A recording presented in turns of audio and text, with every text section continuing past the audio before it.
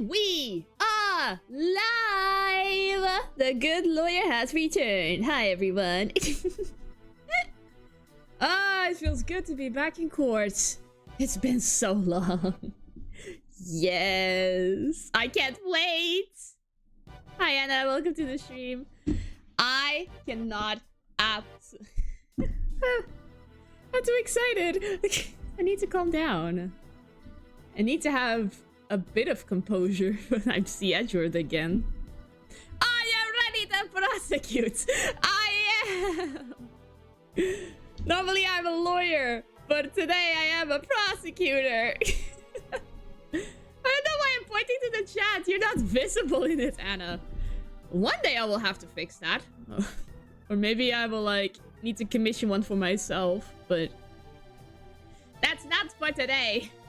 Today I slept horribly because, oh gosh, New Year's is horrible for my sleep schedule. Oh, hi, Axe807. Are you a lawyer? Yes, because you are the prosecutors.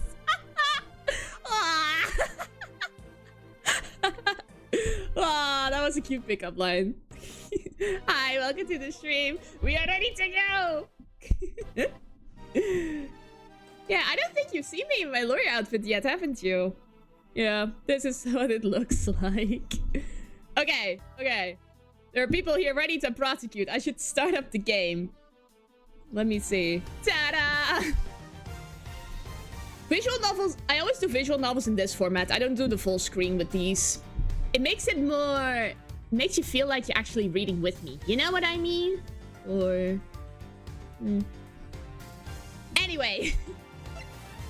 Let's start up. Ace Attorney Investigations 2. Prosecutor's Gambit. I just had the most diabolical game of Valorant in my life. Bro, I'm in 60-60 right now. I don't know what that means. I don't play Valorant. Although, Valorant for some reason gave me a few subs last year. Yeah. Okay. Let's see. New game. Start from the episode. Episode 1. Turnabout trigger. If the audio is loud or too soft, say it. Here he comes! The presidential plane descends from the western skies, bringing a message of goodwill. It's making its final approach and lands on the airport. Goes a bit too fast already. Never seen Ace Attorney or played it, so... Well, get on to the right. Listen to the crowd. Welcome, Shengfa. Welcome, Mr. President. They have a president. Okay. And now, sir, your audience awaits. Let's experience this together. Honored friends and allies, I am here today to deliver a message. The odious criminals that dogged my beloved nation are no more. Thanks to the prosecutor's office of your great country. Oh, that happened. You have our most heartfelt gratitude. However, friends, do not forget, the battle against evil rages on. Here today, I make you this solemn promise. We shall crush the wicked with the righteous hammer of justice! Ah!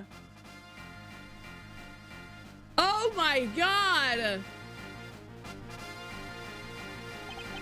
Call the prosecutor's office! Get Miles Edgeworth here right away! If anyone can solve this, he can. Of course. Yes! Look at this picture! He's back! Oh my gosh! The man himself has returned. And what a way to get back into the spotlight with another presidential assassination. RIP. That's a giant emote there, Anna. Wow. Okay, it's time to begin. March 25th, 2:46 p.m. Port Lake Spectator Arena. There it is! The news must be halfway around the world already. Gamshu! Sorry. Calm down. After all, it's not every day an attempt is made on the life of a nation's president. An attempt! It hasn't been successful. My name is Miles Edgeworth, and I work as a prosecutor. Eee! Red carpet, red suit. He only deserves the best. I came as soon as I got the call. The moment the phone rang, I knew it was serious. Mr. Edgeworth! Mr. Edgeworth!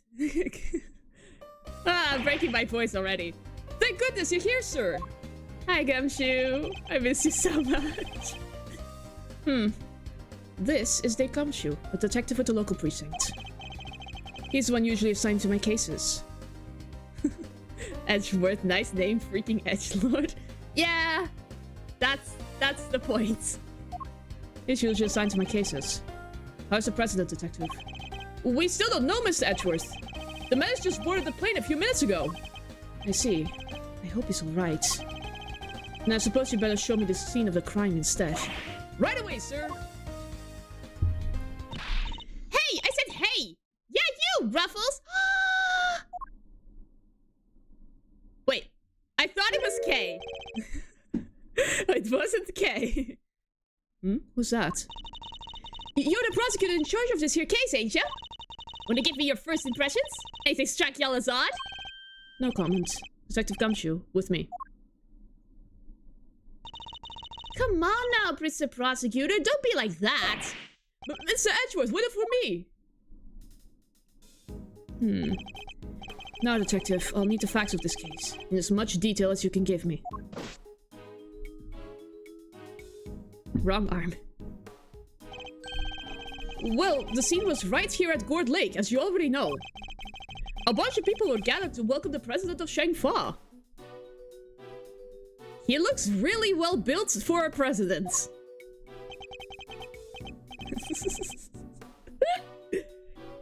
Di-Yun Wang. Yes, I read about his visit. It's been all over the news for days now. Okay. It was raining until just before he landed. Luckily it let up and he went on stage as planned. And then smack dab in the middle of his speech. Bang! A gun goes off and everybody runs for cover, terrified for their lives. Apparently. Apparently you weren't there? Apparently? Truth is, I only just showed up myself. I don't know a whole lot more than you do, sir. You were summoned on short notice as well. Sure was, right in the middle of my day off. Ah, that's not cool. Everyone deserves a day off, especially this guy. I was at the office taking advantage of the peace and quiet to prepare for my next case. And then the boss himself calls you to the scene. Never a dull moment, huh, Mr. Edgeworth? The boss? Yeah, Chief Prosecutor was right here in the park. Saw the whole thing. The Chief Prosecutor? First chance he got, he yelled at the top of his lungs, "Get me Edgeworth right away! He's the only man for the job!" Something like that. Yeah, that is definitely sus. I see. Oh, they cordoned the perimeter of the park off as soon as this happened. You'll be happy to know. So our would-be assassin is still here somewhere. Good. All you gotta do is find him in the middle of that crowd before they strike again. Chat, who do you think looks suspicious? There's someone with the purple hat here, but that doesn't count as being sus. I don't see anyone that struck out as odd yet. But the Mustad reporter, where did they snuck off to? You're right, we don't know what else our culprit might be planning. These people are in danger. Journalist girl, yeah, I just didn't see them in the crowd. We don't have a moment to lose. Let's begin with the basics. And search every inch of the crime scene for clues, no matter how insignificant they may seem. Precisely. The president was shot at, which means a gun was involved. That's our first clue. Okay. Alright, duly noted. Detective Gumshoe, how exactly was the security details surrounding the president's speech organized? Well, sir, our officers were mainly focused on securing the perimeter of the park. The president's people took charge of the rest. He has his own team of bodyguards. See those guys over there? Maybe we should ask them a few questions. Wait a minute, I just noticed! What? What? Did his plane land in the the park? What? What? Why is the plane behind him? Is that a prop plane? Is that the real plane he arrived in? What? I thought he arrived in the airport, not landed in the freaking park. Okay, let's ask a few questions. If I want to talk with them, I'll need to walk over and... Tutorials! Can I help you? You're one of the president's bodyguards, correct? Could you tell me how his security detail was arranged during the speech? 2 of our senior operatives were attached to the president. The rest secured the stage. This isn't our first rodeo. Anything suspicious in that crowd and you would have spotted it right away. Sure.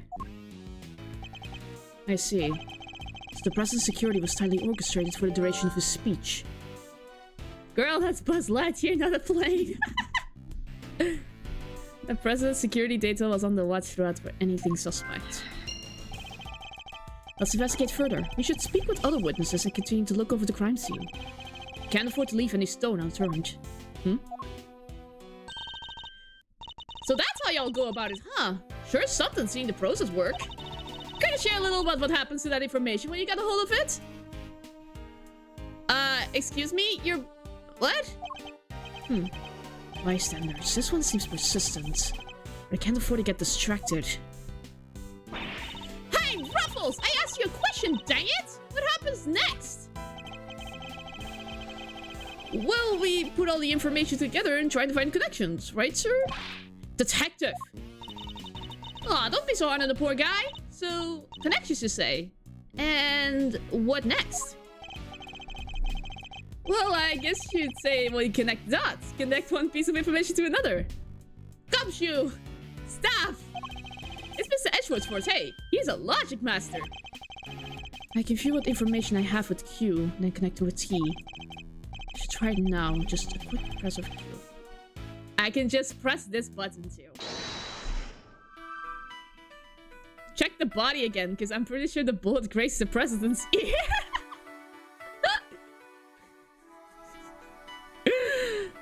Ooh, maybe. If the bullet grazed the president's ear, I will eat... No, I will not eat anything. I will just scream out loud the loudest I can, because, my god. What do these two have to do with each other?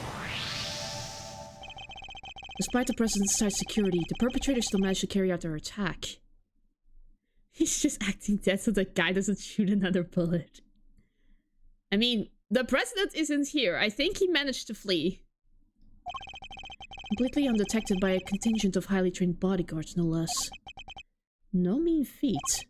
This would have taken some serious planning. In other words, the assassination attempt was almost certainly premeditated. The president was targeted during his speech, a premeditated attack. That's the stuff, Mr. Edgeworth! The old logic never fails, huh? Indeed. All we need to do is find the right clues, then make the right connections between them. Make the wrong connections, however, and we'll only wind up further from the truth. Which means I must make well-reasoned connections if I intend to draw logical conclusions. Oh god. I haven't played this series in a while. I really hope I'm gonna do well. I don't want to end up in jail again. Begin investigation. Court Lake, Lakeside Stage. Of course it's Court Lake. Let's get this investigation started. Time to examine anything that looks suspicious. To examine things, I simply need to walk up to them and press space. If I wish to speak with a detective, I should use this button. Edgeworth hobby, sneak etching to pepper. What?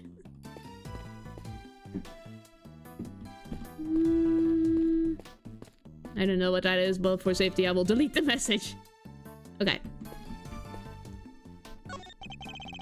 Have you found anything of note, officer? No, sir, not a thing. No fingerprints, no footprints, nothing. Hi, Wing, and welcome to the stream. Thank God we got the best detective in the world here to help us out. Gumshoe, we need your skills. Yes, Gumshoe's also back. Ah, I missed this game. That is to say, that stand out, sir. Not after everything touched and walked all over everything. Detective Gumshoe, did he sound pleased about having no evidence to catalog?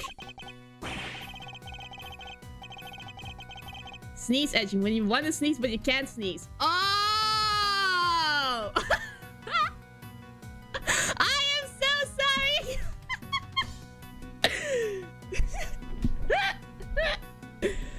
Okay, that's what the term means. I'm so sorry.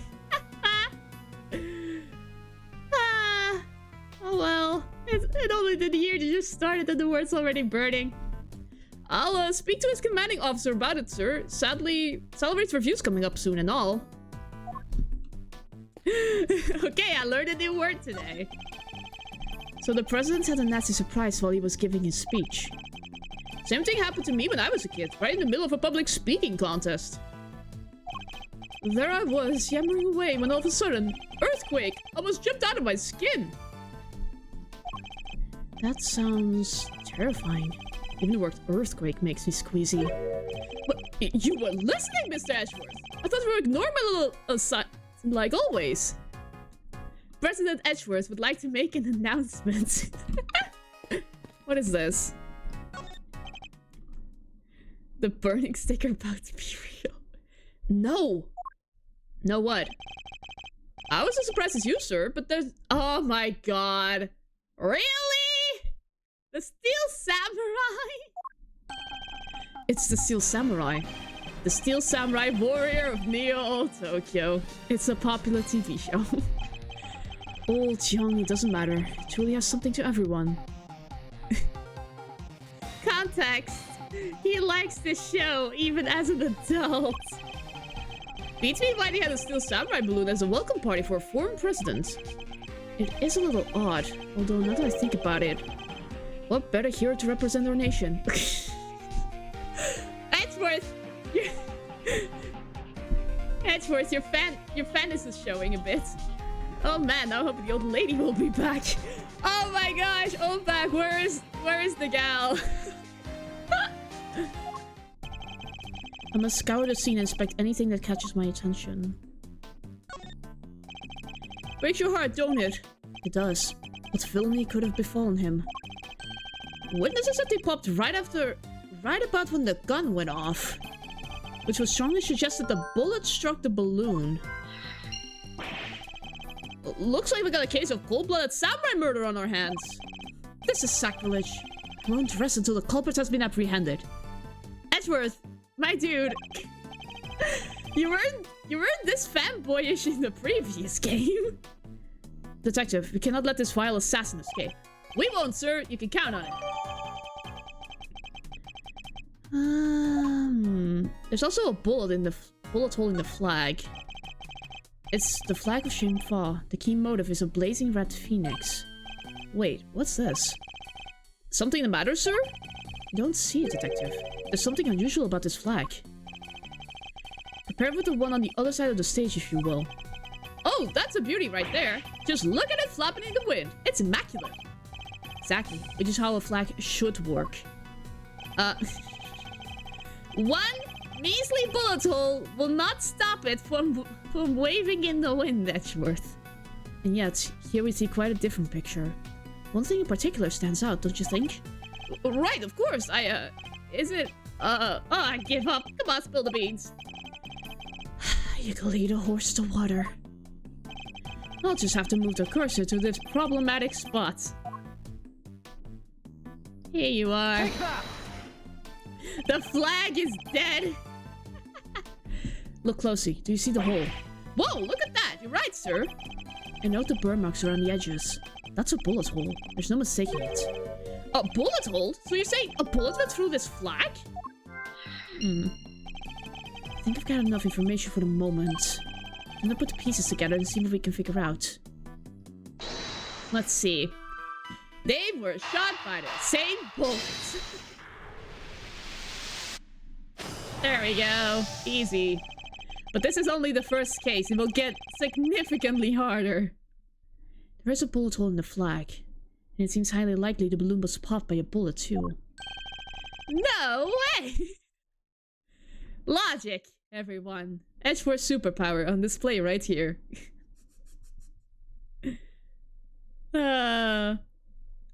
Edgeworth isn't a spiritual person, so he so the Magatama is useless to him. Only in that one case was he able to use it. Which means 2 shots were fired, right, sir? Possibly even 3. The president was shot at as well, remember? Equally, the hole in the flag and the hole in the balloon could have been made by the same bullet. The president was just an accident. Our culprit just hates balloons and flags. Just get a bundle of balloons and see which suspect freaks out. Case closed. Yeah. Oh my gosh. Gamshi would come to that conclusion. Equally, the hole in the flag and the hole in the balloon could have been made by the same bullet. What we need to know is how many gunshots there were. Find the gun! Where's the gun? Right, on with the investigation. Ah! Ruffles! Ruffles! Y'all figured something out, huh? Care to share? Who exactly is she? And why does she keep shouting at us? Rubbernecker, I guess. Seems pretty interested in the case. Come on! Give me something here! No. We do need to speak with some witnesses to find out how many gunshots there were. Fine, let's see if she can tell us anything. There you are! Tammy Lloyd, at your service. Ace attorney names, at your service. Tabloid. I'm looking into the case for, well, just for me right now, but... Looking into the case... Miss Lloyd, was it? Miss Lloyd, there's something I'd like to... Well, what can you tell me? Any exclusive details you want to share? How about the perp? Have they made any demands? What about them there, Ruffles? Where does a fella buy a cravat like that? People have been asking that question for years. Hold it! Will you be quiet for a moment? I'll be asking the questions here. Dang, and here I thought I could get me something juicy for my piece. I need to know about the shooting. Can you tell me how many gunshots you heard? Why, I most certainly cannot! I saw on TV that criminals like getting close to the investigations. Arrest the journalist! But what if she's the red herring? I have a feeling she's the red herring. I beg your pardon. I can't just be handing out leads for free. That stuff's my livelihood. Aw, come on. Don't hold out on us. We all gotta share sometimes. Me? Hold out on you? Well, if you're gonna be like that, I'll be moving right along. Good. Bye. But wait. Wait for what exactly, huh? Huh? If you got nothing for me, I'm gone. We're fresh out of moves here. Out of moves, I wouldn't be so sure. What do you mean? What do you mean, Mr. Edgeworth? Echo. As you know, Detective, I like to play a little chess. Where the frick is this going? And what does one do in chess when an opponent adopts a defensive position? Why, the board offers any number of options, but some are more effective than others. Sorry, sir, but this is all going way over my head. No matter how impenetrable an opponent's defense may seem, it can always be overcome. Watch and learn, Detective, as I shatter my opponent's resolve with the power of words. When attempting to draw out an entrenched opponent, one must employ a certain tactics.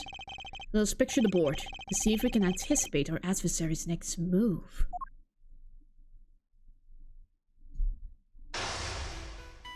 What? Now, we must analyze the state of play. What the heck, Edgeworth? What is happening? Y'all are getting nothing out of me. Not until you give me something in return. Oh my god, this is a debate. This is a debate with chess moves. I love the chess pieces. They look so well made. My opponent has dug herself in deep. Her defenses wouldn't be easily broken. Yeah, 2. That's better than 1 piece. but I can't afford to try your patience by taking too long to plot my next move. In other words, I must be conscious not just of my strategy, but also of the passing of time. That said, I can't afford to waste words either. In fact, it can pay dividends not to. Huh.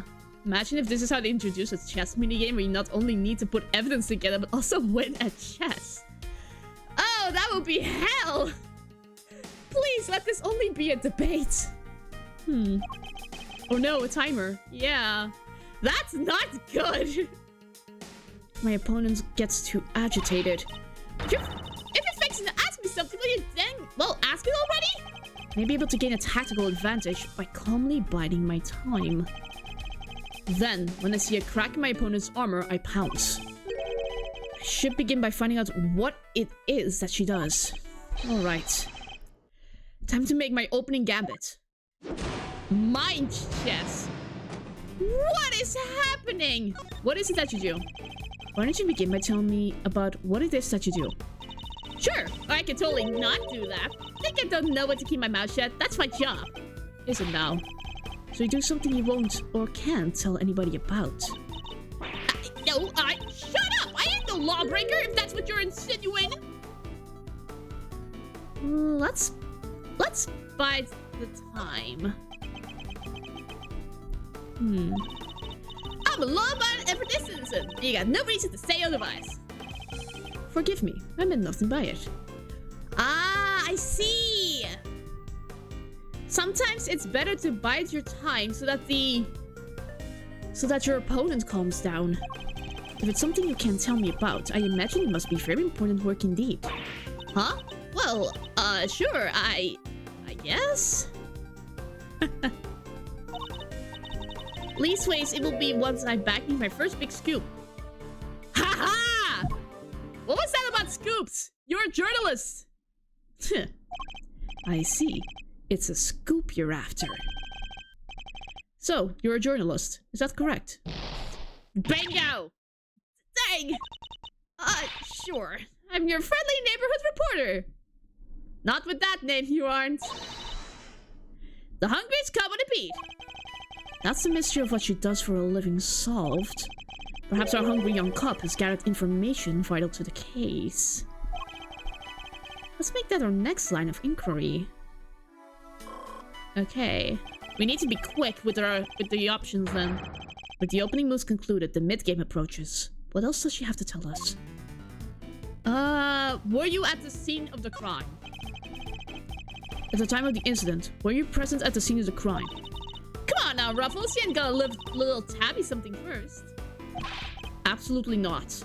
Then I ain't giving you nothing neither! You think I'm a sucker? Think again! What to do with this? Why does she have a bear trap? Well, if she's a tabloid reporter, she gotta like live in the woods to stalk like the celebrities and stuff. A bear trap is to help with survival, I think. I don't know. Don't worry, I had a whole year of chess as an elective in school. I can help. I have not won a game of chess in my life. I have never played chess in my life. I'm an even worse disadvantage. I know some of the rules of chess, but only from word of mouth. But she is getting spicy. So let's just wait. Come on, this is my career we're talking about here. You gotta give me something. Sadly, the more you know, the more you might find yourself in danger. I ain't scared, I'm a pro. Takes more than the sound of a little gunfire. Gotcha! You heard gunfire! You may be a pro as you put it, but let's say you're still a little wet behind the ears. You say you heard gunfire, which proves you were here at the time of the crime. Therefore, you must have seen something. It isn't down yet! Did you know that if the king and towers are in their starting positions and you move all the pieces between them out of the way, they can switch places? Boom, chess. I don't know anything about chess. She's not down for the count yet. But... Fine, I was here. I saw it. Came to report on the big speech. Wound up reporting on the shooting. You will get no more out of me than that. I'm done with your tricks, Ruffles. If she came to report of the event, she must have made a record of some kind. A record I would very much like to get my hands on. This is quite a clue as to where to take the conversation next. Where's the record of your reporting? You're a reporter, which means you must have been making a record of some kind. You got more questions? You gotta give me something first. That's the deal. I am not in the habit of making deals. Now tell me what I need to know. Sorry, Ruffles. Can't help you. Time to deploy my clue. You must have a record of your reporting. No self-respecting reporter would leave the house without a means of putting things on the record. I see! I see! By how to explain this? By talking about one topic, you can get clues for the other. So tell me, Miss Lloyd, where is yours? Of course I made a record! I told you I'm a pro! Danged near wore my shoes out running on this one. Which is why I'm not about to just hand it over to the first person who asks me. I'm not just anyone, young lady. I am the prosecutor in charge of this case. Don't you young lady me, you ain't getting it! No matter how many times you ask. Okay, buy my time. You understand, don't you, Ruffles? It ain't nothing personal. I understand that your job is a difficult one. You do? Well, ain't that sweet? And in such a competitive field, you must sometimes doubt that you'll ever succeed. Nah, I'll go plenty far, I'm sure of it. Yeah. Just as long as I got my trusty tape recorder, I'll always be ready to nab you a scoop. Ladies and gentlemen, we got her. I'm in. Play me the tape.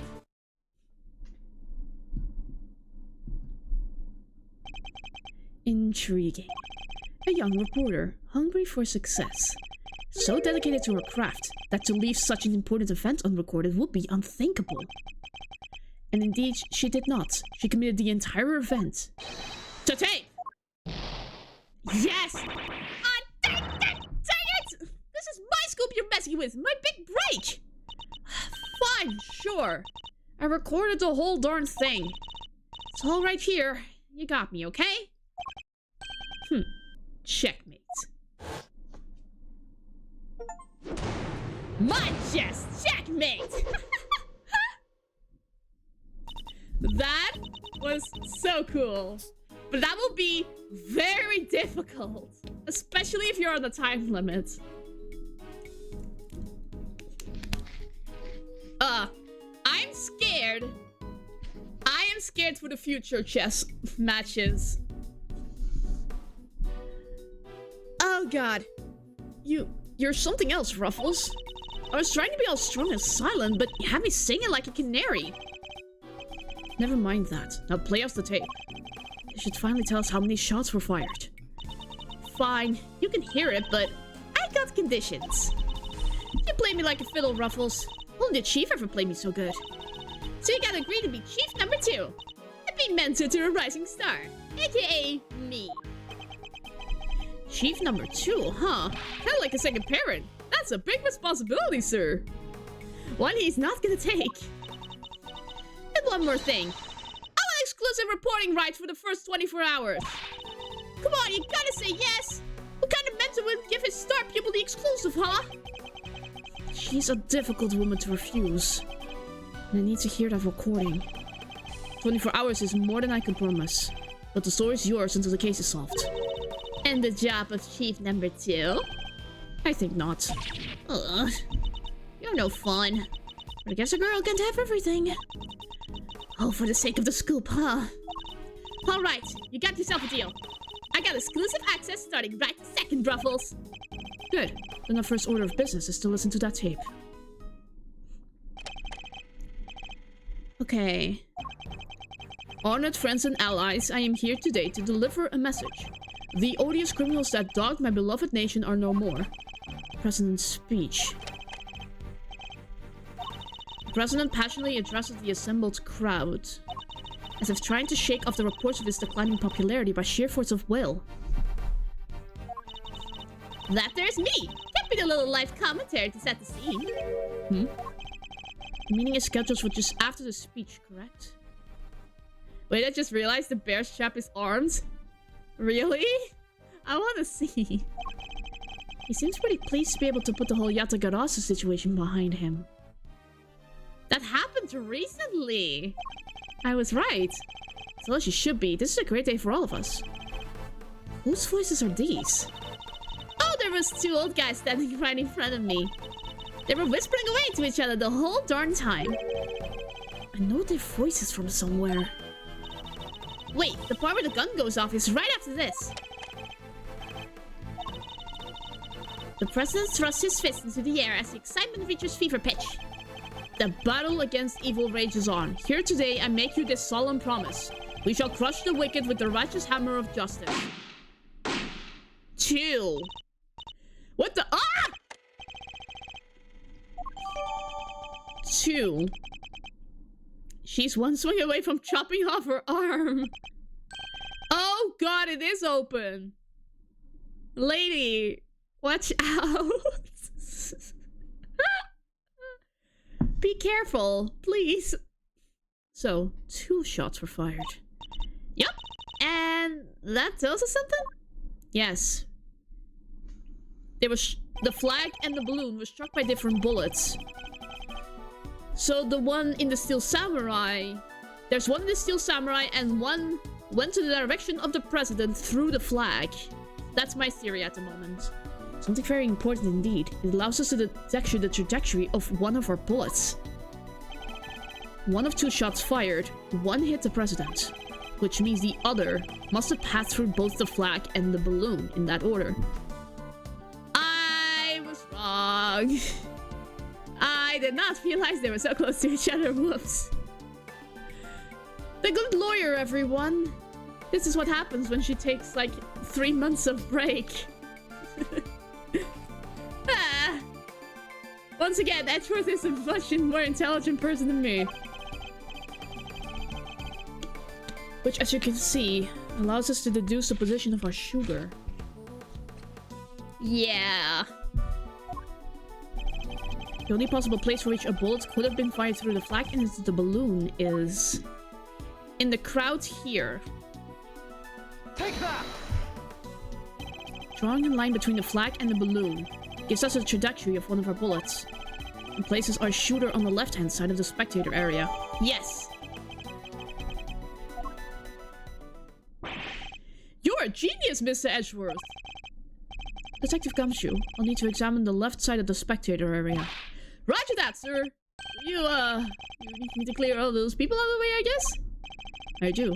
And what evidence remains to be found may already be deteriorating. So I'll need you to be quick about it.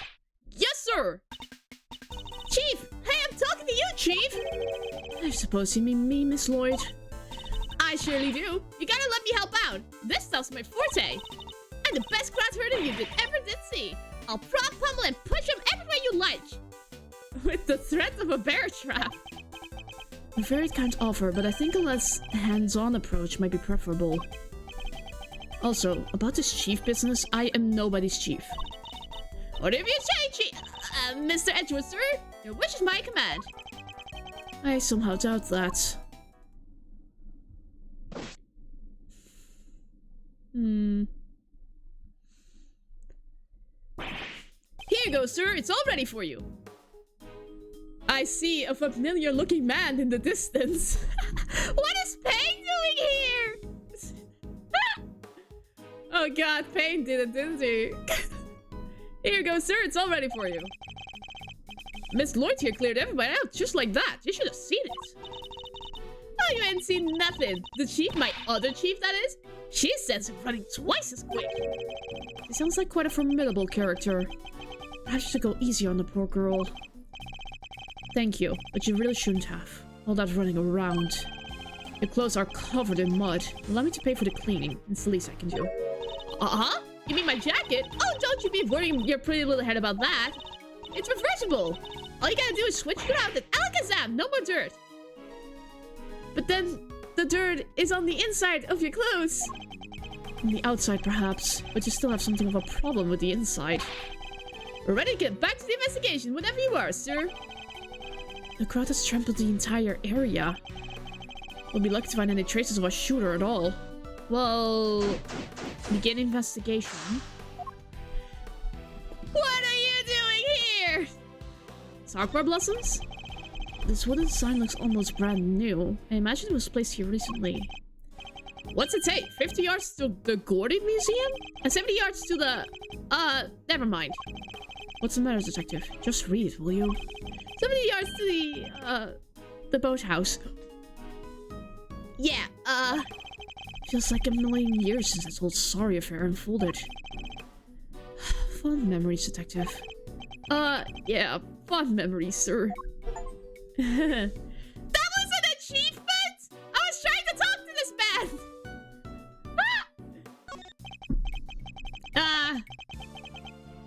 I see there's a flag on the ground there. Our suspect is at it again.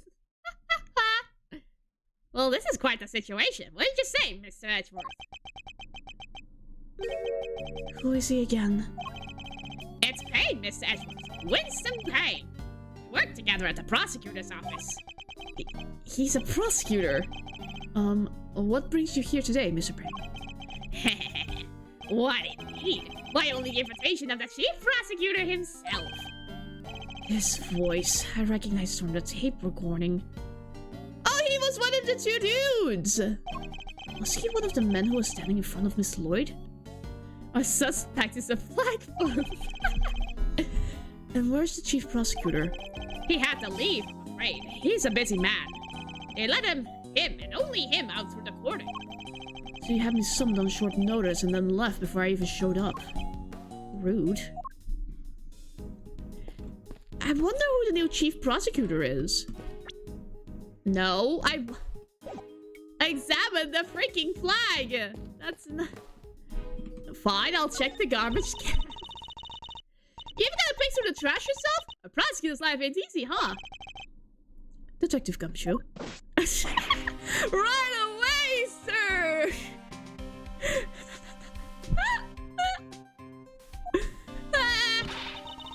The faithful detective scrambles through the garbage as the prosecutor looks on, his hands unblemished.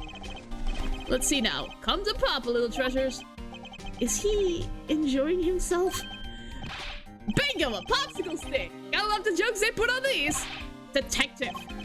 Sorry, sir. Relevant evidence. Relevant evidence. Huh? I think we got something. Good work, detective. Let's take a closer look, shall we?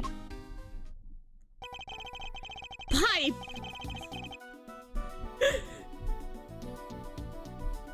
CC set him peep. By examining a piece of evidence from all angles, we can uncover hidden details. We sure can. Tell me which way you want it, sir. I can rotate the one with these. If you want, I can move it closer and further away too. I have a mouse for this purpose, guys. When you spot something, just say the word. I can point out suspicious areas with the cursor and then do this. Alright, let's see what we can discover. Nothing odd about the bag, but let's open it. Haha!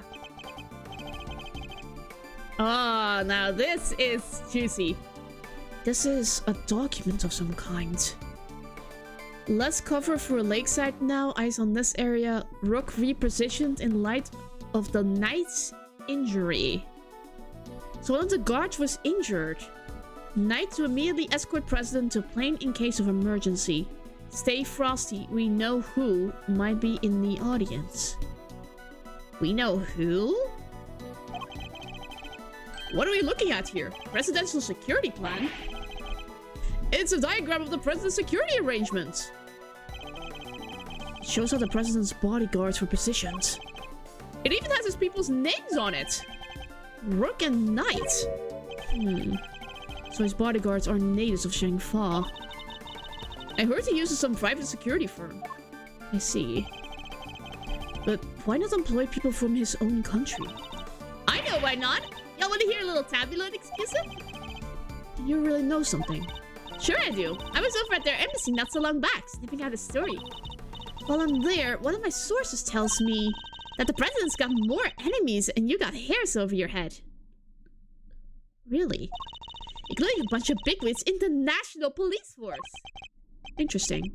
So he's unable to trust his own domestic law enforcement. I wonder if one of these enemies could have been behind the attempt on his life. Aha. But what was it doing dumped there in that bag? You raise an interesting point. It's a document relating to a matter of national security. It would surely be highly classified. Huh? Hey, there's something else in here! The gun! I saw it! I saw that one first! My. What's a gun doing in there? Gumshoe, why else is it in there? Sir, this bag! It's gonna belong to the... Yes, as well have been disposed of by a would-be assassin. A revolver. It was taken a lot of... Sorry. Voice acting having an effect on my nose again. A revolver. It was taking a lot of nerve to dump it here amid all the chaos. This be the work of a professional. That would explain the security plan too. I think we need to take a very close look at our latest find. What is this? This is a laser sight. It can be lined up with the target to make aiming a bit easier. If I press this here... Yep, definitely a red laser. Could the assassins use laser sight to target the president?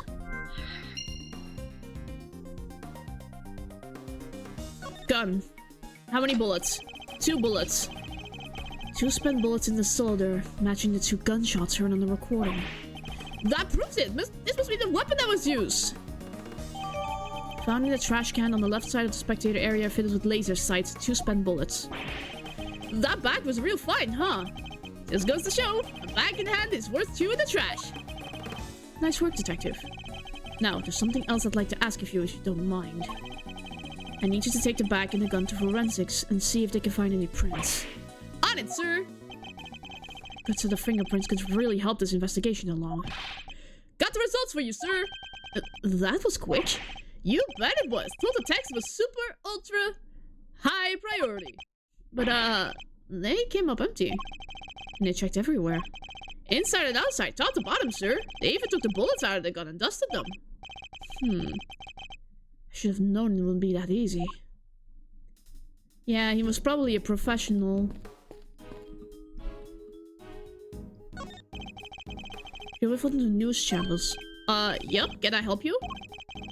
You must have footage of the event. Do you mind if I take a look? Wish I could help you, but it might be a little tricky. And why is that up, pal? You gotta probably do your civic duty or something?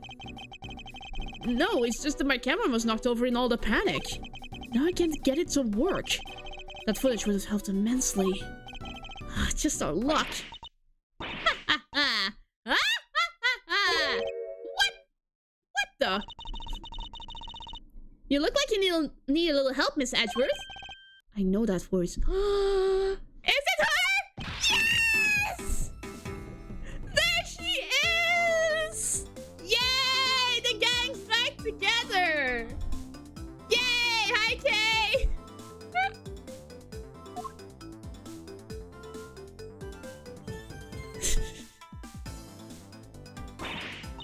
Honestly, I leave you alone for 2 seconds. But don't worry, your hero's here to save the day. That's right, the one, the only, Kay Faraday. Hero. Only you would give yourself a title like that. So you're not a great thief anymore. Not right now, but it's not like I quit. I'm just on sabbatical. I'm taking some time out for some intensive training. The second Yatagarasu doesn't come easy.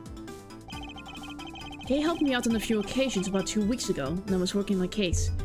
2 freaking weeks ago? Edgeworth, what?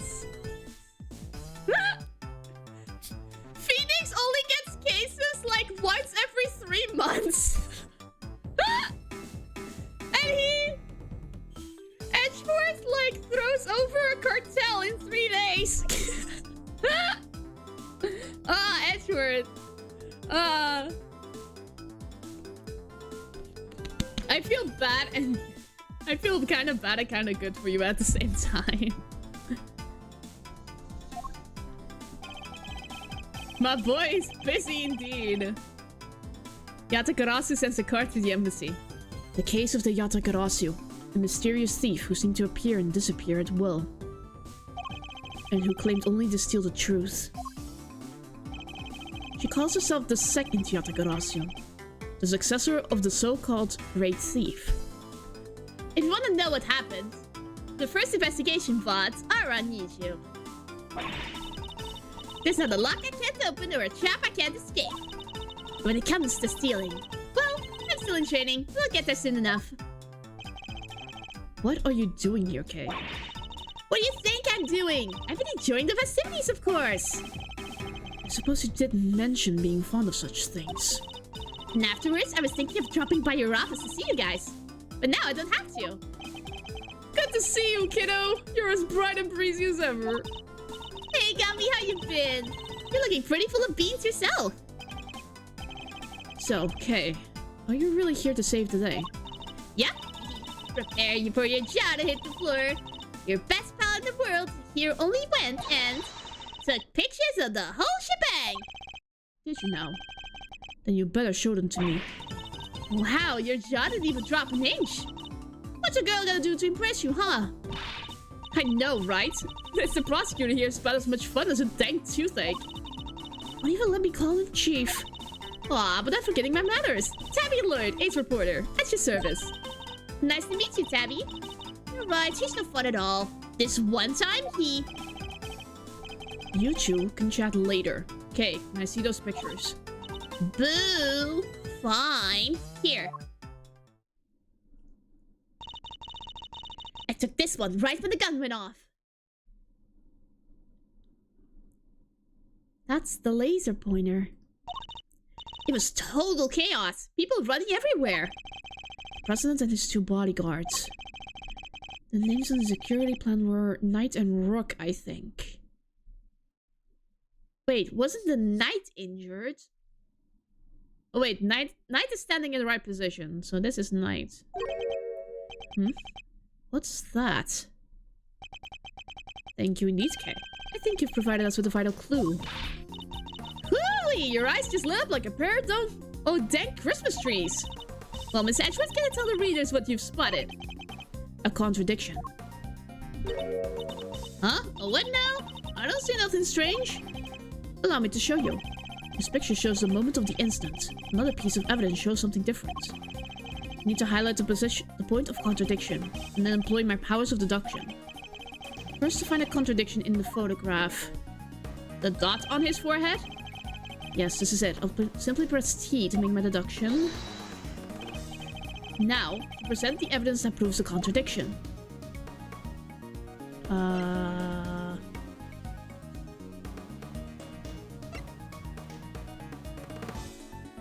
The dot is not on his forehead?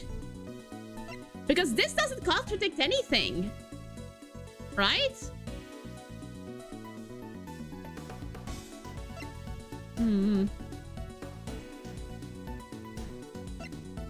The gun went off.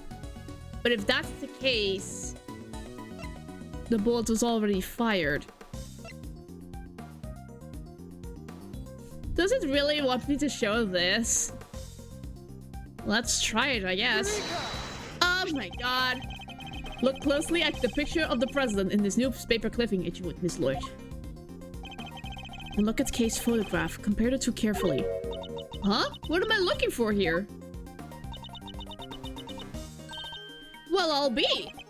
Indeed. There's something on the president's forehead. Something that wasn't there in the other picture. Ah! That's so obvious. So dumb. But it is the first case, so... What is that? Some kind of birthmark?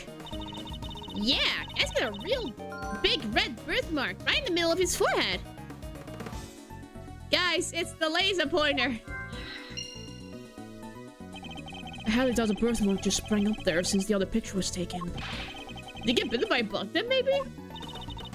Yeah, that's it. That's right, there's a big old bug bite. There, I thought it was something important. The look on your face. Guys! You should know that's a road to the truth. It's paved with just seemingly trivial details. Ooh, again with the face. Oh, Alright. Duly noted, Chief. The exact moment.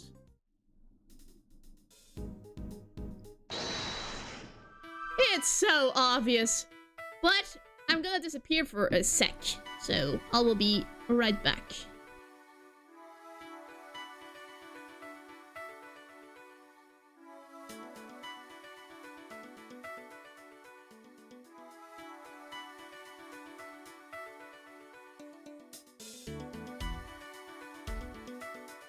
One, two, three, and I appear once more. Ah! Stupid nose. It always just... It fills up when I voice act. It's horrible. Anyway, the red birthmark and the laser pointer.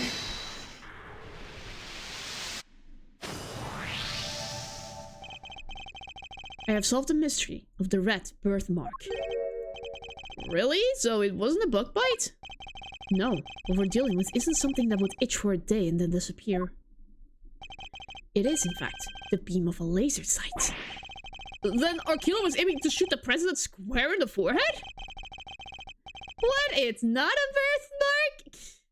Shortly after this picture was taken, the second shot ran out. Yeah, that's gotta do more than itch. Indeed, I fear the president may be in even more danger than we thought. That the gun we found was the weapon used in the crime.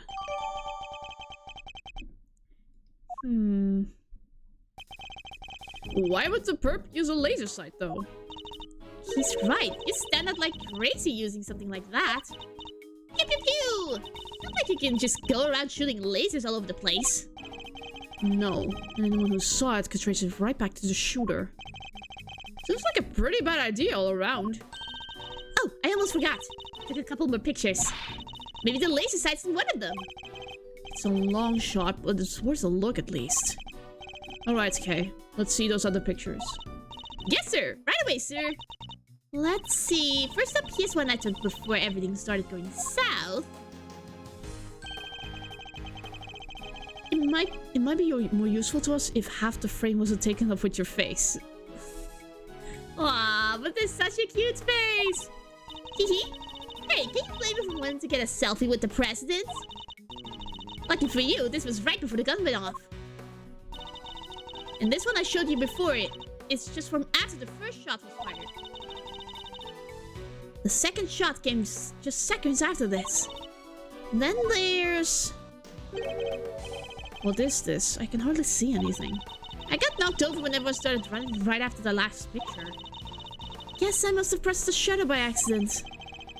Not sure this one's gonna be much use, kid. And that's all of them. Okay. Time to take a closer look. Let's examine the picture from... Let's do before, because I noticed something. Is there a hint of the laser sights here in this picture? Yeah. Pain was about to get shot! Oh my god, they tested it on Payne's back. So the guy next to him is the chief prosecutor. I think. Anyway, here. Take that! There, I see it. What is it, sir? Look closely at the person with the red hood. Whoa, there it is! Indeed, that's our laser sight right there. So that's our perp! The one in the red hood must be... the shooter, yes. We found him! And all thanks to yours truly. And all thanks to yours truly. Indeed, he loves right to the greatest treasure of all, Miss Great Thief, the truth. Hehe. We have captured our would-be assassin in one of your other pictures, too. Take another look. Red code. After. There he is! Take that! Look, right there! A red jacket. That must be our suspect. Looks like they took advantage of the confusion to make their getaway. Luckily, we can see exactly where they were headed. The samurai dog stand! Precisely, which means they escaped towards the right-hand side of the Spectre area. Detective Gumshoe. On it, sir! Consider it cleared. Good, I'm counting on you. I think I'm using the wrong arm. It's the right. It's the right arm. We have you now, my little Red Riding Hood. The entire park is cordoned off, and we know which way you went. Now it's simply a matter of hunting you down. Okay, now let's continue our investigation. There's evidence here somewhere. All we have to do is find it. The samurai dogs. I'm a scout to see and inspect anything that catches my attention. There's a red button here. What's this? A red button. Hey, do you think? Maybe. Could have been dropped by a red-hooded suspect. Yes, it certainly seems likely. I see! There's something red down here. Detective Gumshoe, can you see what is under the stand, please? There's something down here, alright. Let's see. A red raincoat. This must be the one the suspect was wearing. They must have taken it off and hidden under there before they made their escape. I see. Dirty sleeve. The sleeve. It's inside out. The button is missing too. Ah, I see. Easy. The button is from inside the sleeve. Oh no, it was Little Red Riding Hood. What really happened in that cabin? There was the wolf, was there? Holy crap! Oh, that sounds hardcore. That actually sounds like a good AU on the fairy tale. Someone should make like a fanfic of that or something. The button we found seemed to have come from this raincoat. Must have been pulled loose when the killer took it off. Huh, the right sleeve's inside out too. Since it was removed in a hurry. Fast enough to tear a button off, no less. As a master assassin, disposed of their gun and bag in the trash immediately, after shooting at the president. It wouldn't shock me if it if it exists already. I will look for it. I'm curious how that one was written. They then slipped into the panicked crowd and moved from the left to the right side of the spectator area. This was because they knew the trajectory of the bullets would point to the shooter on the left side. Finally, they removed the raincoat and hid it on the samurai dog stand. The killer would have needed to get rid of the coat as soon as possible, hence his hurried removal. The fact that the right sleeve is inside out is a testament to how quickly it was taken off. Yep, and the missing button. The question, of course, is, why didn't the same thing happen to the left sleeve? Oh yeah, only the right sleeve is inside out. Indeed. And the button on the left sleeve is securely attached. So, what does this mean, Mr. Edgeworth? If we're to answer that question, Detective, we'll need to inspect the raincoat in more detail. I think I know! The guy was holding the gun in his hand while he was taking the coat off. And the gun, like, knocked it off. I think.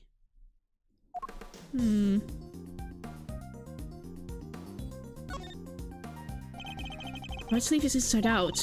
You can clearly see where the button was torn off. Yes, whoever discarded the raincoat did so in quite a hurry. The left side is okay. Take a closer look at the inside of the raincoat. Detective Gumshoe. Yes, sir! Aha! Aha! This is a bloodstain. Considering where it's located, I'd say the blood belongs to our would-be assassin. So we're looking for someone with an injury?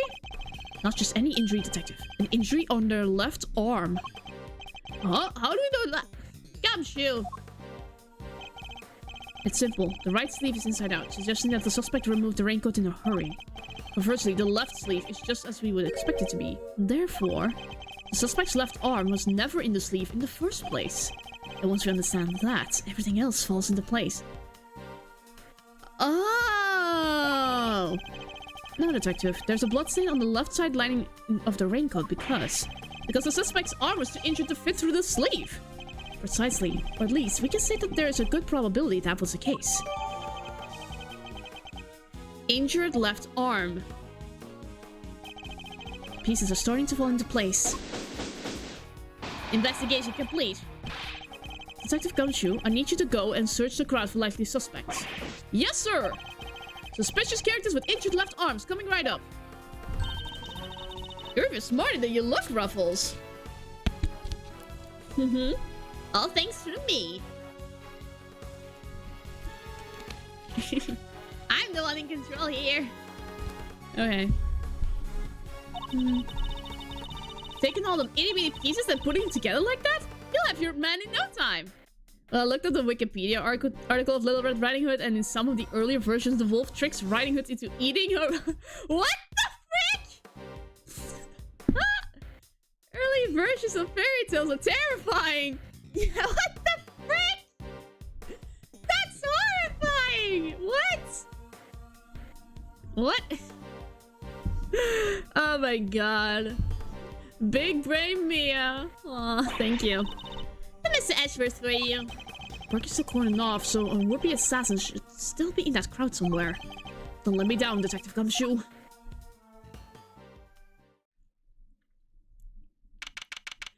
Okay, 3:27 p.m. Mr. Edgeworth, you found someone who fits the bill perfectly, sir. We didn't have the assassin, Gummy. Hold on, Kay. It's a little soon to be jumping to the conclusions. For the moment, they're a person of interest and nothing more. Understood. Okay. No jumping. But he's our shooter, sir. I'm sure of it. He's the guy who tried to take out the president. In broad daylight, surrounded by a crowd of witnesses. This is no ordinary assassin.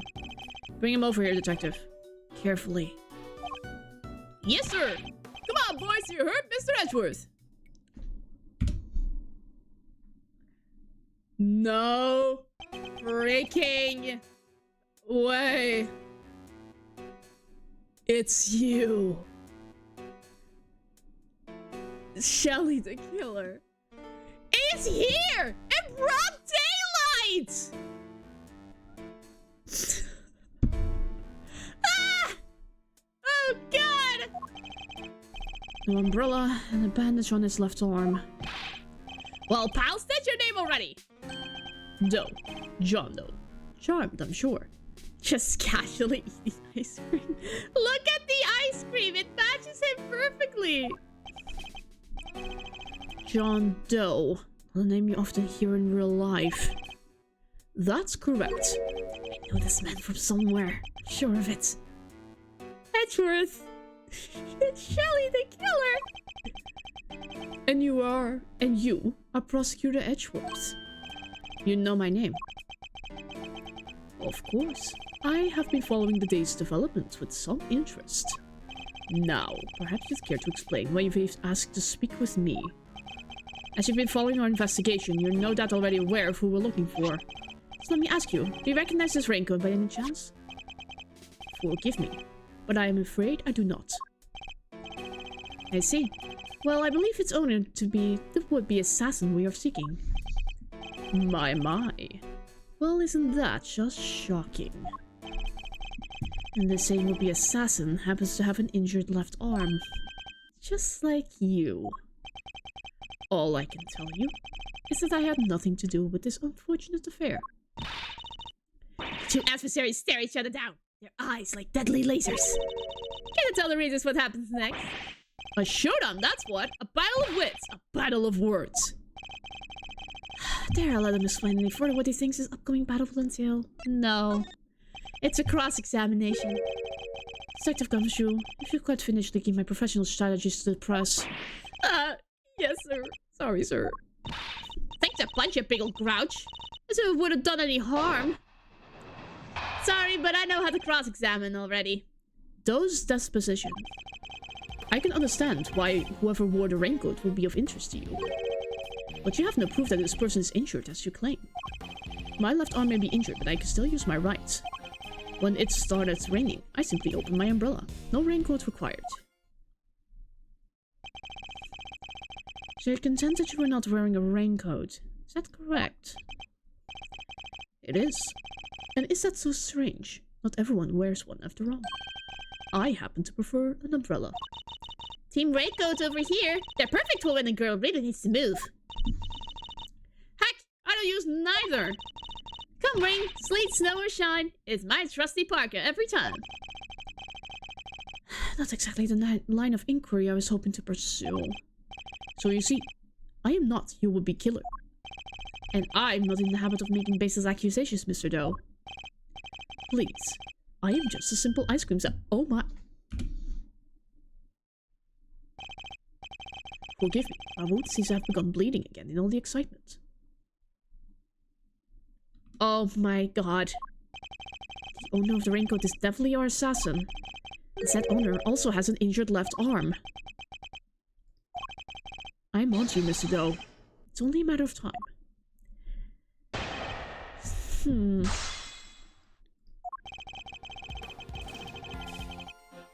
But you have no proof that this person is injured as you claim. No.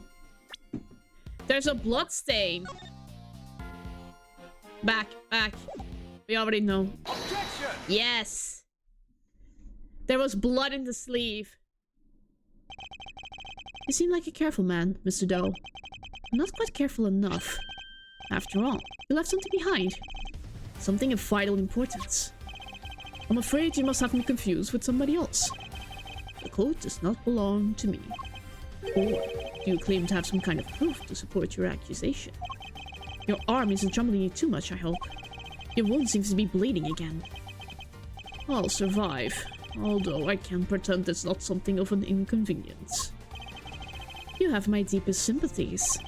Because if it wasn't bleeding quite so badly, you could have perhaps made a clean getaway. What exactly are you insinuating? As you have already established, whoever wore the raincoat is injured. And now I can prove that person was you. With this decisive piece of evidence. The ice cream is sweating on his behalf! Ah! Ah! Oh my god, the ice cream's melting! I wouldn't buy some ice cream myself, though.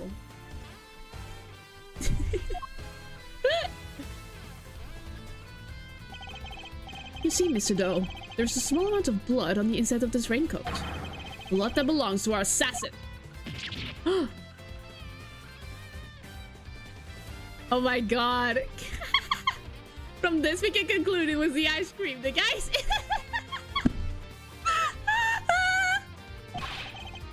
Attempted murder on a foreign leader? Causing a diplomatic incident? They'll throw the puck at you!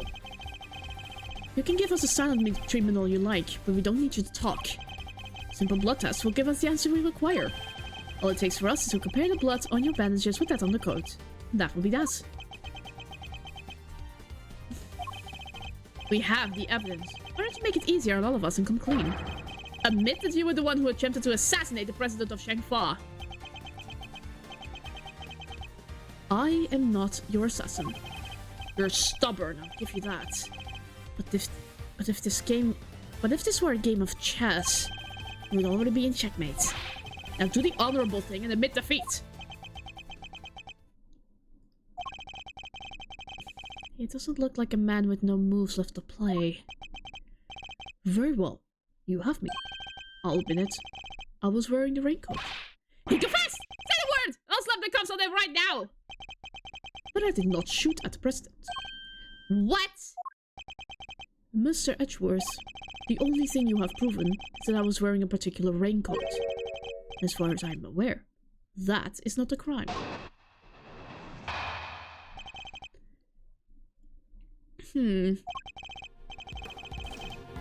I am no assassin. I am a simple ice cream seller. Yeah, sure. One who happened to be wearing a red raincoat while watching the president speak. I was as surprised as anyone when his bodyguard sprang into action and the shots rang out. That's when the spectators panicked and started running and screaming for their lives. Now, are you finally satisfied that I am telling the truth? As if your story stinks! You don't scare me, the evidence is on our side, you know. That fashion sense is a crime. Which one? Look, it's right there, plain as day. The assassin, and they're wearing a red raincoat. Intriguing. But that is not me. Oh, come on! Tell me, Mr. Edgeworth. Do you really think I was the only one in the entire park wearing a red raincoat today? I do, actually. But then why? Why does he seem so sure of himself? Ask him what kind of ice cream he sells. If he's one of those Turkish ice cream sellers that does tricks and takes forever for you to actually get your ice cream, I say we arrest him. If I want ice cream, I want it now. Not after you've been fancy with it. Oh my god! Discrimination against Turkish ice cream. I like Turkish ice cream, but I can't pass up a good gelato either. I love gelato.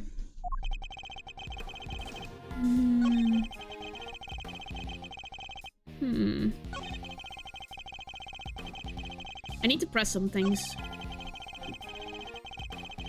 Hold it! Why a raincoat? Why are you not using an umbrella?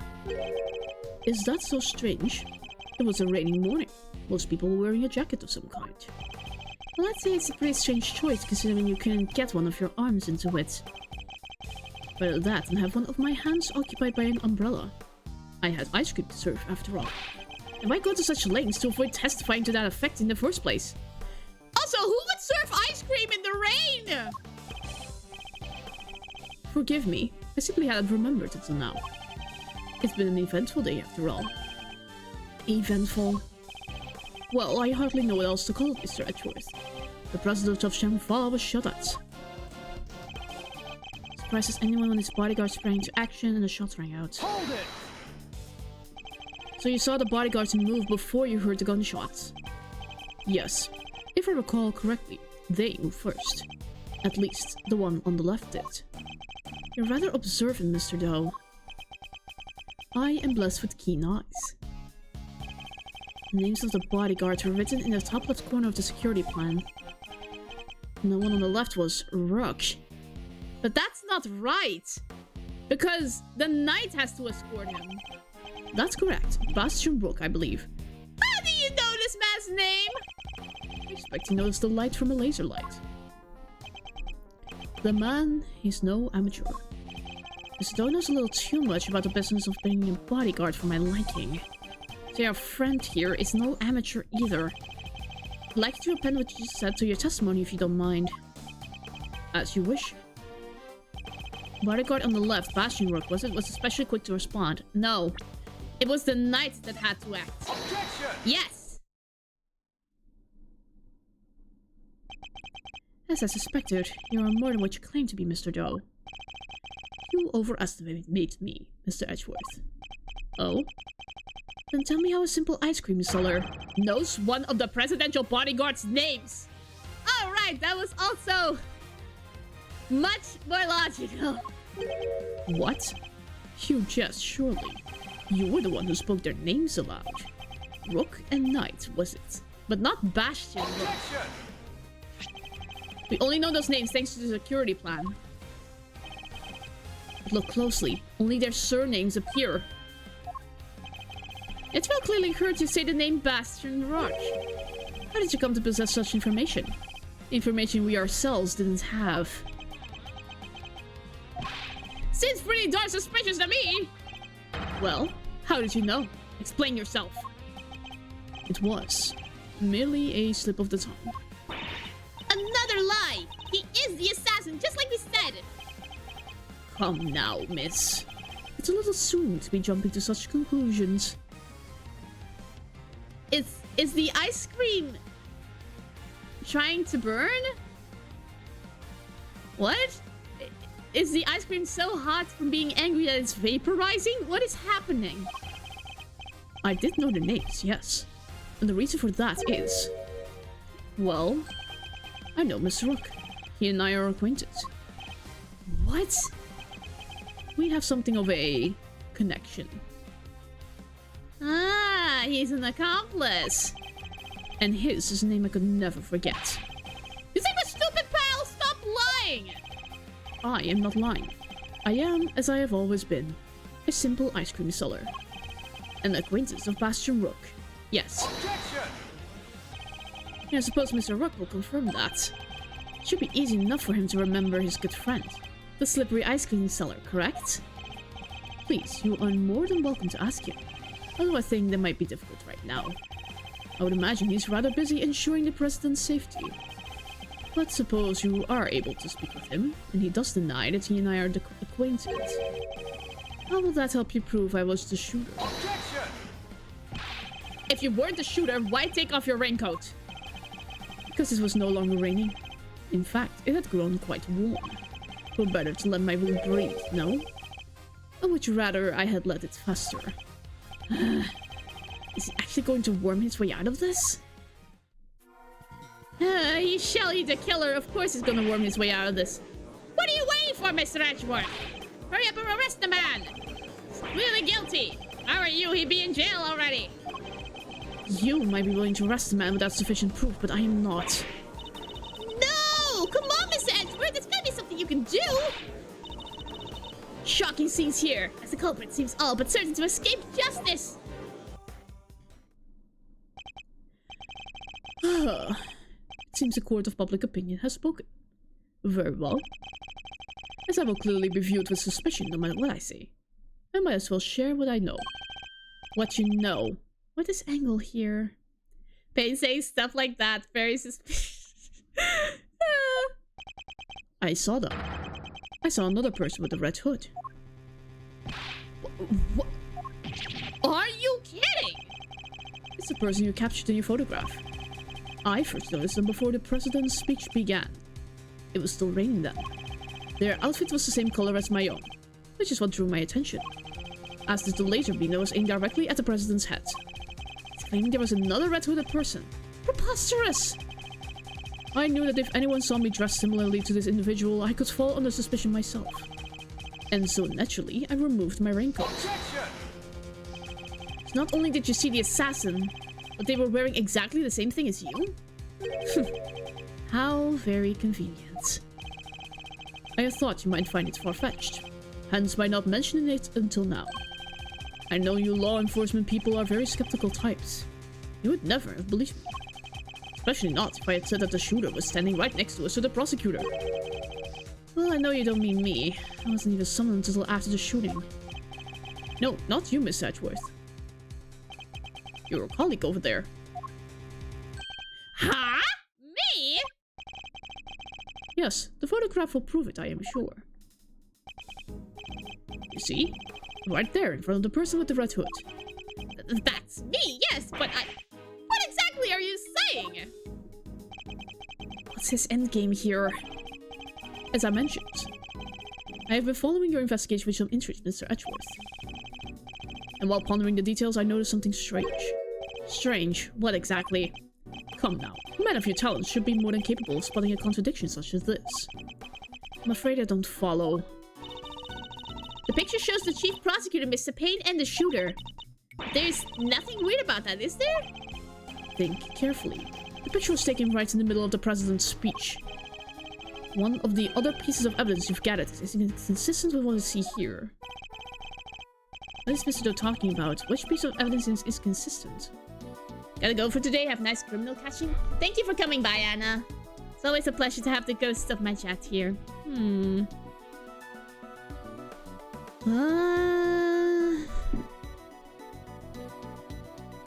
What is inconsistent with the picture?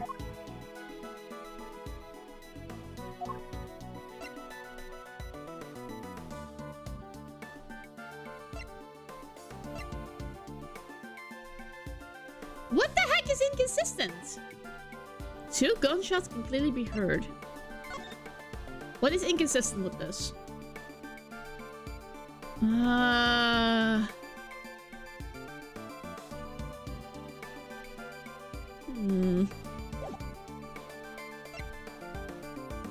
Suspend bullets.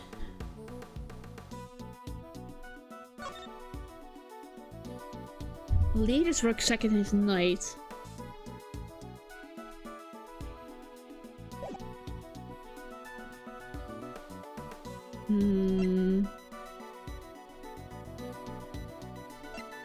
My profession. That's the inconsistency. Why is that red-hooded person aiming at Payne? What has Payne ever done to anyone? He's just been running around the world.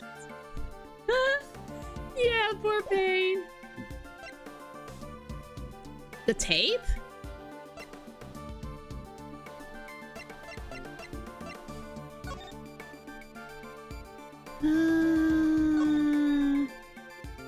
The meeting is scheduled for just after the speech. Yes, the president wants to thank us personally. Please put the whole situation behind him. Bang, bang. They were talking before the shooting, which is true. I don't know.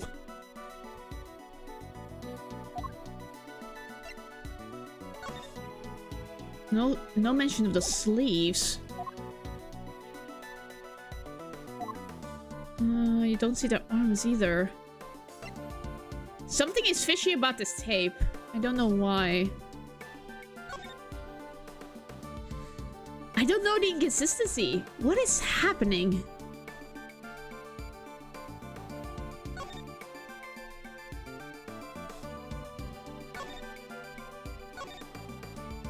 Huh.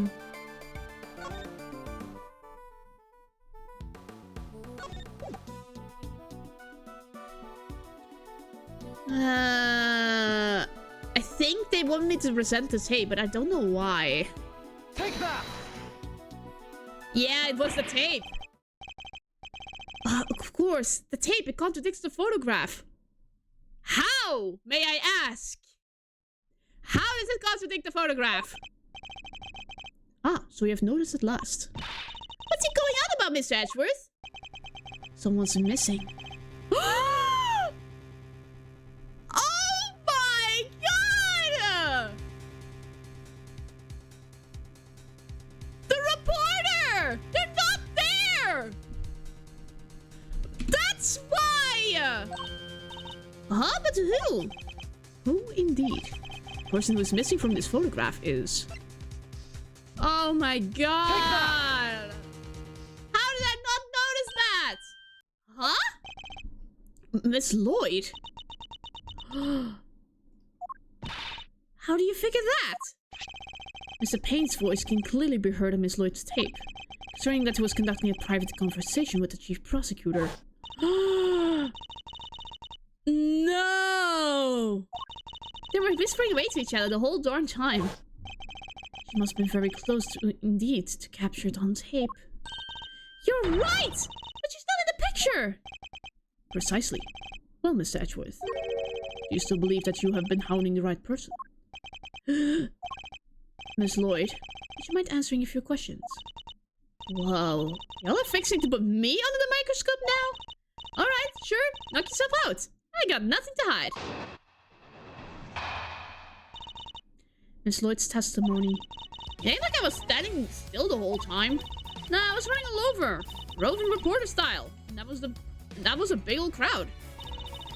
Because the picture must have been taken while I was in one spot and the tapes from when I was in another. So quit giving me the evil eye. Ain't nothing but a misunderstanding.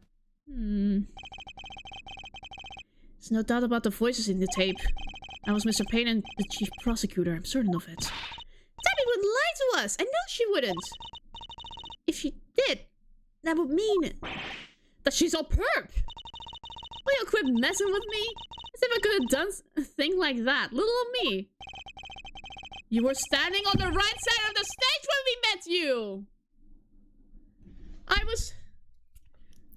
winging, you were right all along! I thought she was a red herring, but no!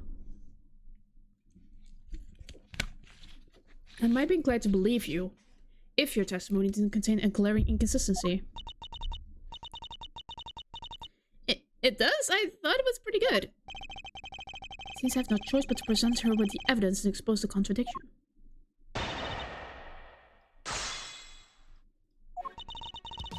I was standing I'm actually winging Gumshoe, Detective Gumshoe's twin brother! Running all over, roving reporter style, and that was the big old crowd. Guess the picture must have been taken while I was in one spot and the tapes... No. No. As you can see in the picture, you can see Payne whispering at the man. Bingo! That was easy. Miss Lloyd, it's imperative for a reporter not to lie, wouldn't you say? You're darn right it is! And I don't lie! And yet, the photograph and the recording were definitely taken at the same time. What? You can't prove that! Oh, but I can. The evidence is right here in these pictures.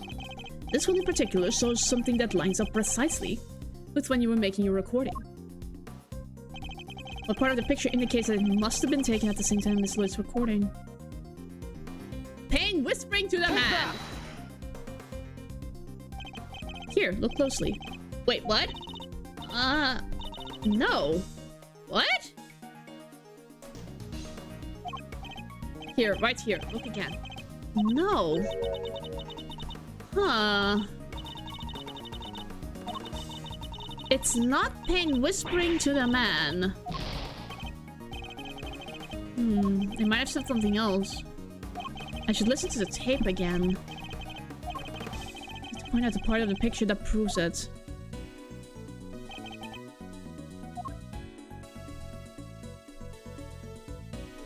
I can't listen to the tape again! No! What did the tape say? What did the tape say? What did the tape say?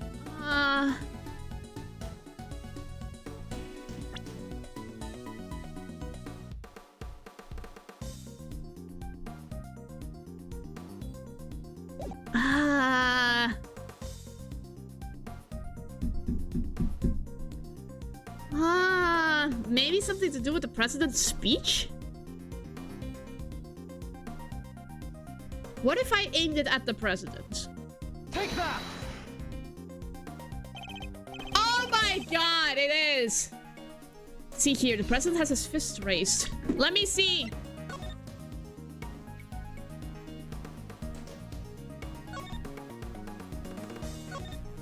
The president thrusts his fist into the air! Oh my god! And what about it? Would you be so kind as to play the tape again? See, it ain't that simple. What if I were to tell you that you don't have a choice? Well, to make it easy, do your ruffles. Remember, we are concerned with the moment the president raises his fist.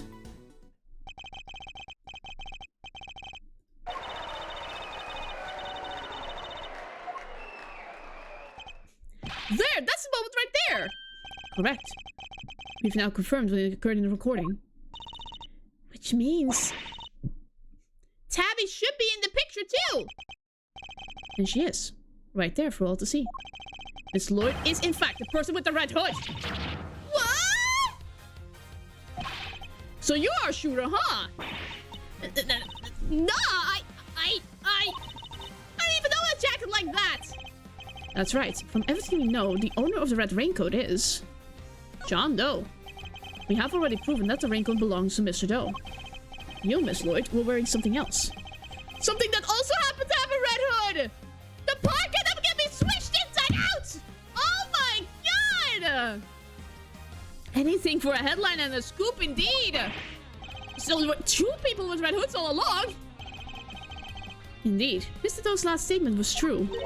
Wait, but we only found one raincoat. Where's the other one? Our ice cream seller never mentioned a raincoat, only a red hood. So tell us about your jacket again, Miss Lloyd. Huh? That old thing? Well, the best thing about it is, like I said, if you get mud and such on it, it's reversible, see? So you just turn it inside out and... Ah! Just as I thought. The inside of her hood, it's red! That's right. And when the incident occurred, that's the side of the hood that was visible. What's going on here? Who are you really up to, huh, pal? Wait, I never even wanted that way round. Perhaps it would allow us to examine it. We could confirm that for ourselves. And you're not gonna confirm with that how exactly? It was raining right up until the president's speech, correct? That much has been reestablished already. And as you yourselves just said, I don't use neither. It's the trusty parka.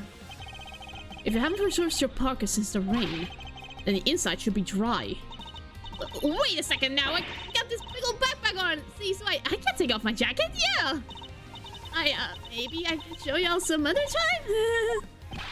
You take an excuse that week is gonna watch with Miss Edgeworth. Well, what are you waiting for? If you're innocent, take it off and show us. It wasn't me. I swear. I never shot the dang president. I could never. If that's true, Miss Lloyd, then your best option is to cooperate and tell us the truth. Is there a particular reason why you chose to wear a parka with a red hood here today? I'm sorry, Ruffles. There's something I never told you. Something I couldn't. I'll go clean, I promise. Just go easy on me now, you hear?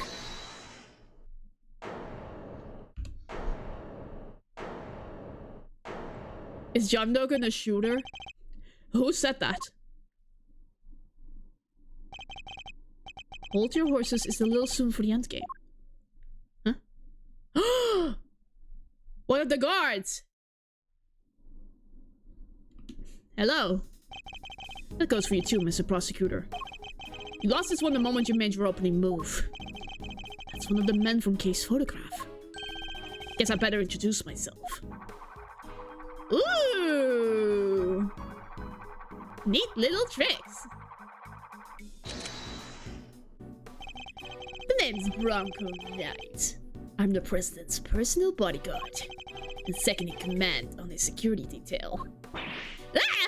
Point that thing someplace else, pal! What the heck is wrong with you? Sorry, can't tell myself. Just too much fun being this good. You're not a member of law enforcement, so how did you get a gun? That's those girls on loan from Shangfa. Temporarily issued to us presidential bodyguards. Anyway, never mind that. I got 2 tidbits of news for you. You want the good or the bad first? Choice is yours. I'm indifferent, whichever you prefer. Really? You're giving up the first move advantage, just like that. Whatever. No loss. Guess I'll push out the first pawn then. So you play a little chess, I take it. Ah, a fellow fan are you, Mr. Red Suit? My name's Edgeworth, and you could say I dabble. Duly noted, Mr. Edgeworth. Alright, I'll start with the good news. The president's okay. Didn't suffer so much as a scratch. Not even on the ear? He didn't. That's a relief. Particularly for the young lady here. That means there is no longer a murder charge on the table. That is good news, huh, Tabby? Yeah, because I never... Now for the bad news. The only reason the president's alive is because we bodyguards did our job. One of us did anyhow, our boss. Put himself in the line of fire. Uh-oh. You're referring to your colleague, Mr. Rook. Yeah, it's game over for him. No way! Rook is dead. A genuine loss. So, you're saying that Tabby... Yeah, your friend here killed my colleague. My brother in arms. Oh, heck no! I didn't do it! I didn't kill anybody! I could never! I shut my mouth at you, murderer. Sure, we did what we had to do. Sacrifice one of our pieces to protect the king. But to lose someone like him during a castling, it's a real shame. Castling? What's that even mean? It's a chess term. For simplistically speaking, it's a mover or work switches places with the king. Oh my god! Didn't somebody say... Wait, you didn't just say that? Didn't you say that the rook could switch places with the king? Ah! Oh my god, you are Nostradamus! Oh my god! Then why didn't you just say so? Mr. Knight, was it? Yeah, what? We'll need to see the victim's body right away. And if possible, I'd like to ask the president a few questions. Sorry, no can do. And why not? That's the third piece of news. And it's a piece you're gonna like the least. Thought you said there were only 2. The National Police Force of Shangfa will be handling things from here. What? You better be kidding, pal! This investigation was assigned to us. We're not about to hand it over. You're the Edgeworth, right? The one who solved the Yatagarasu case. The president mentioned you. I'm honored to have warranted his attention. Makes sense that the chief prosecutor would assign this one to you. Wait, did the chief assign me to appease the president? But that was a mistake. A big one. He should have given the case to somebody with a spine. You're free to take it up with President Wang. If you enjoy diplomatic incidents, that is. Ugh. You're coming with me. We'll continue this on the presidential plane. No. I never did nothing, I swear! We can do this a hard way if you like, but it's Shengfa. Justice is served one way or the other. Ruffles, come on! You gotta help me out here, please! Miss Lloyd. She was the one in the red hood. There's no denying that now. But I can't help feeling we still don't know the whole truth behind this case. I'm innocent, you gotta believe me! Can I really let this happen? Is this really how it ends? The look in her eyes. The crack in her voice as she begs me to help her. This is no act by a criminal. She's genuinely scared. And if I let him take her, we'll never know what really happened.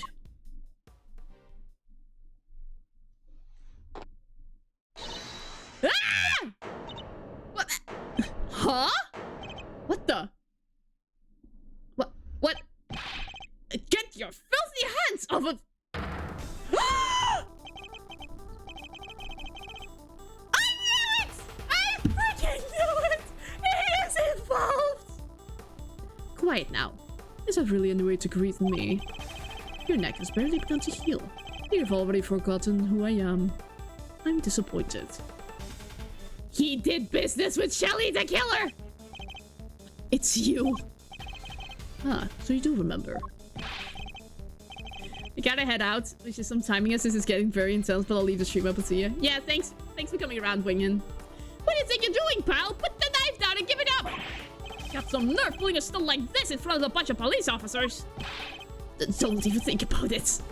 You guys don't stand a chance against this guy. Who are you really, Mr. Dell? Let's just say that I'm no simple ice cream seller. Wow, who'd have thunk? Guy's a pro. His name's Shelly the Killer. The Killer. There's not a legal professional in the country who doesn't know that name. An assassin capable of taking out any target, any place, any time. This isn't the first time our paths has crossed. It's been too long, Mr. Edgeworth. But of course, this is the first time we've met face to face. You're the assassin we've been looking for? In a sense, yes. A certain someone did indeed hire me to carry out a contract. And that contract did indeed specify that I was to assassinate President Wang. I swear I've seen his picture in one of my old files before, but... how could I have been so careless? My bandage proved useful for bringing a knife into the park undetected. But I miscalculated in certain other regards. He didn't bring a gun. Now, shall we play a little game, Mr. Knight? I know how fond you are of such diversions. The stakes must be high in order for it to be fun, of course. Shall we wager, say, your life? What do you want from me? I would like for you to allow Mr. Edgeworth to remain in charge of the case. What? What are you up to, the Killer? I would simply like our mutual friend to see things through to their conclusion. Huh? But why? Bastian Rook was a man of great skill, one with whom I felt a certain connection. Wait, that was true? Happy New Year, me. I'm curious to see how the official translation of this compares to the fan translation. Hi, Opal Phoenix. Happy New Year to you as well.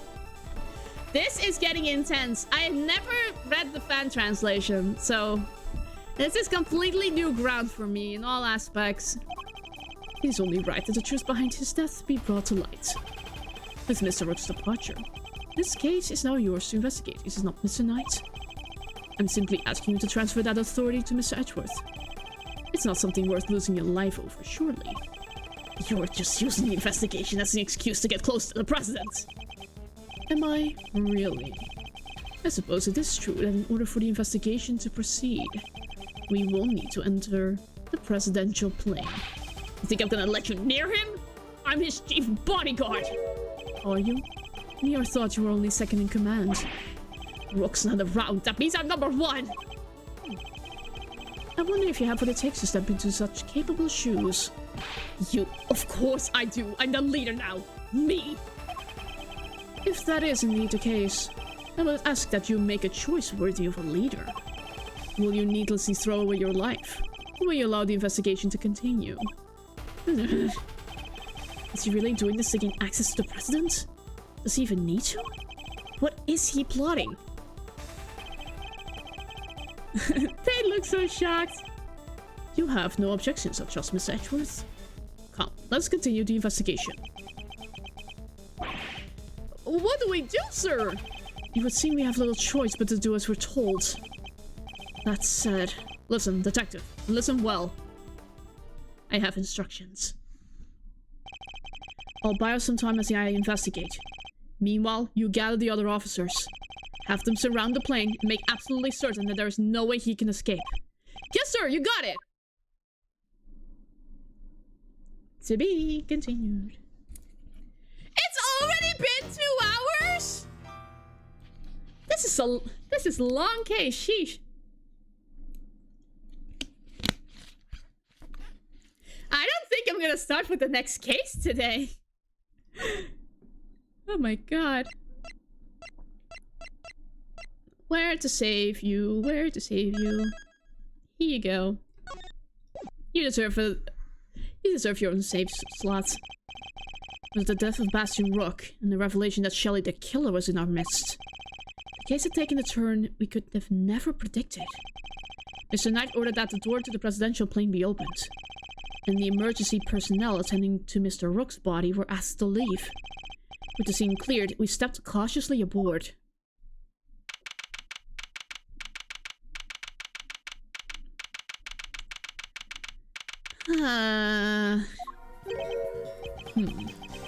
No president in sight. Now where could he be? Who knows? Ah, so he's hiding behind the bulkhead door over there, is he? As courageous in the face of danger as ever. Ha! Sorry to disappoint, but did you seriously expect him to be standing here waiting to meet his assassin? As you have already established, my interest lies only in the successful conclusion of this investigation.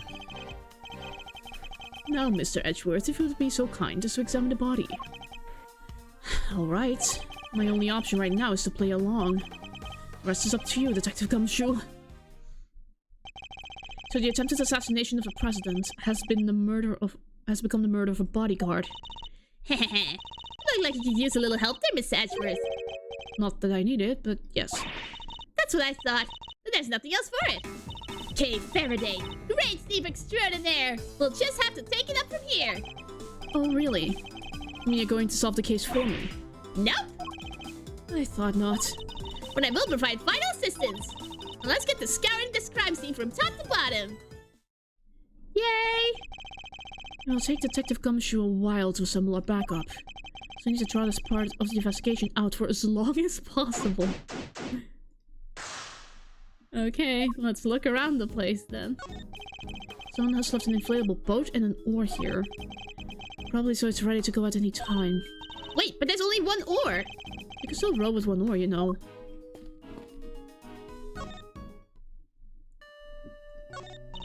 I did do it. I'm a reporter. I packed scoops, not souls. But then why lie about your jacket and the laser sight? That was... I just... knew y'all would think it was fishy. Is that really all it was? Please, you gotta believe me. I could never do something like this. I'd like to tell you everything will be alright, but just try not to worry too much. If you really are innocent, I'll prove it, one way or another. Thanks, Chief. I believe in you. How many times must I tell you I am not your chief? Oh, sorry, Ruffles. Clean forgot you were Chief number 2. That's not what I meant.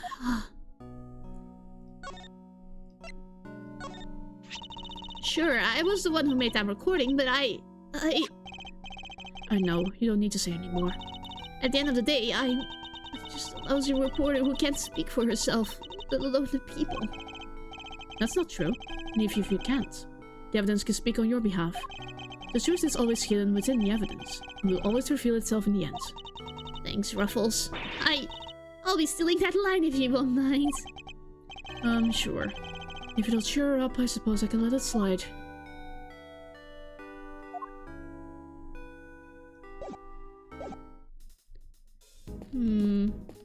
Mr. President!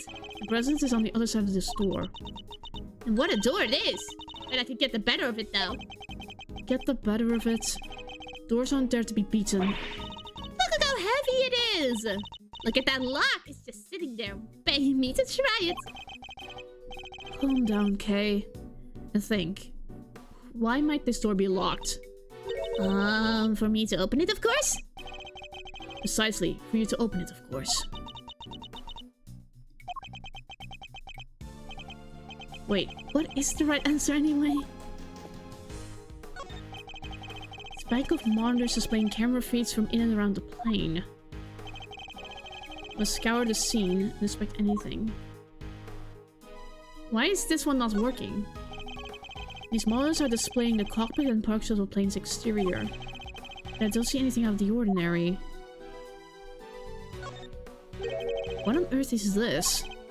Oh, that is the President's favorite plushie. Ah! It's a memento of something. Anyway, don't touch. If that's the case, then why has it been left up there like nobody cares about it? Yeah, that is pretty weird. Certainly wouldn't be the first place I would think to display a beloved item. Wait, are those shards of glass underneath it? I thought something seemed strange about this cubbyhole, but now I'm sure of it. There's almost certainly another monitor here. One monitor is missing.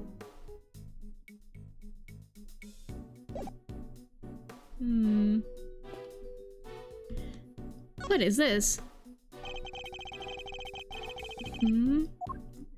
That's a bulletproof vest with a bullet in it. That looks heavy. So this is what the President wears, huh? Must be made with something super special. Yes, to protect him from bullets. What? So it's not just for show? Of course not. This is a bulletproof vest. Oh, so that's what one of those looks like. Why didn't you just say so? Now I feel silly. What's this? Documents of some kind. We could always steal a glance. Another security plan.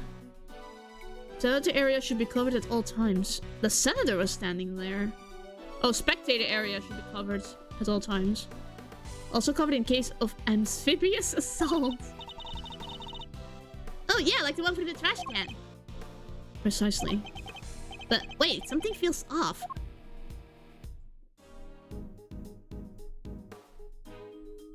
Let me check.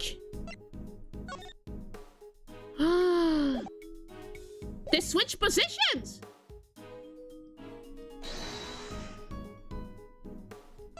Eureka! They switched positions! The plans are different. Was the security data reorganized at some point? Huh? Oh, you're right! Yeah, we made some last-minute changes yesterday. President's orders. Why the urgency? Because of what happened the day before. The killer here tried to take him down. He infiltrated the security detail, posed as one of us. Rook figured it out first. Not before the guy got within striking distance of the President. If our leader hadn't stepped in just then, we'd have all been out of a job. But he made it. And our friend here wound up with a seriously twisted arm. Rook put a bullet in it for good measure, too. Where were you while this was happening? You were the first one I overpowered, were you not? Oh, that's embarrassing. Shut up, kid! Ah, now I get it. That's why. That's why he's injured. Busted up my neck so bad I can't even look to my right. I was somewhat astonished to have sustained an injury at all. A testament to Mr. Rook's skill. He was truly a master of his craft. Unlike a certain other someone I could mention. Just as good as he ever was. You were a pawn to his queen, my young friend. What the heck do you know? So that's why you remembered Mr. Rook's name. You admired his skills as a bodyguard. Indeed. While I was serving on the team, I learned the names of all the operatives. But his in particular stayed with me. It joined a very short list of those who have ever successfully wounded me. So that's the connection he was talking about. That's why we changed up the security plan. Had to be sure there weren't any more assassins in the ranks. The president didn't want anybody on stage he didn't trust. And he only trusts 2 people. Me and Rook.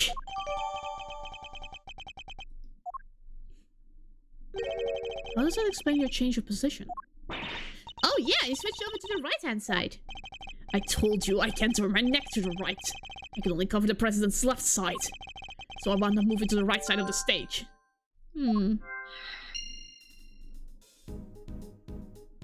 Interesting. What is this? Personal safety alarms are very colorful. Looks like they got a lot of use as well. I like the president. He seems like a thoughtful guy. Buying these for his kids. Buying this for his kids, maybe his wife too. Why would they all be here if that was the case? No, these are for his own personal use. Objection, Your Honor! It's simply not possible for one person to use this many personal alarms. Why, you ask because he is human, and therefore possesses only 2 hands. 20 hands wouldn't be enough to count the number of objections I have to that objection.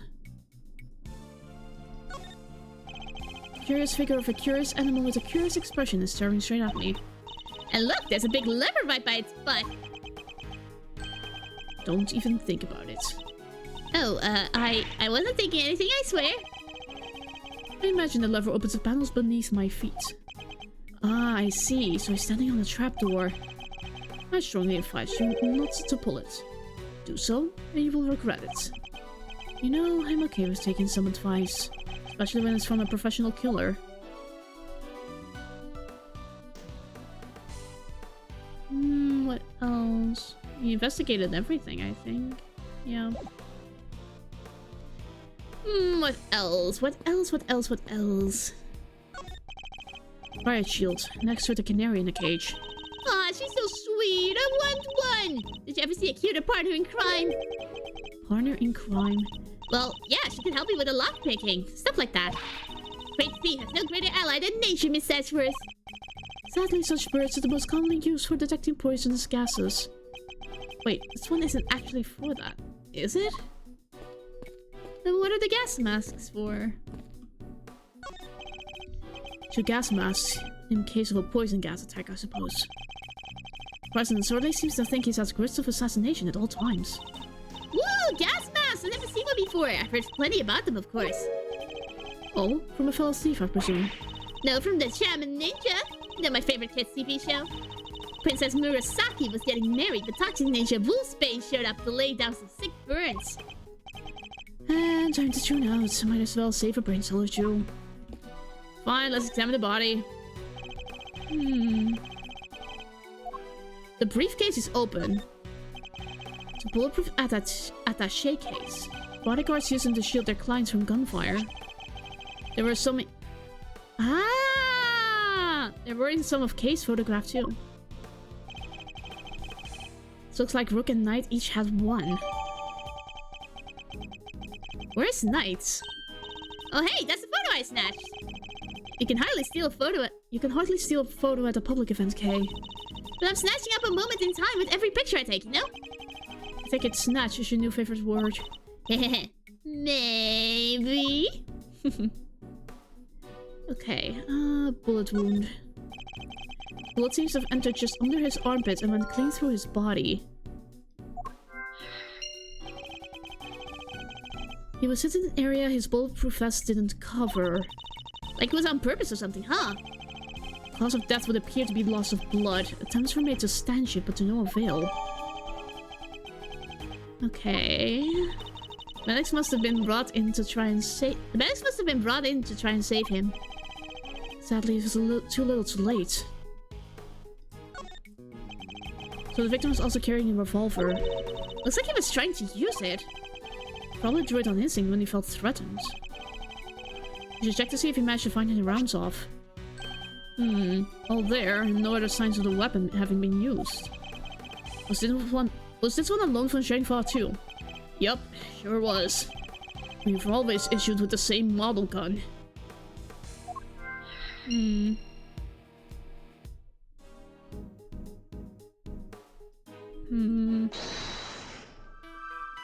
have a lot.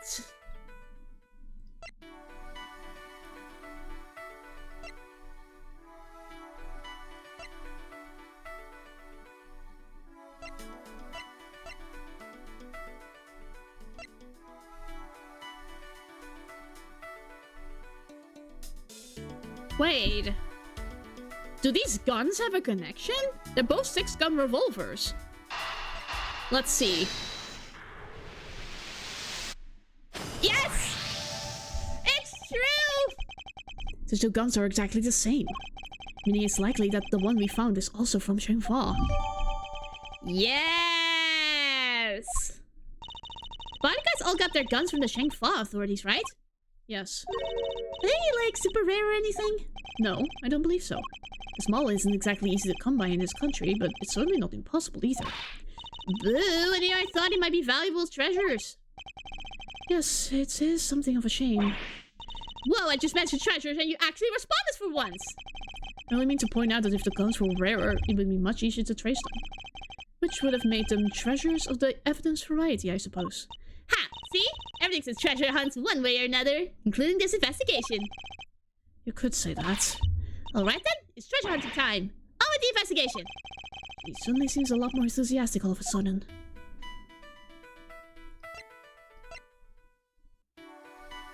The bullet passed through the victim. Where did it end up? Was he shot from the back? No. Knight can turn his head to the right, so he's moved to the right-hand side of the stage.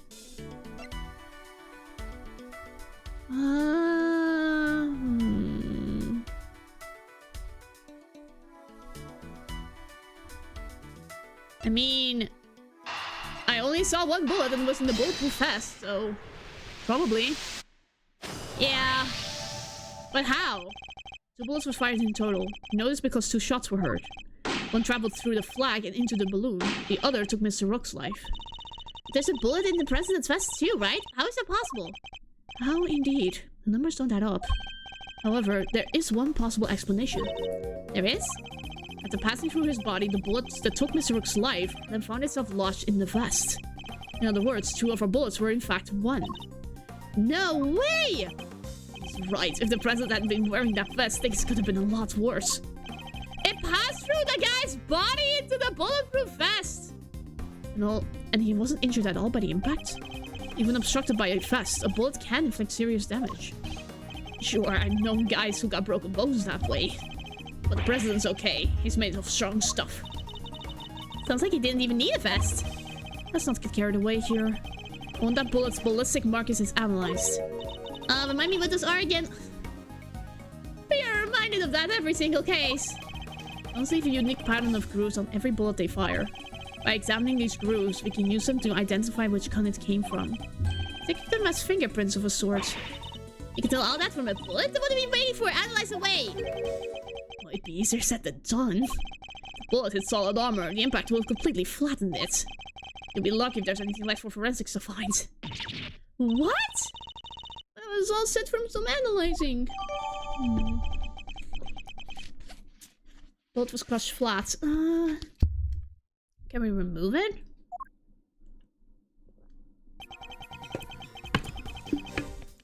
That's quite enough investigating for now. And what? I was gonna say, what authority do you have on that? But he literally has a man... He literally has a knife to a man's neck, so... Why's it taking so long, Detective Gumshoe? Well, Miss Edgeworth, have you solved the case? No, not yet.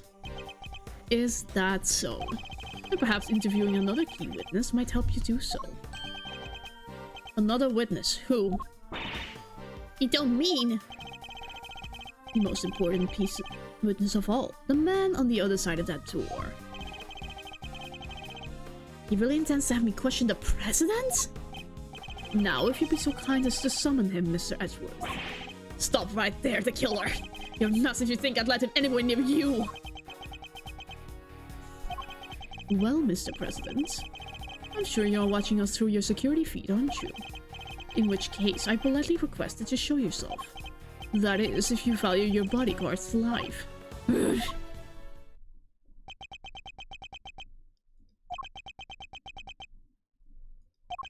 3, 2, 1. Well then, if nothing else, we now know what kind of a man you really are. Mr. President! Stop! You can't do this! Let's just all calm down, alright? Oh, Detective, where the blazes are you? Ah! Lights! What's happening? Listen well, Mr. Edgeworth. I would advise you to stay very still. It seems I will not be granted my audience with the President after all. Even with Mr. Knight's life as my bargaining chip. No, stop! Ah! Ah! Okay, you won't get away with this, the killer! I have seen enough, and now I know the truth. Where are you? Where did you go? Ugh! I leave the rest in your capable hands, Mr. Edgeworth.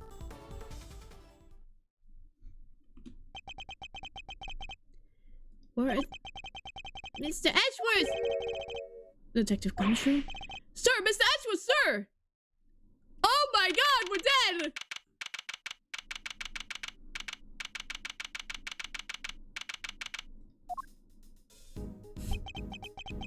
I must have been knocked unconscious. Sir, you're okay!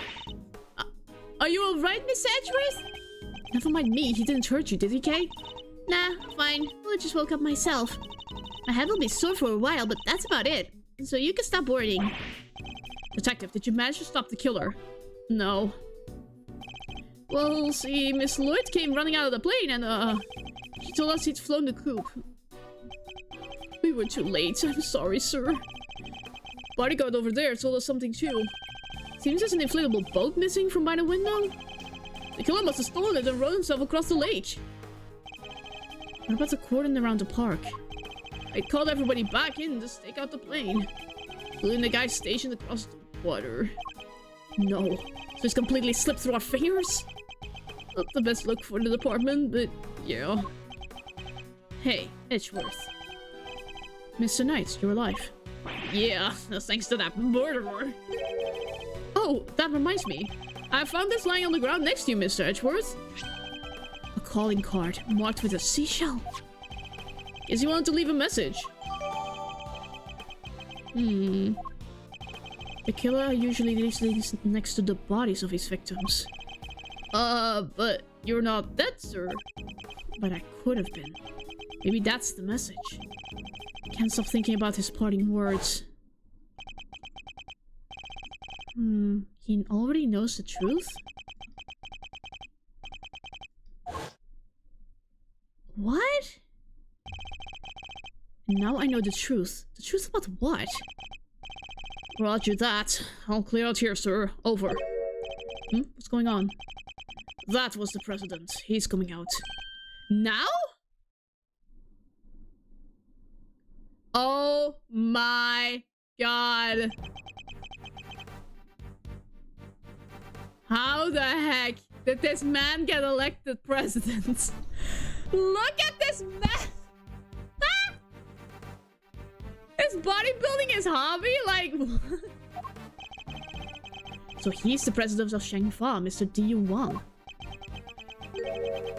And you are... It's an honor to meet you, Mr. President. My name is Miles Edgeworth. The honor is all mine, Mr. Edgeworth. I am Diyu Wang. Your efforts on behalf of Shangfa have not gone unnoticed. You averted something of a crisis. Must be referring to the Yatagarasu case. Thank you, sir. What I did was solve a few local cases of murder. You are too humble. I have been observing your investigation. You are an impressive operator, Mr. Edgeworth. Even if the killer did get away. That's very kind of you to say. So he was watching through his security feed. Sadly, I must inform you that this is as far as your investigation goes. What do you mean? Hear me, foolish prosecutor. For I shall say this only once. Knight has apprised me of the state of affairs. And from this point forward, the case will be handled by Shangfa's police force. The fight is in the world. You let the killer out of the picture that's still looking to get me thrown off the case? What do you think you're doing, pal? Nobody talks to Miss Edgeworth like that. If it hadn't been for him, that killer would have... Detective. Forgive him, Mr. President, but I must confess to being somewhat confused. I fail to see how or why this case falls within James Foss' jurisdiction. You fail to see. Enough, Miss Puny Prosecutor. You seek explanations from a head of state? I say no. 1,000 times no. I will not explain myself to you. Now hand over the evidence you have gathered and remove yourselves from this plane. I do as he says if I were you, Miss Edgeworth. This can't really be the end of the line, can it? I'm getting very hungry. I need a snack. Case evidence handed to Mr. Knight. I will need a bite of my cookie real quick, chat. I am very hungry. And voice acting is a very tiring job.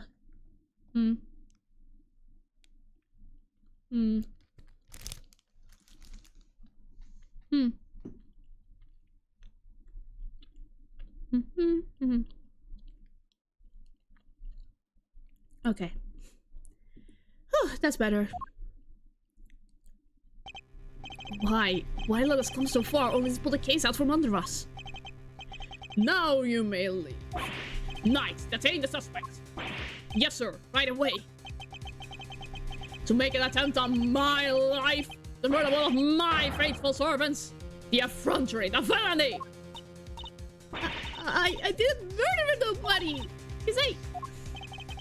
Shut your mouth, Miss Journalist.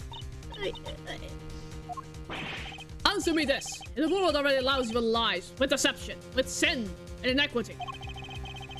Why stand by and suffer yet another crime to go unpunished?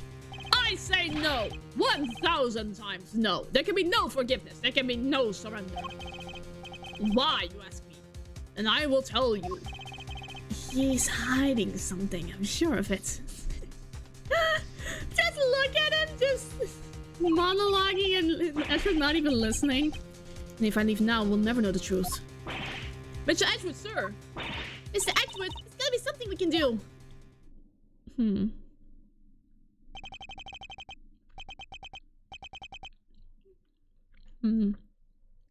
Think, Miles, remember. How many times have you faced situations like this in the courtroom? You've confronted the lies of witnesses, encountered the arguments of other lawyers. Has the critical evidence always been laid at your feet? No. Yet you always got the truth of the situation in the end. With your greatest weapon of all, your words. Yes, I knew it! We're gonna debate the president! Now let's analyze the state of play. 2. Begone, puny prosecutor! Do you dare defy the direct order of a president? He's not going to listen. Clearly means to drown out any objection by a means of pure rhetorical force.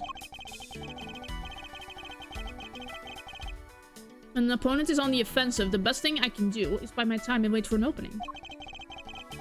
As he said himself, he's a head of state, a seasoned politician. He won't open himself up to attack easily. I can't let him bully me into submission. I have to stay calm and alert. If I can read his movements and expressions correctly, I may be able to find my moments. My first aim should be why he's insisting on Shangfa taking over the case. The board is set. Time to make my opening gambit. Here we go! Explain to me... who will take over the case? Please, about the case. Did I give you permission to speak? No, 1,000 times no. Okay, fine. Let him speak. I am the leader of Shangfa. I have no time for your insolent backchat. I was simply hoping to confirm one basic fact. You say that the investigation will now be assigned to your national police force. I do. Now enough of your pointless questions.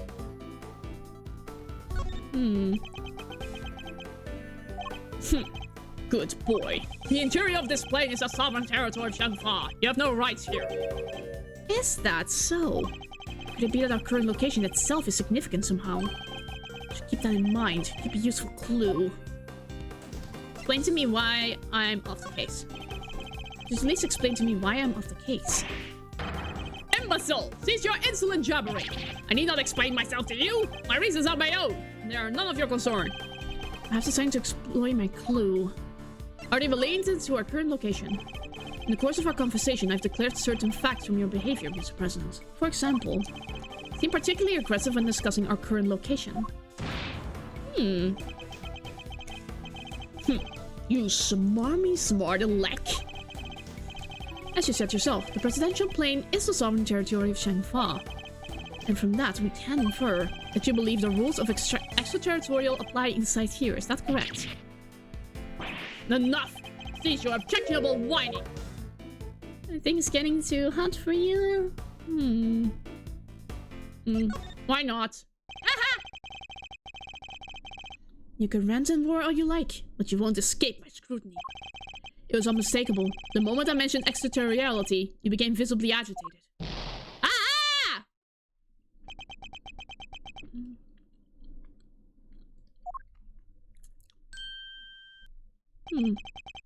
You think you're clever, don't you? Let me answer your little question. It's true! Extraterritoriality applies! Your laws mean nothing here. And why does that matter, you ask? It matters because it means you are powerless. You have neither influence nor authority here. Interesting. So the extraterritoriality issue does have something to do with all of this. Huh. Let's dig a little deeper into the claim that the plane is sovereign territory, shall we? Okay. Next move will surely decide the victor. Maybe the president, but nobody's untouchable. Just have to find the right angle of attack. I think that we will need a clue for that. You've overplayed your hand. Surely you see that you have overplayed your hand. Nobody asked for your opinion. You need only obey me, nothing else. You dare tell me how to govern? How to lead? You dare contradict me? On the matter of Miss Lloyd's guilt, yes I do. No, she is guilty. She is the culprit. There's nothing left to debate.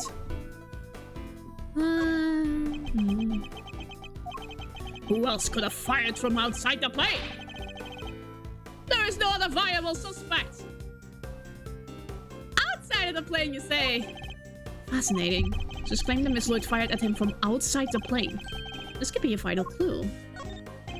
You believe that extraterritoriality applies here, but can you prove it? Do you even understand what you are asking? Of course. If I didn't, I wouldn't ask it. Have you no shame? Calling into question a good word of such one such as myself. I have no more time for this. You clearly cannot be saved from your own foolishness. You need to worry about me. I'm not the one who needs saving. That would be Miss Lloyd, the woman who is being wrongfully accused of this crime. Your chivalry is admirable, but it changes nothing. The right to extraterritoriality cannot be denied. This is Shangfa. Time to deploy my clue. She fired at you from outside the plane!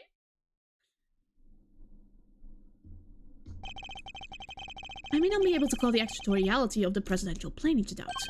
However, according to you, she shot at you from outside the aircraft, correct? In which case, extraterritoriality could not possibly apply in this case. Your assertion is entirely without merit, and the detainment of Miss Lloyd cannot be justified. Yes! Ah! How could I have arrested by a mere prosecutor? But I am the president! The president! Checkmate. Why so adamant on capturing Lloyd? I trust you won't mind if we continue investigation now, Mr. President.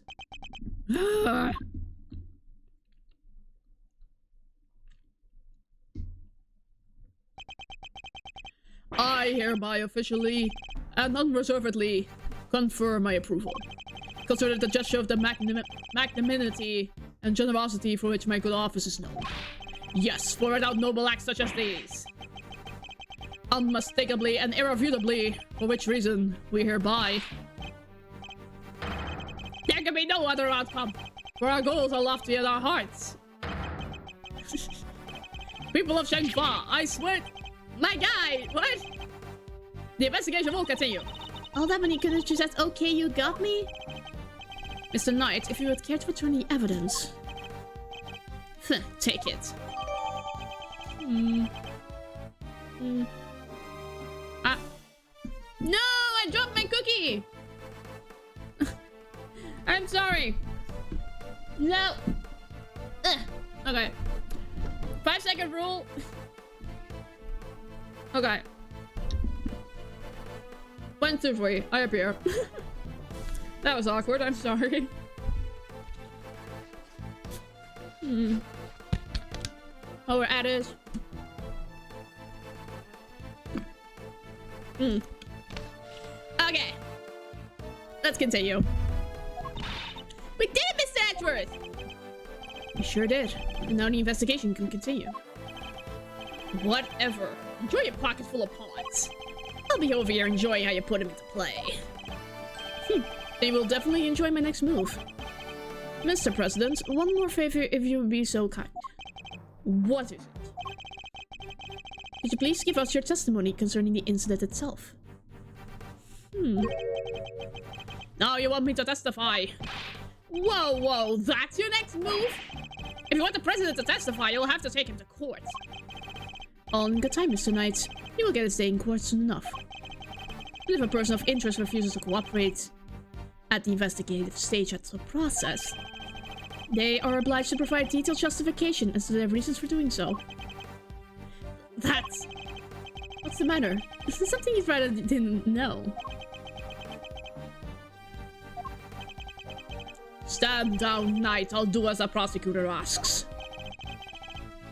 Thank you for your cooperation. Now listen and listen well. Okay, President Wong's testimony. Where was I when the incident occurred? The stage, of course. Suddenly, Rook and Knight jumped in front of me. Then, bang! Shot ran out, and a plain, unblemished balloon of red exploded nearby. Of red? Not hesitating for an instant, my bodyguards tried to escort me back to the safety of the plane. And then the second shot. The bullet went right through Rook and lodged itself in the bulletproof vest I was wearing. Guess if you look at it that one way, the president is also a victim here. Yes, the victim of an attempted assassination. Rook was simply in the wrong place at the wrong time. And it makes it even weirder. Why would the target of a crime try to obstruct the investigation? My guess is that there's something behind all this that he doesn't want to make public. Cover up, huh? I know that there was more to this case than meets the eye. And the president is the only one who knows the truth. Isn't that right, Mr. Knight? Time to get to the bottom of this once and for all.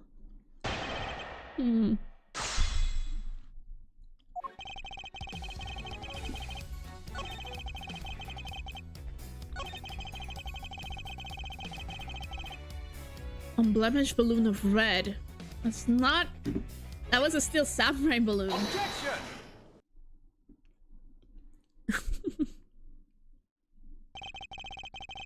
You say it was a plain red balloon that burst. But I strongly beg to differ. But... Take a look at this. I think you'd agree that it's hardly plain, wouldn't you? No! What? Who is that? Mr. President, meet the Steel Samurai. I had hoped you might recognize him. Especially if you were hoping to integrate yourself with the people of this country. Edgeworth, what the heck are you... Yeah, you need to watch Gambit Ninja too. It's amazing. So you see, the balloon that was struck by the bullets was anything but plain. It was in fact a Steel Samurai. And... But the briefing mentioned 2 plain red balloons. And there they are, right on the security plan. They do look pretty plain, don't they? The simple round balloons. Knight, what is the meaning of this? Explain yourself. Yes, Mr. President. Seems the Steel Samurai balloon was borrowed at the last minute, sir. Borrowed? That's what we were told. Guess they only reported the incident to us bodyguards, though. Seems there were a little trouble here on site last night. One of the original balloons burst somehow. So they swapped it in as an emergency replacement? Yeah, one of the stallholders happened to have it. What I hear is more than willing to lend it out. Very happy-go-lucky kind of guy, they said. Happy-go-lucky stallholder with a steel samurai balloon to spare. Huh.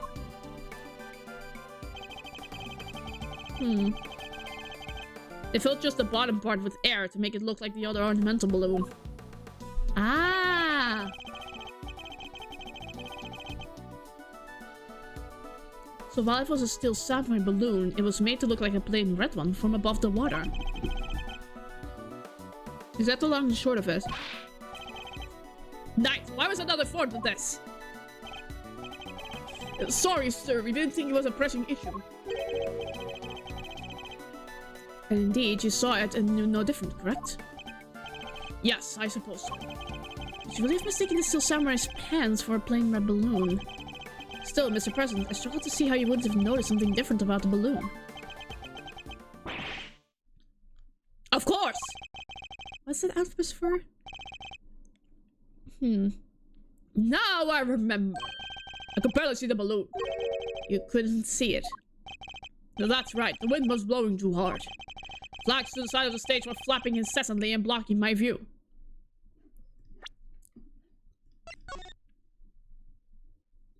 Where? My guy! That's wrong! Is that so?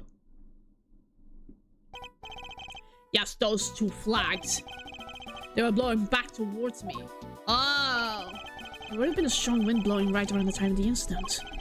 Strong enough to blow the flags in just a fashion. Does this not conflict in any way with our understanding of the case? Yeah, it does. Thank you, Mr. President. Wait.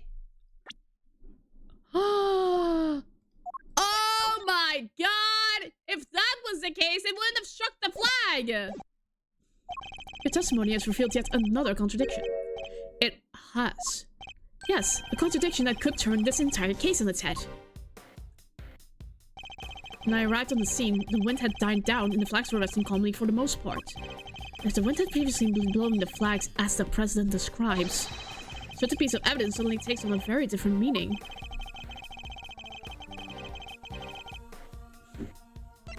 Take that! Yeah. Earlier we deduced that the bullet had struck the steel samurai balloon, and the bullet that passed through the flag were one and the same. From these two things, we further deduced the trajectory that the bullet must have taken. And we concluded that our shooter must have fired from the left side of the spectator area. But if the flags were blowing at the president describes, our conclusion becomes quite different. No way! If the flags were pointing in the other direction! Exactly, our trajectory changes completely.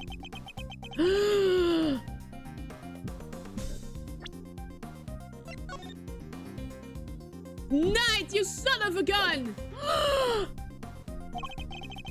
And if we trace that trajectory back to its source, we are certain we can ascertain who really fired that shot. Wait, but Mr. Edgeworth, that would mean... Yes, I know. We may not yet understand the reason why, but it can only have been one person who did it. Who does the bullet's new trajectory implicate as the one that fired the shot? Take that! The person who fired that shot was not other than you, Mr. Knight. What? The path from the balloon back through the flag leads directly to the spot where you were standing. But why?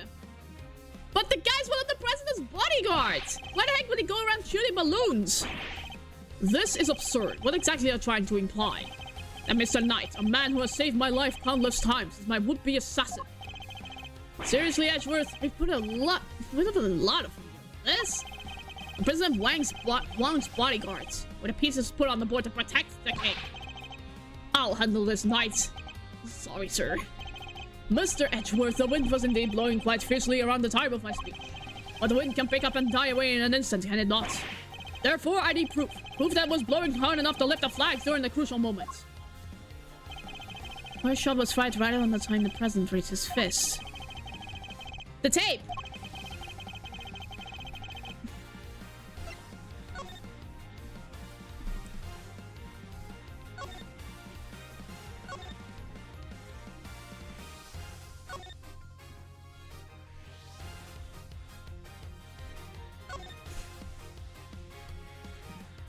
Hmm.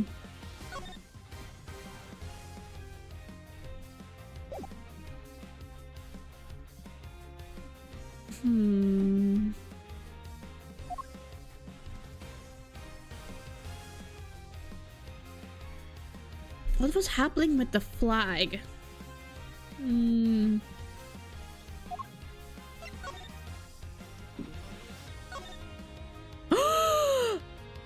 That's a flag! Take that! Your proof is in this picture right here. This should be good. Which picture? Where? We can see which way the flag was really blowing right here. Take that! Well, the United clearly shows the flag. Aye. There we have it. Proof that it was blowing towards you at the moment of the shooting. So that means our pal over there did shoot the balloon. Making him the assassin? Mr. Knight. It's not the assassin. I don't think so. There was another bullet. But why did he fire one? Mr. Knight is not the assassin. He may have shot the balloon, but the president was on the other side of him entirely. Therefore, he can't have been aiming at his boss. Yeah, besides, why would I even shoot the balloon? What would be the point? Watch how you answer. I might aim for something else next. There was a point, I'm sure of it. I can figure out what it was. Perhaps I can finally put this whole conundrum to rest. Knight definitely shot the balloon. The fact alone chases everything about the case. Okay.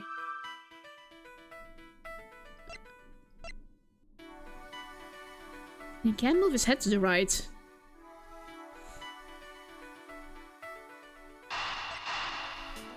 He can only look left. Why did Knight's assigned position change?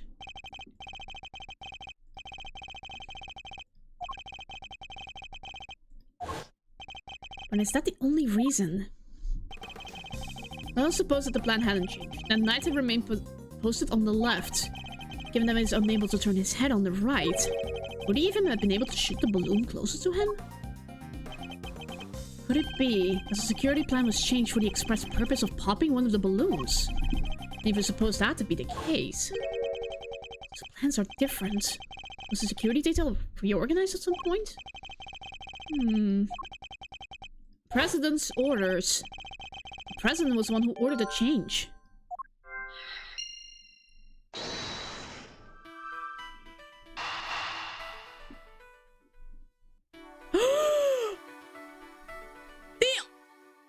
This was all premeditated by the freaking president! He was never planned. What? He planned his own assassination attempt! If I'm reading things right, the president knew in advance about the balloon shooting. Which means he must have had foreknowledge he would be in someone else's crosshairs today as well. And if that's true, then everything else that's been bothering me falls neatly into place. How did the shooter get a gun past such heavy security? And why would they then carry out the shooting wearing such a conspicuous item of clothing? Why use a laser sight that would give away their location in an instant? And how did the president suffer no injuries at all despite a direct hit to its vest? These are the questions that Knight and the president don't want us to consider.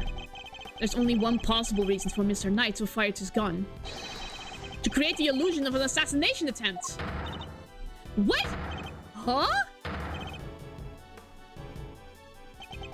Idiot. You do understand what you're saying. Oh, I understand all too well. I understand everything now. Most of all, I understand why you were so keen to take this investigation off my hands, Mr. President. You wanted your real plans to remain hidden. How dare you speak to me that way? Is this some sort of joke? Oh, it's no joke, I assure you. It is simply the truth, as revealed by the careful application of logic and reasoning. Nothing more. The first shot was fired by Mr. Knight with the specific intention of hitting that balloon. The sound of gunfire and the bursting of the balloon were guaranteed to cause a panic. And then, he fired again. He did? Yes, he fired 2 bullets, both of which were aimed at the balloon. As for why he did so, it's because the second shot was designed to create the impression that the president had been hit. So then, what's the deal with the one in the vest? I'm willing to bet that bullet was planted there long before the shooting ever occurred. So Mr. Heroic President didn't take a bullet after all. That's not true! I was shot, I tell you! We'll not be able to verify that for ourselves when we take a closer look at the bullet. At the very least, we can expect to find traces of Mr. Rook's blood on it, correct? Well, but you said it yourself. You found the shooter in the photograph. The person with the red hood. Objection! I thought I made myself clear. The trajectory points to only one possible shooter, Mr. Knight. Then where does Tabby fit into all of this? Just simply one part of their plan. In order to place a suspicion elsewhere, they set about creating a fake assassin. The highly suspicious person with the red hood. I've yet to ascertain exactly how complicit Miss Lloyd was in the whole scheme. But I can say with some confidence that none of the shots were fired by her. I suspect her only job was to point a laser sight at the president. That's right! Then I was... Tasked with turning your jacket inside out. The moment the crowd flew into a panic, yes. It was making the mysterious red-hooded shooter disappear in the blink of an eye. Then when the gun and the security plan were later found in the trash can, it would have all appeared to have been the work of an assassin so skilled it could vanish into thin air. But then the case would have gone cold. Exactly what our friends here were hoping for. Makes sense now why they wanted you off the case. Indeed. Because the entire affair was a cheap ruse perpetrated by the president himself.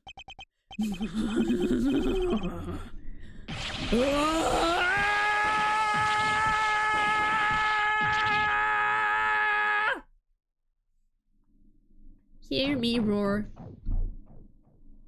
Oh my god, he was holding in his breath the whole time.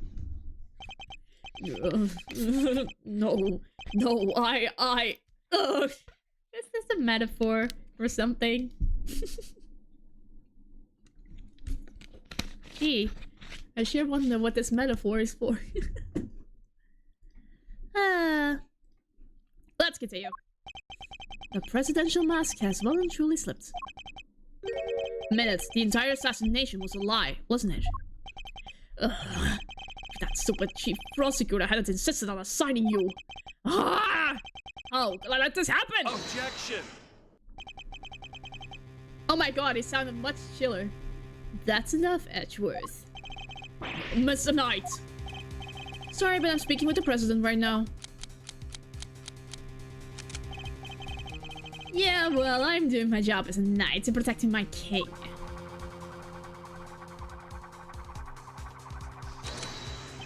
So go ahead, keep running your mouth. Perhaps it would be better if we stuck to threatening each other with words. He wouldn't, would he? Nah, I don't need this thing to shut you up.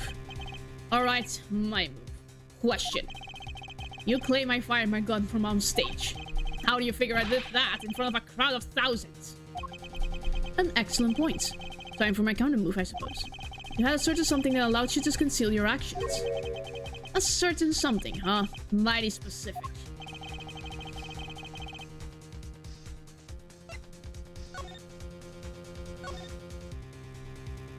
There it is! He was looking... Oh my god! He had the attaché case. Take that! My attaché case? Yes, take a look at the case photograph.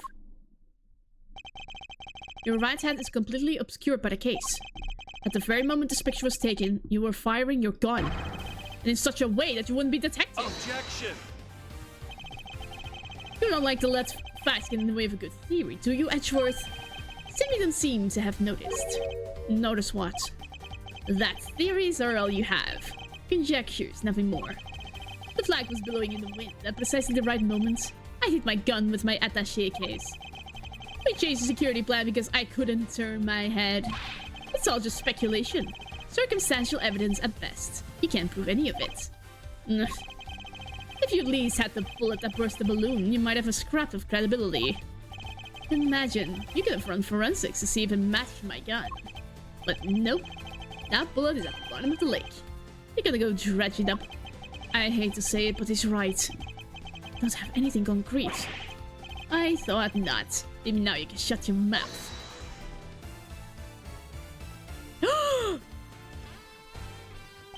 Miss Lloyd? Of course, you can shed some light on this whole situation. I just need to get her to talk. What's the matter? Something you want to say, Miss Journalist? Nah, never mind. That's what I thought. Miss Lloyd, I need you to be brave. If you don't speak up, the truth will be lost forever. You are a journalist after all, are you not? Dang it! I can't stay quiet any longer! Hey, you understand what you're doing, right? I think carefully before opening that mouth of yours. I was so focused on bagging me a scoop, I forgot the most important thing of all. Real journalists don't lie. Ain't no dang scoop if it ain't the truth. I'm sorry, Miss Edgeworth. I should have showed you this before. What is it? It's just a normal laser pointer. It's the laser pointer I used on the president. That's all I've done. I never shot nobody. You stupid. I thought I told you. You squealed and you go down as an accomplice. It was him. He told me to do it. I was at Shangfa's embassy sending out the story like I told you. This was like 3 days back. He comes up to me out of the blue, just starts talking. Help me out and I'll get you exclusive access to the president. That kind of stuff. What about the gun in the trash can? That I don't know nothing about, I swear it. All he's told me was to wear a jacket with a red hood and to point it to where that they're pointing at the president. I never thought for a minute it'd blow up in my face so bad. I'm sorry, I truly am. Thank you, Miss Lloyd. I'd like you to testify to that effect when this goes to trial. It ought to go a long way towards proving that the assassination was a sham. Ugh. What's wrong with you people? Don't any of you know what's good for you? My sympathies, Mr. Knight. As you successfully removed me from this case as you intended. Perhaps then you could have kept your pawn quiet, hmm? Yikes! So let me get this straight. You told Tabby if you let slip about the fake assassination plot, we'll have you convicted for murder? Something like that? Of all the dirty... I said no such thing. He said it. President Wong.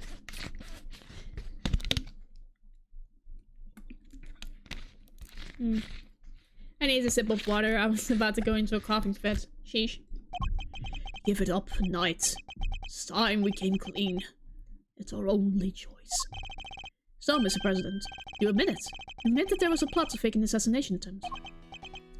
I do. I'm sorry. But why? Why do something like that? My popularity has been in the wane back home. I thought surviving an attempt on my life might give me the boost I needed. I know what we did was wrong. So yes, it was all lies. All of it. And the bullet in the vest. It was planted ahead of time. I wasn't hit by anything today. But then, what was up with the killer? Our plan got out somehow, and then he just appeared. Hellbent on turning our fake assassination into a real one. Hence the red raincoat, I suppose. He'd hoped to get in close enough as the fake assassin to finish the job. There is one thing I don't understand, though. Oh, what would that be? Why did Rook have to die? If the whole thing was fake, how did he wind up getting killed for real? That's true. Therein lies the real question. He was a fine bodyguard. The best, in fact.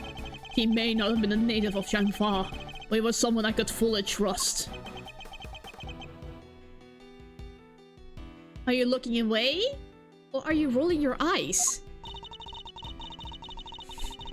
Mr. Rook must have been really something to gain the truth of someone who'd hide from his own shadow. Sounds like he was as trustworthy as the president as I am to you, huh, pal? I believe that's for me to say, Detective, not you. Mr. Rook must have known about the plan too then, correct? He wasn't aware of any specific details, so not really. I tried to involve him, but he refused. And you would have done well to listen to him. This is a tragedy. The life of a good man has been wasted. What was so great about him anyway? Aha. You were rolling your eyes. What's gotten into him? It's just another piece on the board. There to protect you, nothing more. Mr. Knight, how could you... Who was it that actually went along with your plan? Huh, Mr. President? Well, that pious coward backed down when you needed him to step up the most. I value your support too, of course, but... Look, I'm your chief bodyguard now. That's all that matters. And now that spineless fool Rook is gone, things are gonna change around here. Yep, you did it. Thanks to me, genius strategist, grandmaster, rightful leader of this team. We are all well aware of your ambitions, Knight. But doesn't it seem a little imprudent to you? Why? My plan this time was perfect! As they always are, and as they always will be. That's quite a statement. Especially considering that your perfect plan was an abject failure. Yeah, no thanks to you, and that buffoon Rook. How exactly wasn't Mr. Rook's fault? If he hadn't died, the killer would have never come after me. And I wouldn't have had to let you on this plane. Please, Mr. Knight, you mustn't talk like that. Fine. That guy died protecting you, Mr. President. I'm sure that's just what he always wanted. But did he die protecting the president? No. Wait, I thought the whole assassination thing was fake. Aw, oh, come on. Do I have to say everything twice? We planned a fake assassination. Somebody else came along and tried to make it real. 2 shots were fired, remember? Like you said, Edgeworth. One of them was the bullet that shot through the balloon. But the second, that wasn't me. Oh, really? Then who did fire it? The real assassin, but not the killer. His plan was to come after the president with a knife. No, the most likely suspect here is the piece cowering quietly in the corner. A lily white queen over there. What? Miss Lloyd? Again with this? I'm not your danged assassin! Is that really true? I, for one, don't believe it. The gun in the trash can. It can only belong to you. Night, Gambit. As soon as I shot that balloon and rushed over to help Rook escort the president back into the plane. I left Rook here in this room while I secured the president in the safe room. When I came back out, Rook was lying on the ground. Miss Journalist must have shot Rook while we were escorting the president off stage. That single killer shot was fired by the gun you found in the trash can. So you don't actually know when the victim was struck by the bullet, do you? The knight doesn't protect the Rook, Edgeworth. He protects the king. Wanna translate? He means his only concern was protecting the president. Lose the king and you lose the game. Isn't that the first rule of chess? But a win in which a key piece is sacrificed is a hollow victory indeed. Doesn't matter, it's still a victory. I kept the president safe. I win.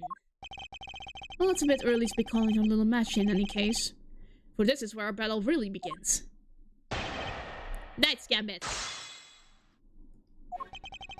I shot the balloon and rushed over to help the president back onto the plane. I secured the president in the safe room. When I came back out, Russ was lying there on the ground.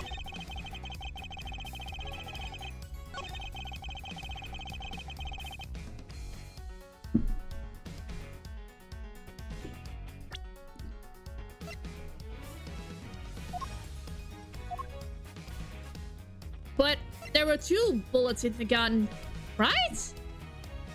The 2 bullets were fired from the same gun. Objection! Yes! Okay. Okay. So you contend that it was you who shot the balloon, and Miss Lloyd who shot Mr. Rook. Are you sure about that? Sure, I'm sure. Well, what you've proposed would indeed match up with the total number of shots heard. The gun from the trash can itself has also been fired twice.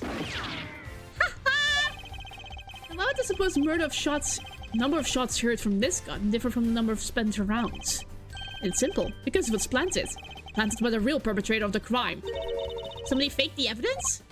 Yes, and if you think about it, the reason for doing so is obvious. To ensure that whoever found the gun would conclude that the shooter had been in the spectator area. In order to do that, he had to make it seem as if both shots had come from this one weapon. I get it! So that's why it's got two spent rounds, huh? Precisely. As we have already proven, the bullet that burst the balloon came from a different weapon. Which makes it entirely possible that the bullets which killed Mr. Rook didn't come from this gun either. Nice work, Edgeworth. That's some high-grade sleuthing. But why don't you get to the point? You've come this far, spit it out. Oh, I intend to. Don't worry. This person who really shot Mr. Rook was you! Take that! You, Mr. Knight. You're the one who murdered Mr. Rook. Oh, finally got up the courage to say it, huh? Surely not. Surely we wouldn't have. It wasn't only the killer who tried to take advantage of this fake murder plot. You killed Mr. Rook, hoping that it would look like an accidental victim of the bungled assassination. With the present locked away in the safe room and the door of the airplane tightly closed, it was just you and Mr. Rook, alone, together. And that was when the third bullet was fired. Right into your colleague's body. Objection! Wait, you're really gonna claim there's a third one now? You just said only 2 gunshots were heard. Wanna tell me how that works? Objection! Airplane cabins are practically soundproof, Mr. Knight. If you close the door, nothing can be heard from the outside. Not even gunfire. Wasn't the president right next door? Very true, which means he may have heard the shots himself. Well, Mr. President, I didn't hear anything. But you can observe this room through your security feed, can you not? The camera in this room isn't normally on. I have to manually switch it on when I enter the safe room. That's what you did this time too, right? Well, that is... Oh, what's gone into him? He didn't turn on the camera. Mr. President, this is vitally important.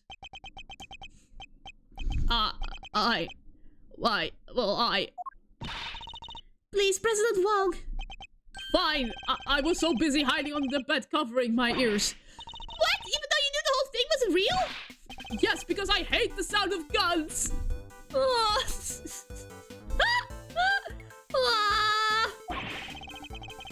Just the slightest hint of that awful noise and oh, it's just too much.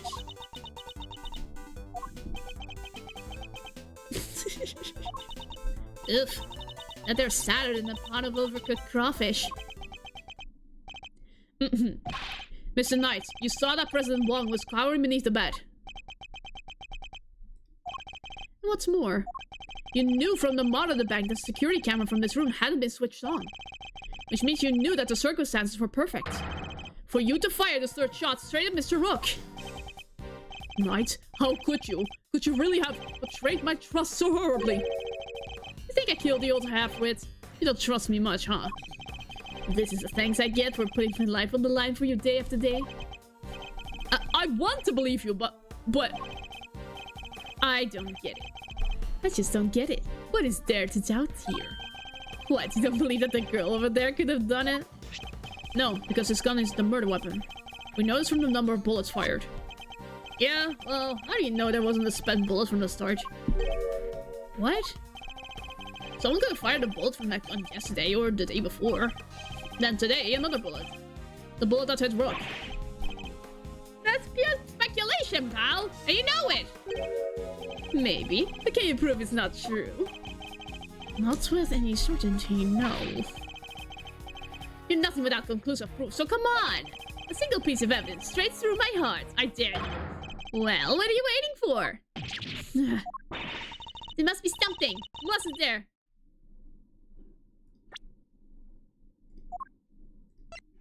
Oh my god!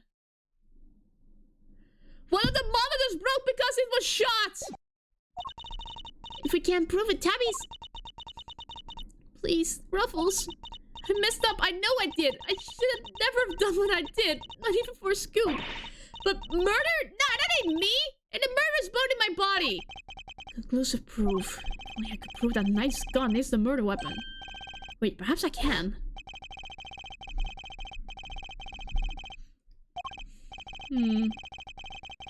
Yeah.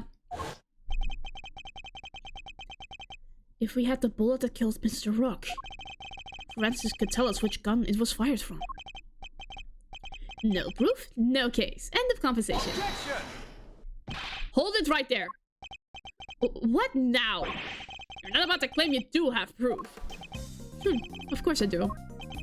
This ought to be good. Alright, bring it on. Show me this proof of yours. The bullet that killed Mr. Rook is the key to ending our little game. Very well. The conclusive evidence is not in my possession. Not currently in my possession. Alright then, thanks for playing, folks, but that's game over. However, it is here in this room. As we know, the bullet that killed Mr. Rook passed through his body. But where did it end its journey? Perhaps we should cast our minds back to an earlier conversation. And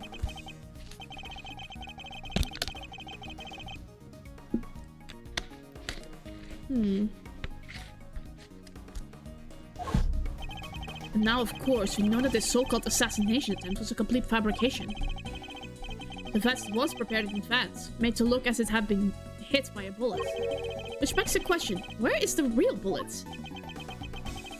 I like it. Twist. This is good stuff, Edgeworth. Come on then, don't keep us in suspense. Yes. Yes, yes, yes, yes. Here. Take that! There's something very clearly missing from this room. Yes, a prosecutor with some common sense. Take a look at the bank of security monitors. Oh. See, you've caught on, Mr. President. Splendid. There are screens here showing views from all around this airplane, inside and out. The only external angle not covered is the right-hand side of the aircraft. And that's because one of the monitors is missing. There was a monitor in that space previously, wasn't there, Mr. President? There was. I have no idea what my plush is doing there now, though. It appears to be someone's vain attempt to hide, but is obviously lacking. But where did it go, and why? The why is easy enough to answer. It was struck by a bullet. For if you were to believe that the bullet in the vest was the real deal, then anything that hinted at the existence of another bullet had to be removed. So where did the missing monitor go? Where indeed? I believe it must be hidden somewhere on this plane. After all, there wouldn't have been time to dispose of it outside the aircraft. Detective Gumshoe, conduct a search if you would.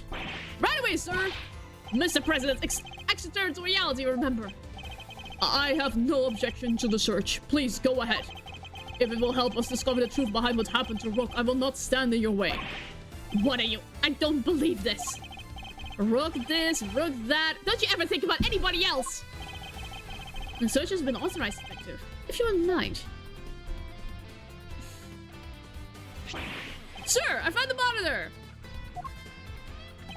Excellent work. Now go ahead and extract the bullet.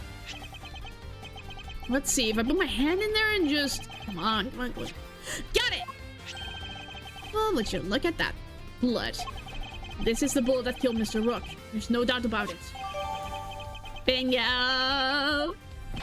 And there you have it, Mr. Knight. The single piece of evidence you requested, straight through your heart. Even you must now admit, if this bullet didn't come from the Spectre area gun, then Miss Lloyd cannot be Mr. Rook's killer.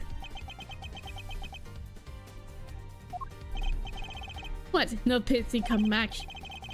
Detective, have forensics analyze the bullets for striations and compare them to the gun we found. Yes, sir! We'll get the evidence you need! You can count on it!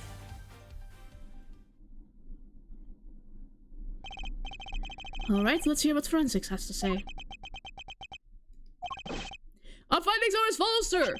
Firstly, the blood on the bullet is indeed that of the victim, proving that it was the bullet that killed Mr. Rook.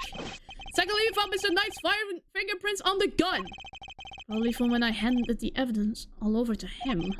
Now for the key part, the striations. They're not a match and Miss Lloyd is in the clear. Lastly, the striations on the bullets are a match with the... Are you kidding me? What? How could that be? No way! Oh, come on! There's no doubt about it, sir. This is the gun that fired the bullets. How? Well, isn't that something? Conclusive proof that I was right. What's the matter? You didn't think you had me backed into a corner, did you? Guess you misread the board. Because the only one backed into a corner here is you. Oh boy, Knight's counter. There's no denying it. Forensics prove that the gun and the bullet are a match. The bullet that killed Rook was fired from the gun found in the spectator area. So who pulled the trigger? Can't have been me. I was up on stage, which leaves your little friend. The hack killed Rook. He's a murderer, and you just proved it. Your move, Edgeworth. Just remember 2 things. 1, where you found that gun, and 2, which gun the fatal bullets came from. Whichever way you look at it, I can't have been the shooter. I can't have been the shooter. How did it come to this? Me and the president, we admitted to faking the assassination attempt. Now it's your turn to admit something. Who the killer really is.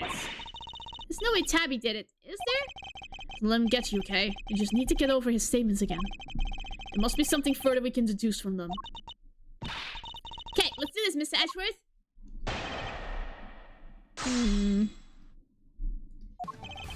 There's no denying it's forensic proof that the gun and the bullet are a match. I think I need to press every statement here. Hold it. It's getting more tense, so I think this is the final battle. No, that's... Objection. What was it you said? The forensics would back you up. How does it feel to be shot in the chest by your own conclusive proof, huh? Not so good, I imagine. The bullet and the gun are a match, Mr. Edgeworth. It kinda has to mean that Tabby pulled the trigger, no? Even so, I simply cannot accept that. But, sir, there's no denying the evidence! There isn't, so what am I missing? If I assume Miss Lloyd to be innocent, then the gun and the bullet shouldn't be a match. What is it, Kay? I was just thinking, if the evidence points to something that doesn't seem possible, then maybe there's something wrong with it. You're asking me to call the evidence into question. Well, there's no way Tabby did this, right? So if the evidence says that she did, then the problem must lie there. You seem very sure about this. Call it my Grace Leaves intuition. Intuition, huh? Still, she could be right. Since they don't believe Miss Lloyd to be a malicious liar, which means... as someone who believes that evidence is everything in court, the irony is not lost on me. But... if I were to call a piece of evidence into question, it would have to be... the gun itself. Something untoward is going on here. It would have to involve the weapon, not the bullet. After all, we only just recovered the bullet a little while ago. Furthermore, we know that Mr. Knight had an opportunity to handle the gun. Ah! He switched the gun! It's the exact same model! But wait, did he really also change the laser pointer? Indeed, he had ample opportunity. There's no doubt that this gun is the weapon that was used in the crime. Which means it must belong to him. Take that! The gun belongs to Mr. Knight. He switched them around. That has to be it.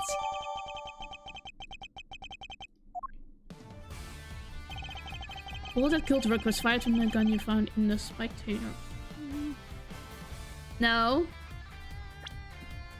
The gun was yours. Objection! Admit it. You switched the guns, didn't you, Mr. Knight? That's why the markings matched the weapon in question. It was yours all along. An intriguing move there, Edgeworth.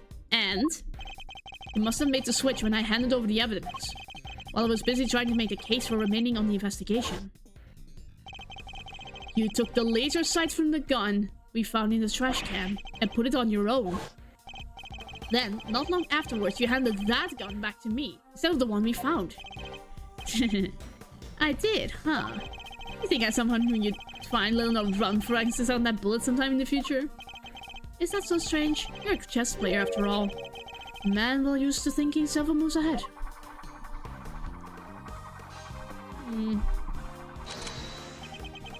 I'm flattered, but it much just pains me to admit it, you're overestimating my abilities. Sats, do you even have any proof that I made the switch? Gun is the same model as mine.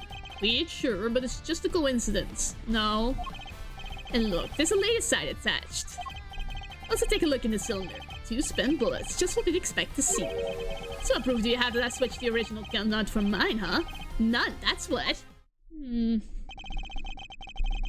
Say I'm overestimating your abilities. You surprise me. What can I say? I'm a modest guy. I'm a modest to you, that's for sure. If we're except at the chessboard, that is. Well, don't see a chessboard here, do you? Shame. Still, that gives you a nice excuse.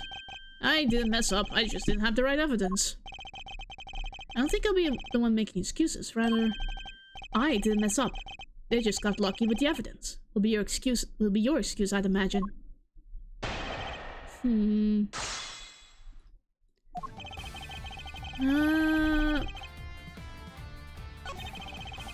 late as the site attached. 2 spent bullets, just what we expect to see. What proof do you have that I switched the original one out from mine? This one is baiting me.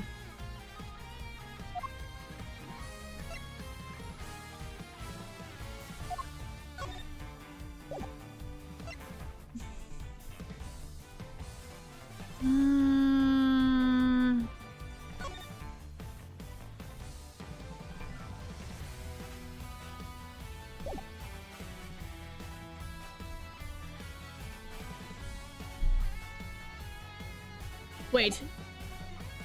You don't use gloves. If that's the case, both of your fingerprints should be on the guns. Objection! Yes! It was the fingerprints! Okay. Fingerprints on the gun. I have your proof right here. That's your proof? I think you've been working too hard, Edgeworth. Not the gun itself, the evidence it carries. Evidence that will prove once and for all that it does in fact belong to you. I'm looking forward to this. Go ahead, make your move. What's about to come into play? The rook, bishop, not a pawn, surely. The evidence the gun will provide takes the form of fingerprints! Fingerprints. Namely your fingerprints, Mr. Knight. Objection! My prints? Ha! Of course my prints are on the gun! You handed that right to me when you gave up the evidence. How could they not be on there? Objection! What if I told you there are prints on a part of the gun that you shouldn't have touched at any point? What? What? Where? You can't prove that. Oh, but I can. There is a place where your fingerprints could never have been left if things happened as you say. Allow me to present the final piece of evidence. That will bring our game to its rightful conclusion.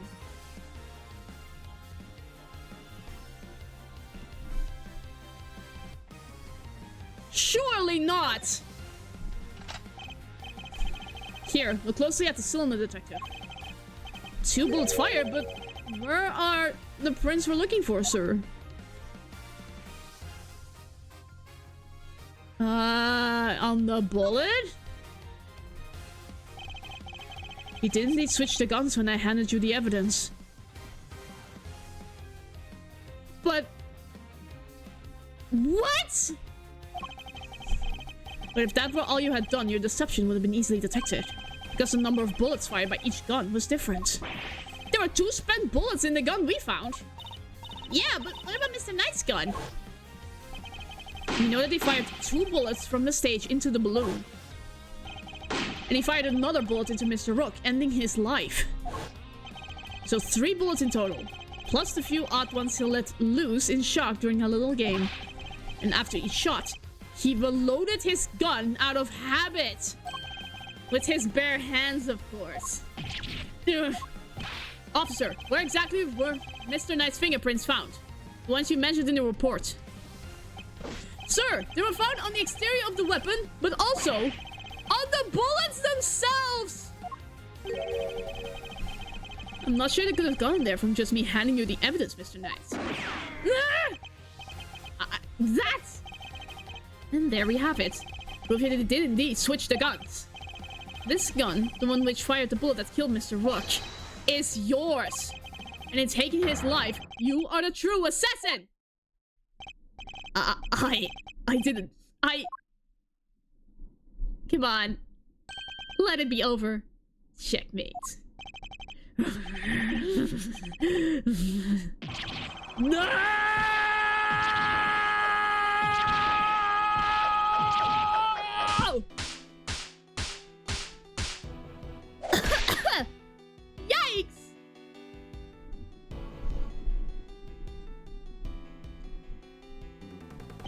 Yikes! I was going to be the new chief of security. That blasted Rook. If it hadn't been for him, I would have been in charge by now. I would have been in control of the whole team. My plan was perfect. The fake assassination was supposed to be flawless.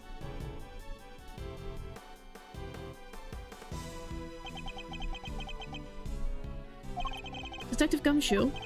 Right away, sir. Curse you, Edgeworth! Our game isn't over yet. I'm afraid this is as far as we go for today. The next move we play will be in the courtroom. But it's not fair! It's not fair! There we go. There he goes. Hello, President.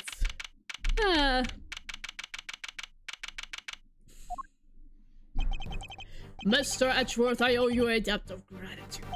You exposed a murder within the ranks of my own personal guard. I will not soon forget that. He's suddenly very presidential again, now that we're back outside of the plane. I saw it, you know, when I first proposed the fake assassination to him. You want me to handle it, not Rook. Rook refused. But I can rely on you, can't I? Of course, sir. You can count on me. I'll put together a plan that can possibly fail. And he'll play his part like the pawn he is. The hatred in his eyes was plain to see. He despised poor Rook. I was not entirely comfortable about moving forward with Knight in charge of a little deception. And looking back, I think he sensed my discomfort. I can't help thinking I played a part in his decision to end Rook's life. Mr. President, none of this would have happened if you hadn't planned to fake an attempt on your life. That was your crime, and it is a crime you will have to live with. You are right. I can only apologize for the part I played, and I will no doubt be made to pay for my actions in one way or another. But I thank you nonetheless. You solved the riddle of Rook's demise, and for that I shall be eternally grateful. I will be here in your country for a little while longer yet, but when I have returned home, perhaps you will visit us in Zhengfa. You will always be welcome. Bye-bye, Mr. President. Wrong arm. Oh, thank you. You don't know how grateful I am. All spell that ends well. Miss Lloyd, the accusation of murder made against you was of course entirely groundless. But the fact remains that you were a willing participant in the staged assassination attempt. Police will no doubt wish to speak to you about the matter. You should be aware that you may as well be punished for your actions. I know, and I'm sorry about everything. Truly I am. I understand your desire for a scoop, but there are limits. There sure are. Got me some serious thinking to do. You did, Mr. Edgeworth. That was something else. Local prosecutor solves assassination conundrum. Earns eternal gratitude to president.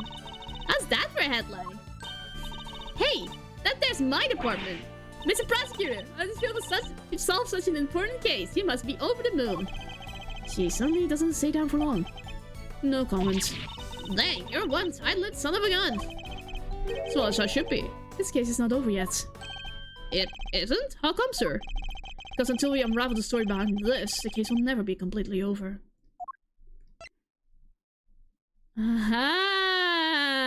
Why was Shelly the killer involved? The killer's calling card. Mr. The Killer has yet to complete his assignment. You mean he might still try to murder the president? I hope I'm wrong.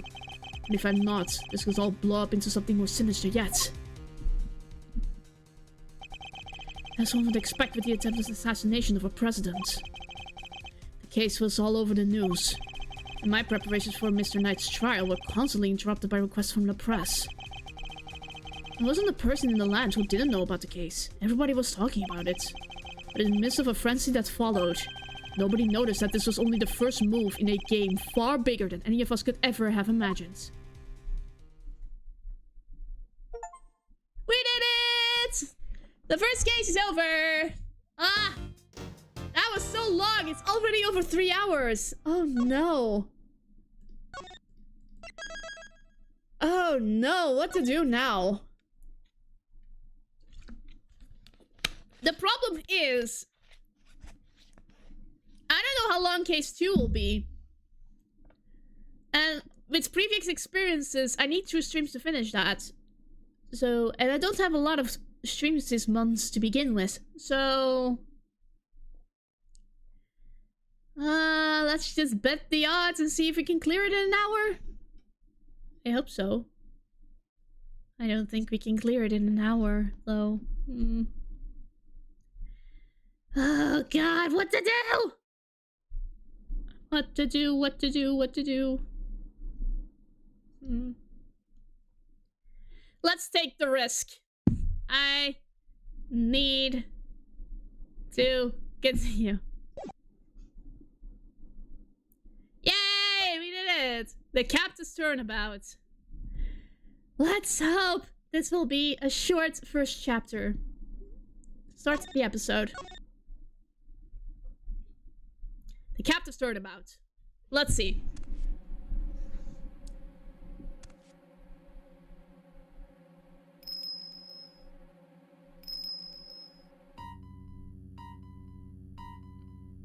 Prison.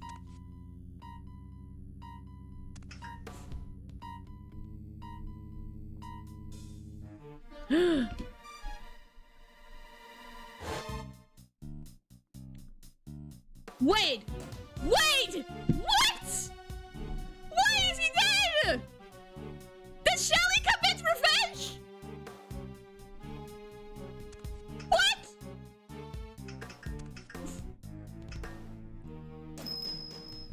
Are you kidding me?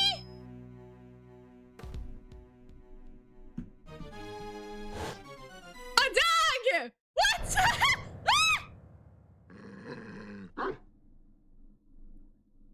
What the actual frick? What the heck was that intro? I gotta know more immediately. Well, okay, calm down. March 27, 10:16 a.m. Detention Center Visitors Room.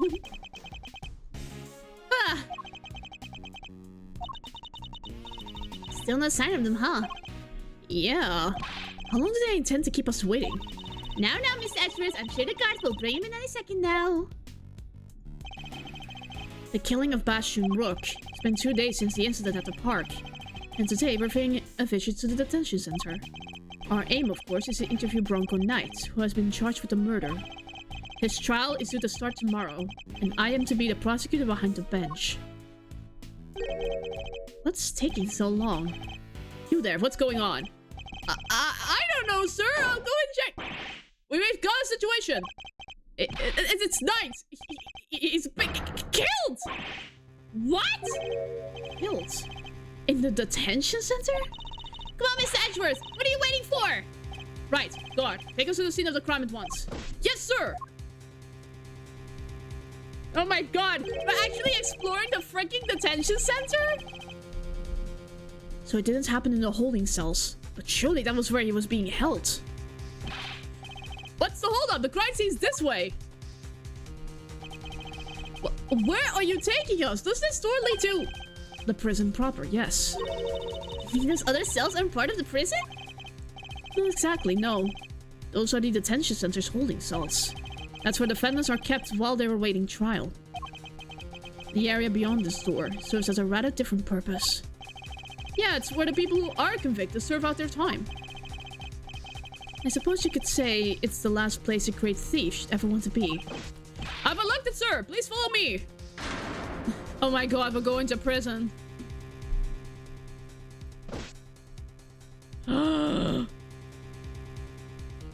He's freaking dead! That's Knight, alright. But he's dead.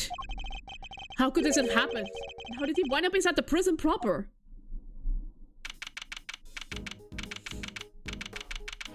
March 27th, 10:32 a.m. Prison workshop. This is horrible! How did Mr. Knight get himself murdered? I can hardly believe it myself. But there can be no doubting the evidence of our own eyes. What's he doing here? I thought he was being held in a detention center, no? He was. He must have been. His trial hadn't even begun yet. The law states that until convicted, suspects are to be kept in cells separate from the main prison.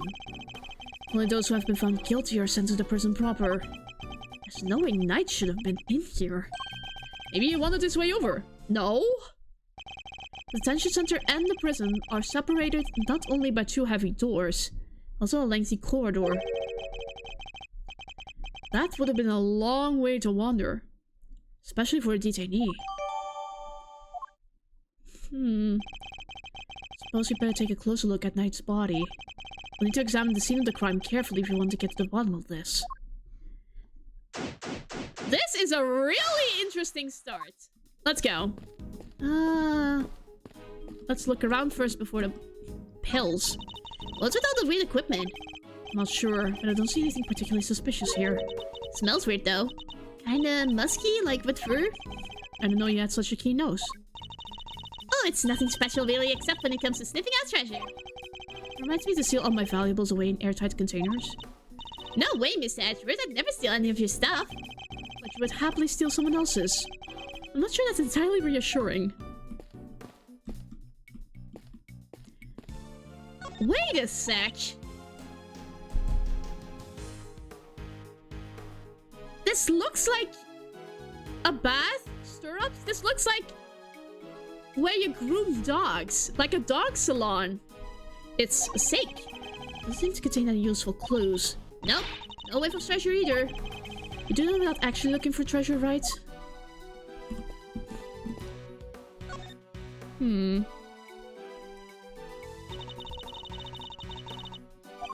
Indeed. This area is too big to take in all at once. I must scour the scene and inspect anything that catches my attention. Looks like a pulley of some kind. Maybe the prisoners use it for work. I suppose so, yes. Okay, so I know you're going to say no, but... Absolutely not, Kay. You're not permitted to swing on the rope. I knew it. I should have known you were being serious. Why is there a whip? These tarps are rather colorful. There's a whip here, guys. They kinda stand out in a room like this, don't they? Certainly don't look like they belong in a prison. Look, there's a whip on top of them. Finally. You know who that reminds me of, right? Hey, maybe it's actually hers. Maybe she left it in here. Not a chance. She and her whip are attached to the wrist. Trust me. Rope. There's a rope near Knight's body, too. Speaking of which, wanna see my super stealthy... Rope escape trick. Thanks, but I'll let you know when I'm in need of saving. Ugh. She seems suddenly disappointed. Well, let's inspect the body. Bronco Knight, killed the day before his court date. Better take a closer look. What is this? Huh? Is that... Oh, I've seen one of these in your office, Mr. Edgeworth. Sure you have, Detective. It's a pocket chess set. The victims, I'd imagine. Makes sense. He loves chess after all. Yeah, it would have been a good way to pass the time. Maybe it was a message. A rubber glove. Yep, just one though. Examined it in more detail. Haha, there we go. Fingers are covered in blood on this side. I think we can safely assume that this glove was dropped something after Knight's blood had been spilled. We can? How come? Because had it been on the floor when the pool of blood was forming, then the blood would have flowed around it, not underneath it. Oh, meaning there'd only be a band of blood around the edges of the fingers, but not all over the backside. I see. Assuming the clothes was discarded after the blood had pooled around the body. Maybe our murderer ditched it after they did the deed. Certainly a possibility. At the very least, whoever it was that dropped it must have seen the body. You there. Yes, sir? Have you seen that glove before? Yes, sir. The prisoners wear them for work. It's strange, though. Prisoners issued with those gloves are under strict orders to keep them in their cells. They aren't allowed to take them out without permission, and we always check. Must have explained why there aren't any other gloves in the workshop. Inmate use only. He was stabbed in the neck. Ugh, his neck brace is soaked with the blood from the hole in his neck. Would assume that's the cause of death, and it was probably instantaneous. He wouldn't have had the chance to cry out for help. There's a small cut on his scalp, too. Was he struck with something? Maybe he fell and hit his head after he was stabbed in the throat. It's possible, but it's too early to say with any certainty. Okay, you have your camera with you, correct? Could you lend it to the detective so that he can photograph the body? Sure thing! All yours, Gummy. Thanks! Alrighty, here we go. These clothes sure are a mess though, huh? Indeed, they appear to be covered in dirt. There might have been a struggle. Guess he'll like me when it comes to the laundry. It would be a grave error to think that anybody else could be quite like you, detective. Tarp. Body's partially covered with a dirt-stained tarp. There's a rope on top of it. Was Knight tied up in the rope somehow? Take a look under the sheet as well. Look at all the red stuff! Yes, I'd say that's blood. He was carried here. You just keep looking around. There's bound to be more secrets to uncover, I'm sure of it. Well, there's one thing that I noticed. These are the same. These are from the same pile. Someone tried to stop the blood. These tarps have a pretty distinctive design. In fact, it's the same design as the bloody tarp around Mr. Knight's body. Yes, he took the words right out of my mouth. Indeed, with the same accent as well. Don't teach me so careless, Mr. Edgeworth. You need to keep your treasures close when there's a great thief around. I thought you were on sabbatical. There's something else. What's this? There's something on his finger. Take a closer look, Mr. Edgeworth. It's a ring. An expensive looking one at that. Don't even think about it, Kay. What? I didn't say anything. Not a bad bit of evidence gathering. Ha! Nothing can stop us. We're on the hunt together. Right, Gummy? You betcha. We're unstoppable. Regular Three Musketeers. Ah. Let's not get carried away, detective. There's one thing we still haven't found. What do you mean, sir? What's missing from this crime scene? The murder weapon. I see no sign of a murder weapon anywhere. You're right. I didn't even think of that. Come now, detective. These are basic investigative principles we're talking about here. Yeah, I guess. Sorry, sir. Don't worry, Gummy. You're not across my mind either. Fact that hardly puts my mind at ease, Kay. Seems that items that could prove even potentially lethal are strictly controlled within a prison. After all, we wouldn't want the inmates getting their hands on them, would we? Which means acquiring a murder weapon would be hard enough, let alone leaving a scene with one. Oh yeah, nice thinking, Miss Edgeworth. What was the murder weapon? And where has it gone? The answers to these questions may be the keys to figuring out what happened here. Okay, 1 second, I'm gonna disappear for a minute. A quick minute.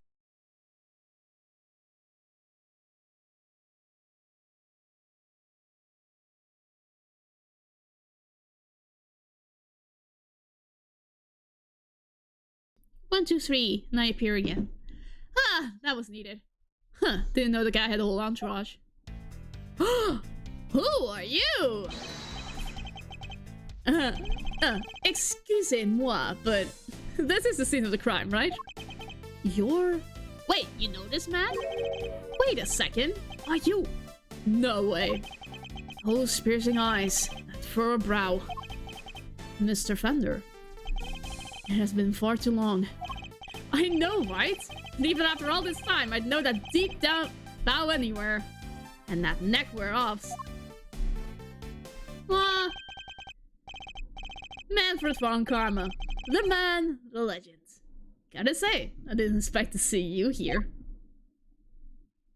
What are you talking about, pal? This is Mr. Edgeworth, not that old geezer. Detective, please. Edgeworth? Whoa! Guess that explains the fresh face. My guy, what? Are you half blind? Are you... Can't you see well? What? Can't blame a guy for mixing you two up, though. You're the spitting image of the old devil in his day. I see you haven't changed. How many years has it been? Man, good question. It is counting, eh? And the way traveling so long, I lost track. You know how it is. But did you know what I do remember? You betraying everything you were supposed to stand for. Oh. Did he know his father? I mean, he knew von Karma in his old days, so he must have known Edgeworth's father too. is not happy with us going down the prosecutor path, huh? Uh-oh. Whoa, where did that come from? And who are you anyway? This is Eddie Fender. He's a defense attorney. Eddie Fender. A.D. Fender. Enchanté, as they say. Fender's the name and defending's the game. I'm a bit of an ace attorney. Detective Dick Gumshoe. And I'm Kay Faraday, great thief. I'm on sabbatical at the moment, though. A great thief? Wow, that's so romantic. Should I chic, if you will? Right? It's nice to finally meet someone who gets it. I like that this man speaks French. And proper French as well. I'm looking to expand the franchise, actually. I even made signing up super simple. It sounds awesome. I'd love to come hang out with you guys, if you'll have me. Sorry, I should have also mentioned that it's girls only. And you have to be super fun, super cool, and...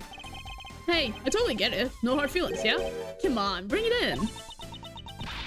You've got to be kidding. My bad, my bad. I'm just so used to how they do things elsewhere, you know?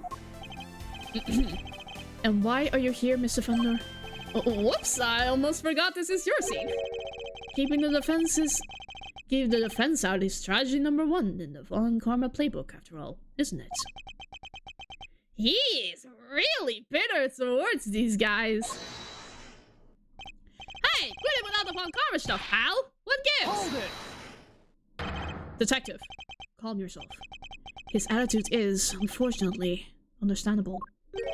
It is? I take it you are Mr. Knight's attorney. Guilty as charged, Your Honor. Well, I was supposed to be, anyway. So he's planning to represent Knight.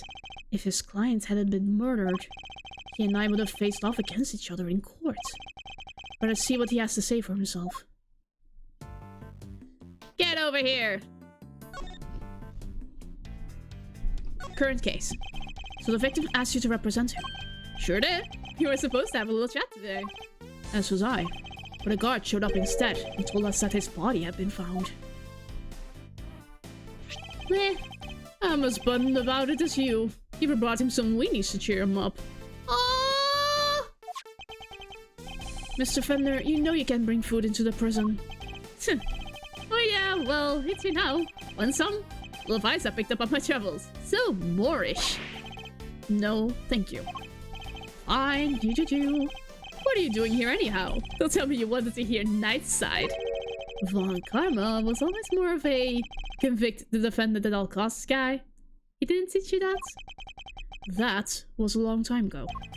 If you say so. Sure you don't want any weenies? No, thank you. Who passes up the opportunity to eat some weenies? Victim. Have you met with your client previously? Yes, indeed, Your Honor. Just yesterday, in fact. The prankster called me in the minute he was arrested. Sounded really freaked out, man. Oh yeah, mentioned your little performance too. According to him, you really made a nuisance of yourself. And the kind words were spoken, I'm sure.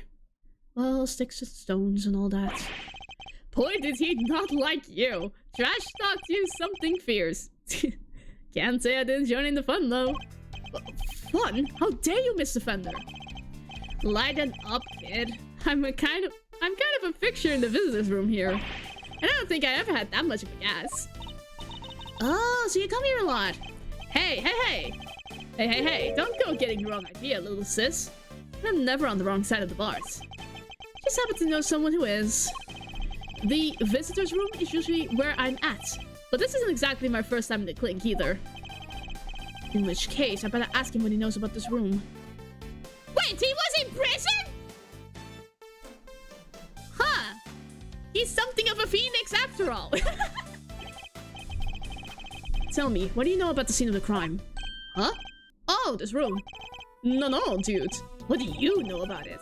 I'll give you 3 choices. Recreation room. Is it a recreation room? Whoa, I don't even want to know how you spend your spare time at. Oh, God! I guess there's plenty you can play with if you use your imagination, props. Now let's see what the answer key has to say, shall we? Oh no, you got it wrong. This is actually a workshop.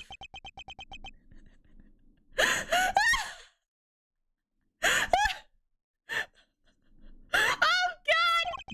So all the options he gave me were wrong. How infantile. How infantile.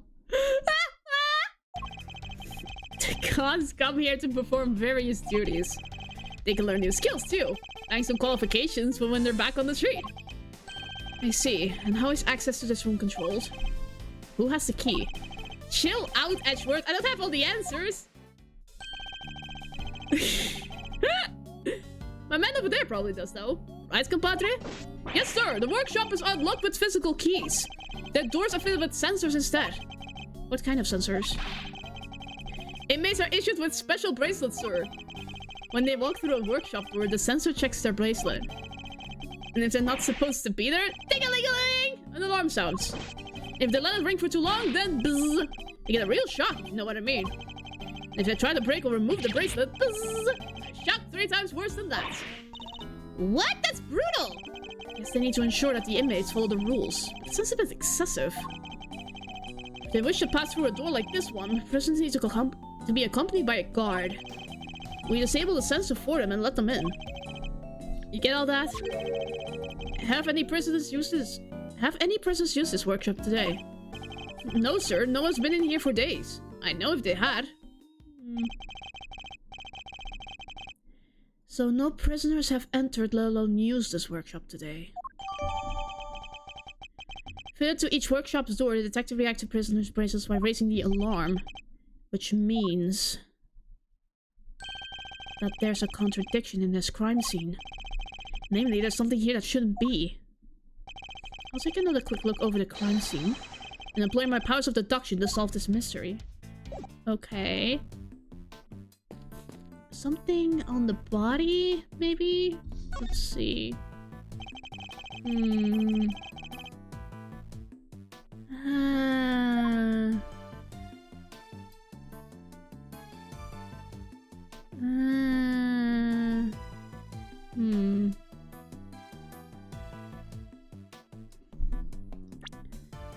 What do we have?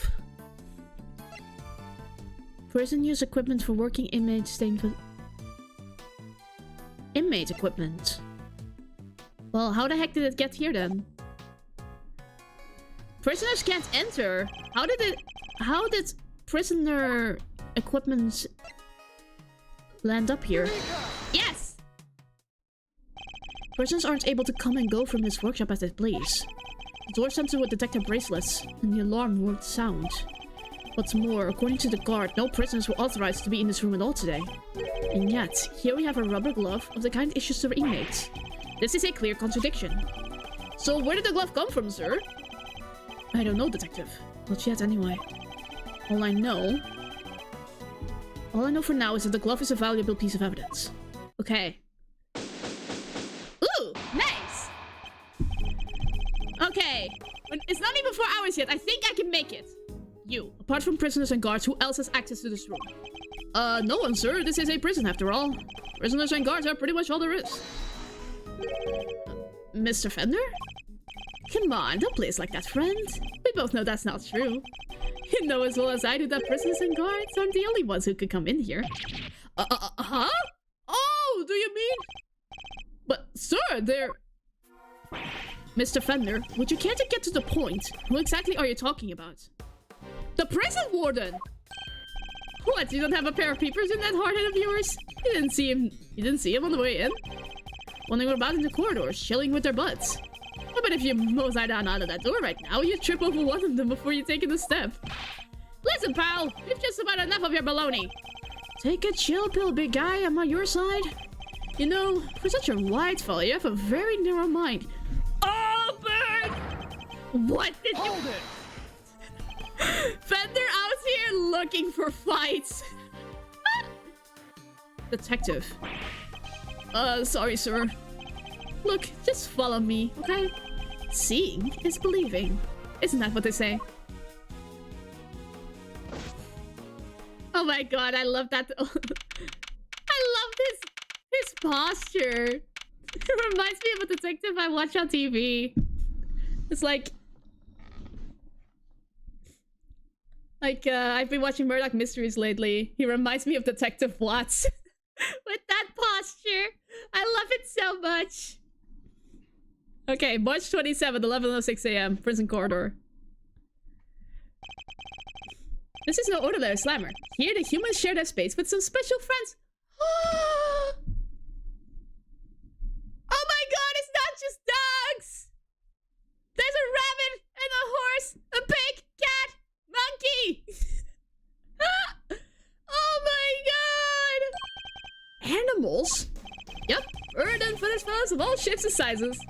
Court filled me in on how it came about. Seems they decided to try a little experiment in animal therapy a few years back. The clowns are assigned a critter each, a buddy to help keep their spirits up.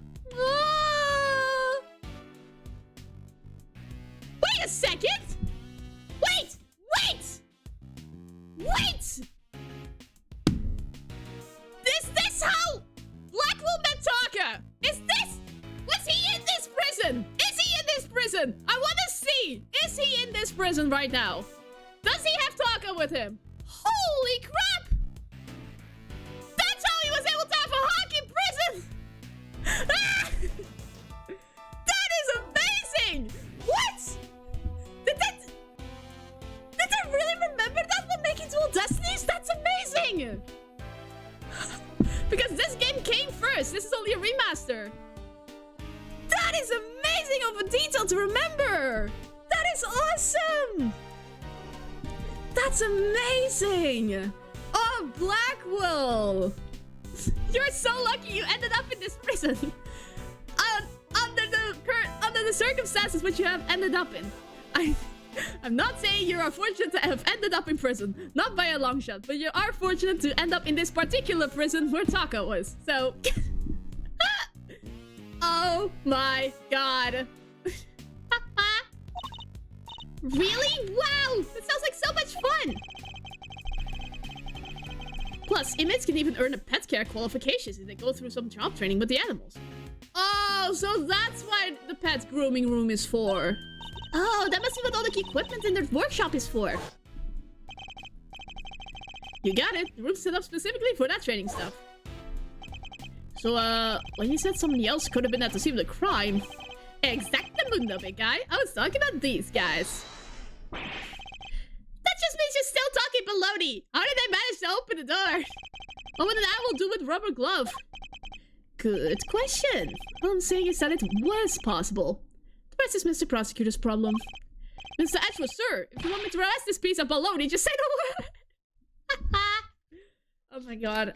I shouldn't have screamed. My mouth is horribly dry.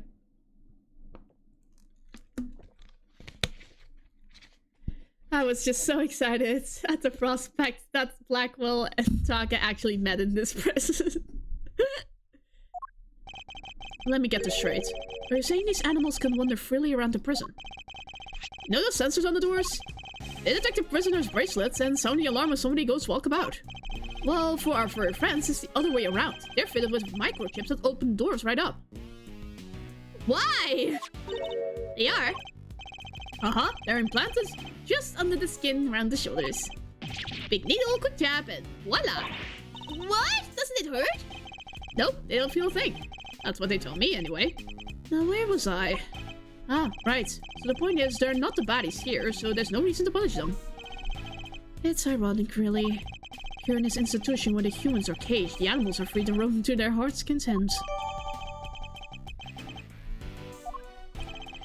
They're not completely free, though. They can't leave the prison proper, for one thing. No sensor on that big mother of a door out, you see. Ah. What did you realize? What's that tinkling sound? Sir? A dog! Look at the dog! Just look at that thing. Is that a bell around its neck? That explains the sound, I suppose. Hi, dog. Don't stare at it, Edgeworth. It'll make him angry. Yeah, don't do a staring match with a dog. It will make him very antagonistic. Mr. Edgeworth, were you seriously trying to stare it down? I refuse to lose to a dog. Ah! Idiot! Idiot! Not for nothing, sir, but your dog handling skills could use some work. Leave it to a pro. I know how to treat him, right? Come on now, come to get me. Nope. It's leaving.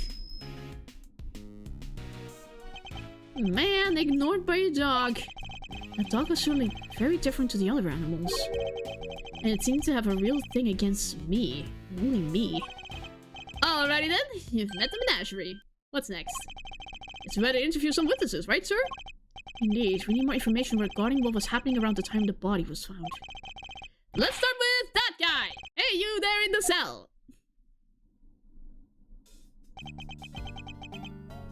Hello? Ignored again. Hello, we were wondering if you might be able to tell us anything about this morning's incident. He's not telling you anything! He's the reason you're the reason you ended up here. Is anyone else a little afraid of this guy? What a big talker, huh? It's Rob, man. I'm on your side here. Let's start with a handshake, huh? Maybe a hug to break the ice? Seconds out. What's that supposed to mean? Hey, I get it, man. Not everyone's the hugging type. I'm cool with that.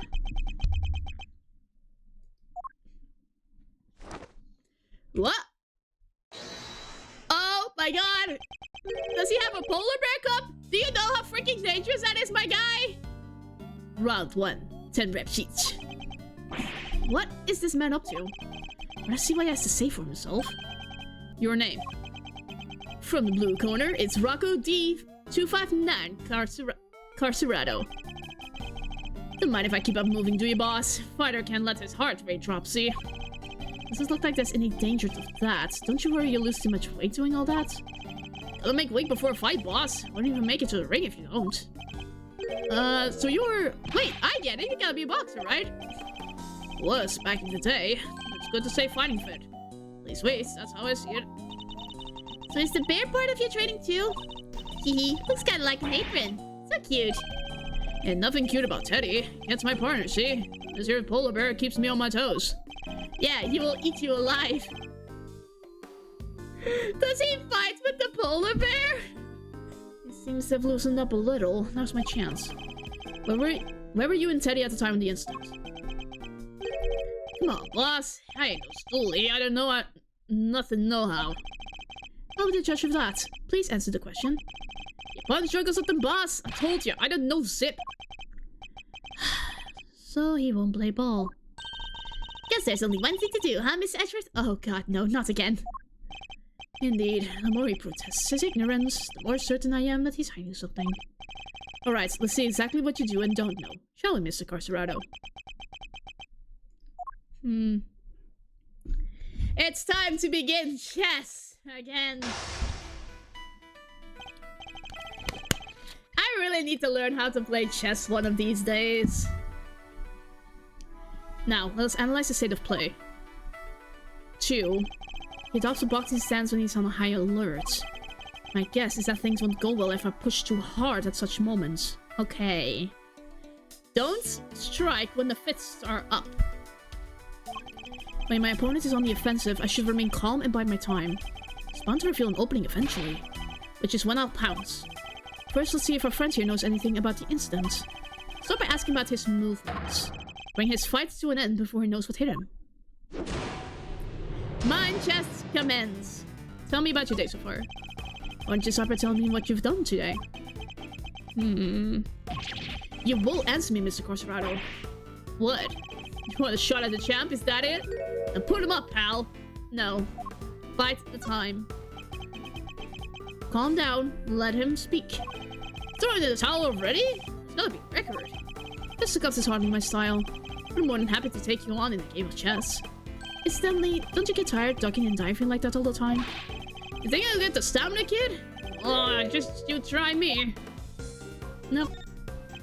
He's asking for a fight. I ain't tired. Not today, not ever. Especially not today. It was really easy this morning. Gave me some quiet cell time. Hardly broke a sweat. Really? You look pretty sweaty to me. Give me a break, will ya? I'm done talking, okay? I'm tired. Yeah, real tired. I thought you took it easy, though. Ha-ha! You looked exhausted! It was the perfect time to strike! Okay. I sound like a maniac when I got something.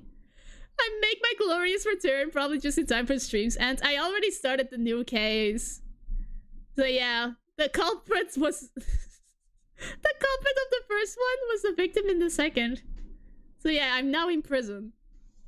You may have kept your boxing skills sharp, Mr. Carcerado. I'm afraid you're lying. It's quite a bit of work. Tired? Really? I hardly think that's possible. Especially not after you just told me about your quiet cell time this morning. Haha! Man, his defenses shadow quickly. Oof. Better be careful here, Teddy. When this guy lands, he lands. Uh-oh. He can just drop the cuffs.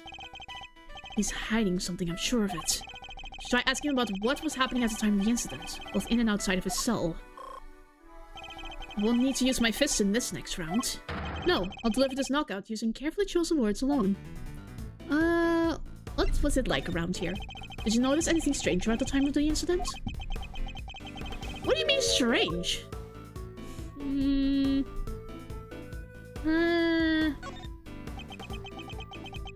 I see, but if the victim in this case is the culprit in the last case, and the victim in the last case is the alive, then we'll have chosen the guilty. Hey, get the heck out of the ring if you're not gonna fight. Ugh, I need to attack more if I am to win. No! He tends to adopt a boxing stance when he's ready for a fight. Yeah, I know. What were you doing? I didn't see an opening. Do you remember what you were doing at the time of the incident? I was, catching some Z's. We both was. The incident happened only a short while ago. You seem wide awake, all things considered. He has his hands up. Yeah. Nope. Calmly, patiently. Fighter's gonna be able to get up quick when he's down. But he needs his beauty sleeps too, build muscle. Is that so? And I apologize for waking you. I have read that rest is an important part of any boxing training's regime. Yeah, don't say. So Mr. Prosecutor's savvy when it comes to the fight game, huh? Who knew? How do you know? Oh my god! Interesting. How do you know I'm a prosecutor? I don't remember telling you. You've been eavesdropping, haven't you? You've been listening to every word we said out here in the corridor. Which means you weren't asleep. And that you are lying again. You're good, kid. Call me clean with that one. Alright, I admit it. I wasn't catching those Z's. But what? A guy can work out in a cell no more without lawyers getting involved? Or is a man taking care of himself a crime now? The fact that we now know that he was awakened is an important development. It could all prove to be a useful clue. Ah. So, what was it like around here?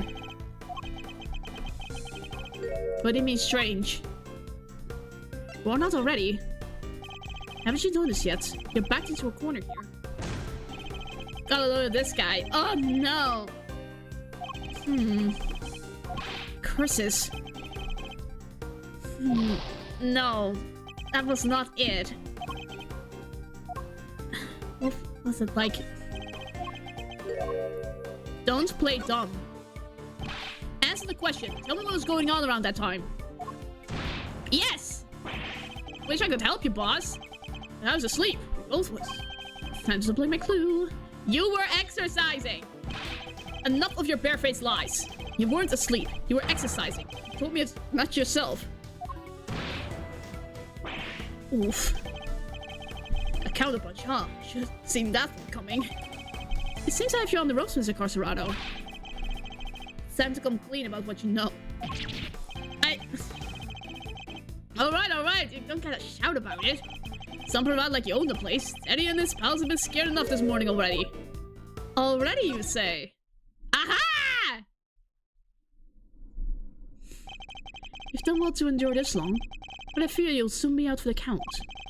Say the animals have been scared enough already, which implies something happened here earlier. Well, what was it, Mr. Carcerado? Ha-ha! Ah! Quit it, will ya? I'm getting shell-lacked here. Fun. Somebody yelled, okay? Real loud, real scared. The little guy's scared too. Yeah, level up, Mr. Big Shot Lawyer. Let me see you do the same thing in the ring. Checkmate. Gotcha.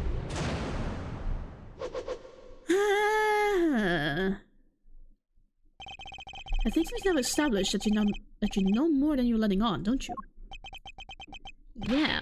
Fine, I'll talk. You did, Mr. Edgeworth? Let's not get carried away, Kay. Our work here has only just begun. Oh yeah, this guy is here. Hey, can we call a timeout here for a sec, guys? Something super big I need to say. It's just, well, it's like fate brought us here today after all these years, Edgeworth. And it's a real privilege watching how you work. Eye-opening stuff, in fact. Just thought you should know I'll be telling you know who what you've become. Huh? Who know who? Keen to get the lowdown, huh? Well... That's enough. This has nothing to do with Kay. Whoa! Don't have a cow, man. Why so sensitive? Report whatever you wish to whomever you wish. Just do it on somebody else's time. Whatever you say, boss man. But I think he should know at least. You know, how you've been living your life since you signed on to doing things the Von Karma way. After all, you've disappointed him enough for one lifetime already, am I right? Is he talking about his father? Oh, what's he talking about, Miss Edgeworth? Nothing that need concern you, Kay. Our focus should be on Mr. Carcerado. Now, shall we continue? It's time to hear the truth at last. You won't land a glove on me, kid. Okay. The incident.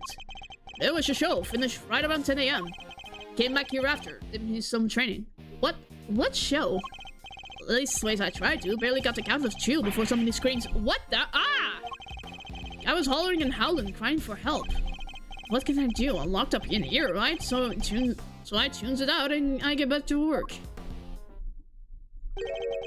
Find it curious that you would pay so little heed to a desperate cry for help. Like I say, boss, what can I do? Besides, this is a joint. Don't nobody thank nobody for getting involved in what ain't none of our their concern. Blah blah blah blah blah. I hear you, brother. Best you could do is rubberneck from in there anyway, am I right? You mentioned training, Mr. Carcerado. I can't help but notice how well equipped your soul is. There's the guy. The fixer, they call him. What's a fixer? Fellow who can get his hands on just about anything you need. For a price. No way. Think he can find me a... Perhaps, Mr. Carcerado, what you ought to ask for is a beginner's guide to give him better testimony. Because I can promise you that you'll be done for in the count of one. Down for the counting one. You! Put me down! Try it, you bum! And what am I? Chopped liver? Ah, Fender. What is a show? What kind of show was it exactly? Depends on the day. They bring him in from outside, see. Singers, dancers, all kinds. Gives us cons a little something to look forward to. Aw, that's so nice from the prison. Nice, that sounds like fun. You went along to see the day show? Sure I did. I missed a chance to get a glimpse of the outside world now, can I? Then it was over.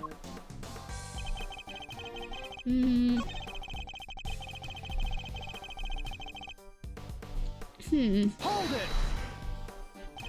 Tell us more about the scream you heard. It was the scream of a guy about to scream his last. I should know. Whoa there, good buddy. There's a time and place, you know. So it's clearly audible. Guy backed into a corner, fighting for his life. Ever hear something like that, boss? Well, I have. And yeah, it was clearly audible.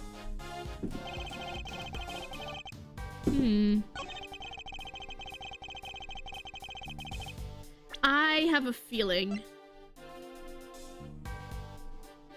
He was stabbed in the throat. How could he have screamed? Objection! Yes! Bang out! Bang out! Are you listening carefully, Mr. Carcerado? Huh? You trying to be cute or something? The victim died from a wound to the throat. Very quickly at that. He had neither the time nor the ability to scream as he claimed he did. Haha! That was a knock in the face. You say you heard the victim's cries, and yet that would have been impossible. This must have been a scream. You said there was. he said there was. Quit looking so smug, will ya? Fine, I admit it, I didn't hear nothing, alright. But the guy in the next cell did. He told me so. The next cell? You mean... Wait! What? Why was the parrot there? Did you see that? Polly was in the freaking cell! Why was the parrot there? Oh no!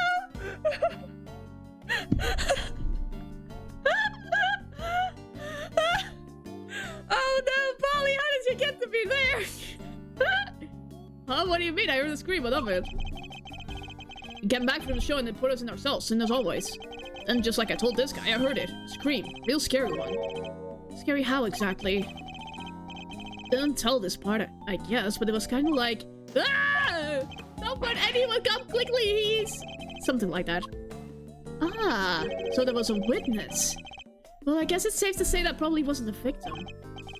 Indeed, someone likely to have been the person who found his body. Ah, that explains it. Mr. Carcerado was telling the truth, more or less. Is that really the case, though? Are there really no problems now with his testimony? Yeah. How could someone else have found the body? Fritz's new problem is reared its head, namely... Why didn't you hear that scream yourself, Mr. Carcerado? Yeah, what gives, pal? How come you didn't hear anything when your neighbor heard it clear as day?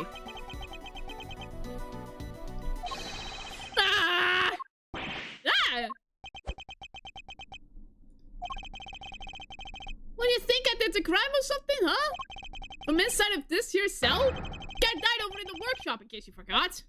How did you know that? Oh, he overheard us, of course. Well, yeah, it does seem a little weird now that you mention it. He's right. None of us could have done it.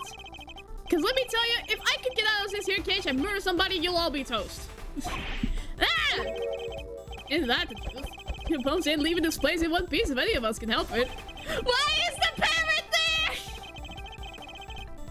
Ah! Do you see him? Do you see him in the left?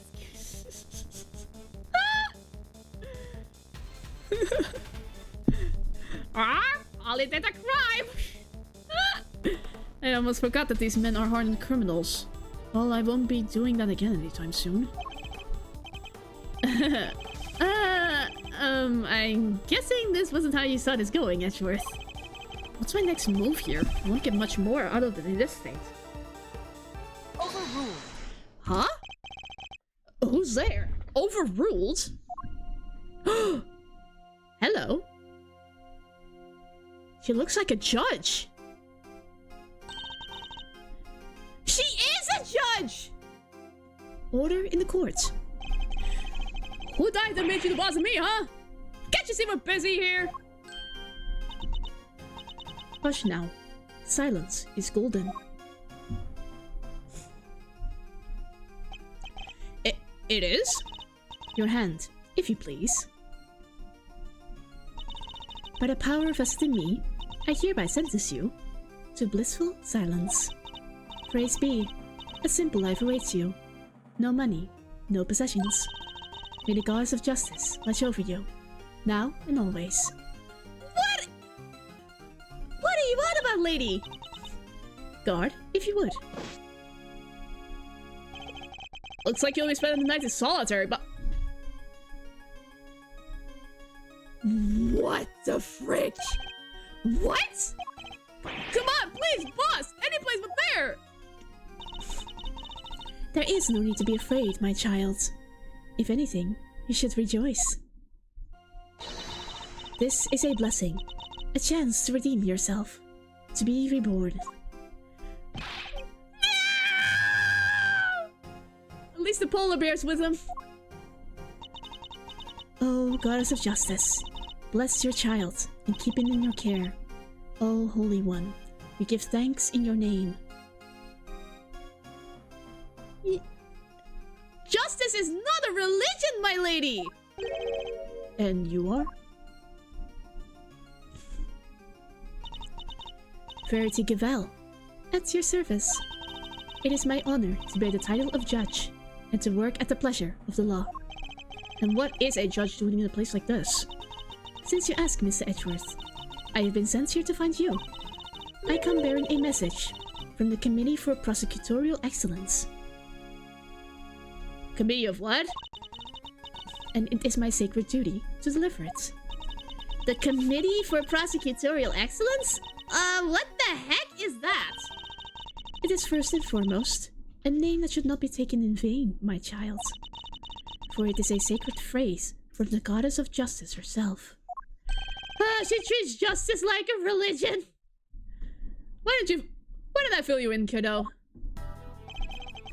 The committee is a panel of 11 people whose job is to keep our beloved prosecutors honest. Oh, so that's what this picture was for. I used this as a background for the overlays, but whoops. Apparently these are very serious people. 1 second. I need to write something down for my dad. 1 sec. Probably should have doing the break, but and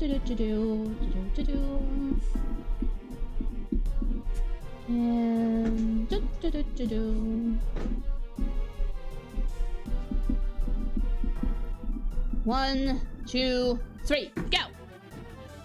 Sorry, it was urgent.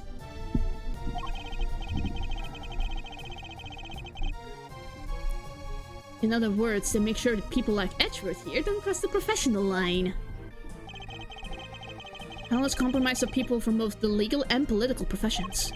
Panel of which you are a member, I assume. I am. Allow me to thank you on the committee's behalf for your service. Thanks for coming to see us like this. Speaking for myself, it's a real honor to meet you.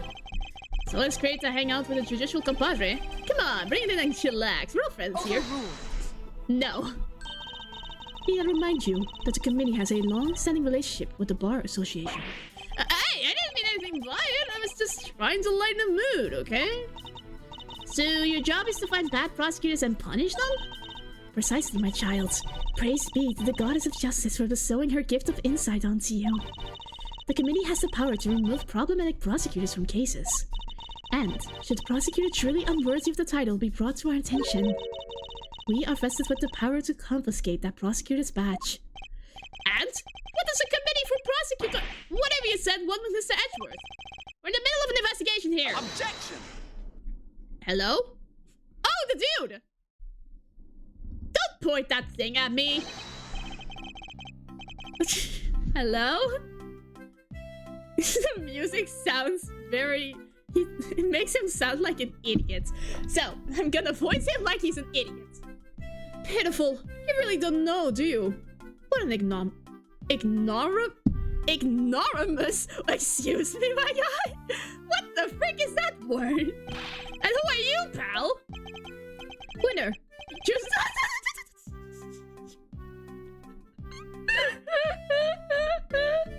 No! Winner. Eustace Winner. Prosecutor extraordinaire. No! This poor kid! No! Though you might know me as just the Winner. A name they call me down at the prosecutor's office. Yeah, sure.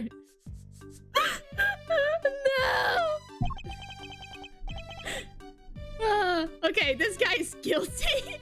I know it, lock him up, throw away the key. With great affection, I might add. I have never heard of you. And how about Detective Flatfoot over there? Nope. Name means nothing to me.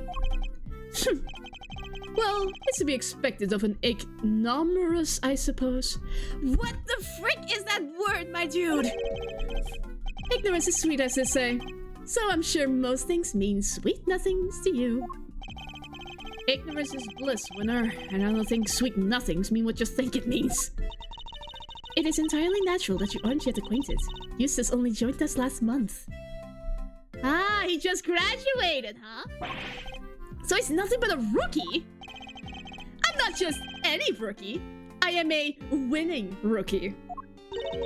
Which he will prove himself to be in due time. Yeah, huh? Yeah, sure. Ignoramus? Ignoramus is a way to call someone dumb while sounding Latin. Oh, he's trying so hard to sound intellectual. Now, let's cut to the chase. I'm here to clean up your mess, Edgeworth. What do you mean? What mess? I fear I know exactly what it means. The committee sending an envoy with a new prosecutor in tow. I suspect I know what you're getting at, Winner. But I'm going to need a few more details. Would you mind explaining, Judge Cavell? Very well. By the power vested in me by the goddess of justice, I hereby declare that in the matter of the incident at the presidential address and the murder of Mr. Bronco Knight, the committee hereby decrees that Prosecutor Edgeworth be relieved of his duties and replaced by Prosecutor Winner. Here ends the verdict. What? What? Mr. Edgeworth adopted the case? Just like that? Judge Cavell, I believe I asked for an explanation. No explanation is required. The guilty verdict is in. The goddess has spoken, and her judgment is final. The literal definition is the Merriam-Webster dictionary is an utterly ignorant person that dunce. What exactly have I done to warrant being taken off the case? Come now, Mr. Edgeworth. Claiming ignorance of your crimes will not serve to lessen your guilt. You were at the presidential plane, violating the principle of extraterritoriality. And while there, you performed an unsanctioned investigation and subjected a visiting foreign leader to questioning. You were one more move away from causing a major international incident. You vastly overstepped the authority of your office. To call it an abuse of power would be no understatement.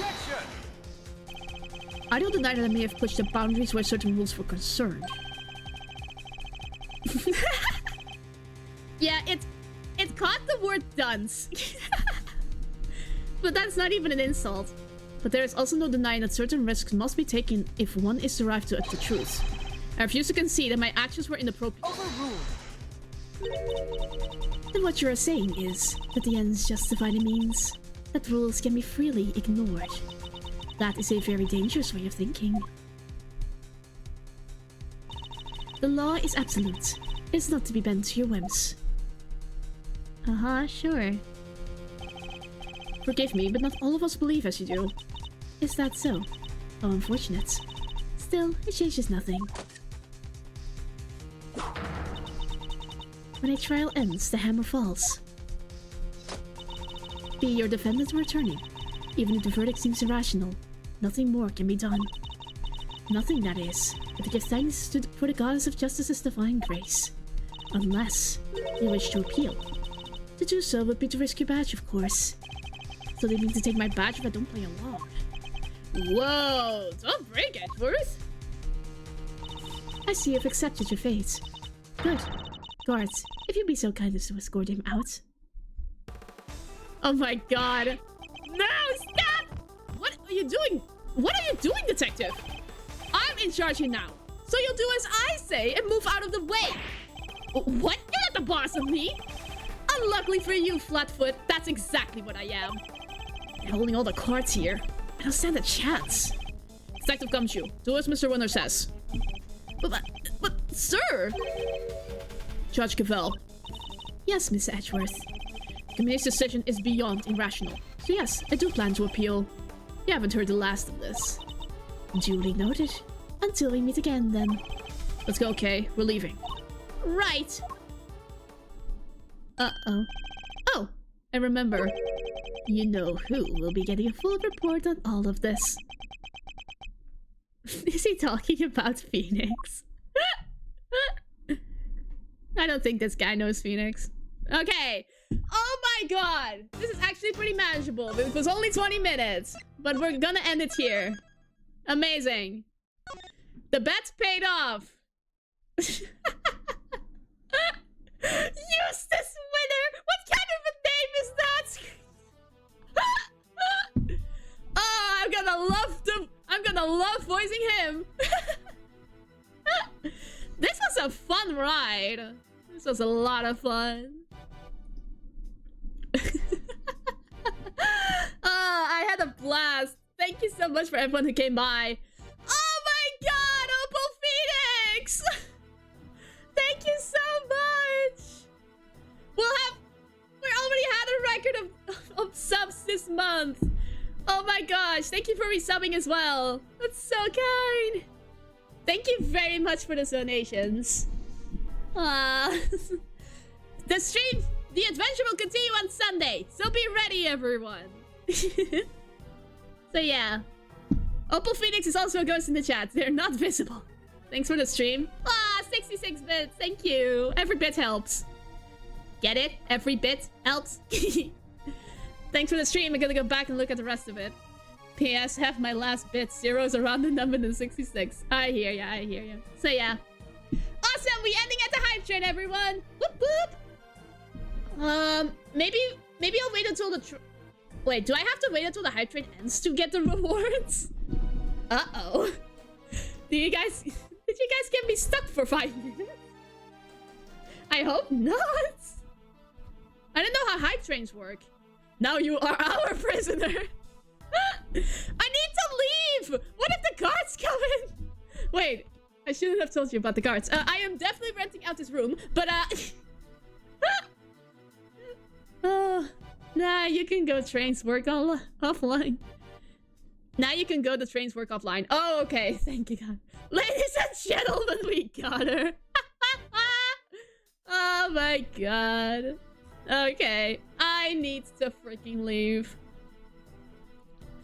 I need something. I have to discuss something with my parents. That's what the letter was for. Okay. Let's rate Iron Mouse. No! Don't you freaking dare!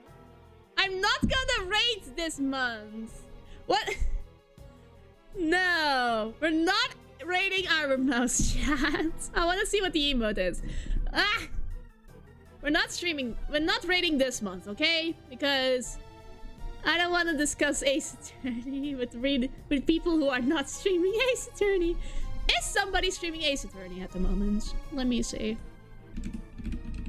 Let me see. Ace Attorney.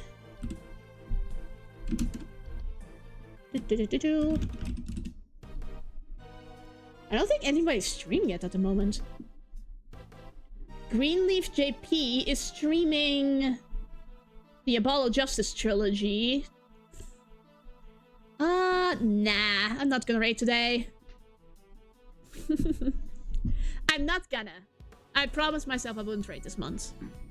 Let's rate Neuro! Only 12,000 viewers! No! I'm not... I am not brave enough! I'm too small! I will be reduced to an hand! The raid won't do anything! I will only be a fleeting name next to Neurosama. I don't think Neurosama will even regard me. I don't know. It doesn't feel right to rate big streamers yet. I need to be bigger. At least 100, guys. At least 100. I have 88 already, surprisingly enough. These Christmas streams is a lot for my popularity. Yay. I need to do more connecting work as well. Need to reach out to people, of course. Come on, 1 more minute. Yeah, it's weird when people try to rate huge names for attention. Yeah. But what if I rated them and just said like I was forced to rate by my chat? I'm so sorry. You can't add like a reason that you rated them. That would be funny if that was the reason. But yeah, no. My cheeks hurt from smiling and talking. Sheesh. I did talk a lot to stream. Voice acting. Sheesh. Okay. 5, 4, 3, 2, 1. Chat made me do it, and then we pull out the bingo card that says you have to get a bingo. Oh my god. What if that was the final one? What if that was the final objective I had to do? And then chat forced me to do it because I needed to get a bingo. That's a weird emote, but whatever. Congrats, chat, for the hype train. Thank you very much. The raid message would then just be bingo. Oh my god, that is glorious. Oh my god. That is the plan. That is the ultimate plan. The raiding a big VTuber will be the final objective and everyone will scream bingo when we raid. That is awesome. That is the goal. Okay, I need to leave now. Thank you very much for watching, everyone. I will see you on Sunday. Peace.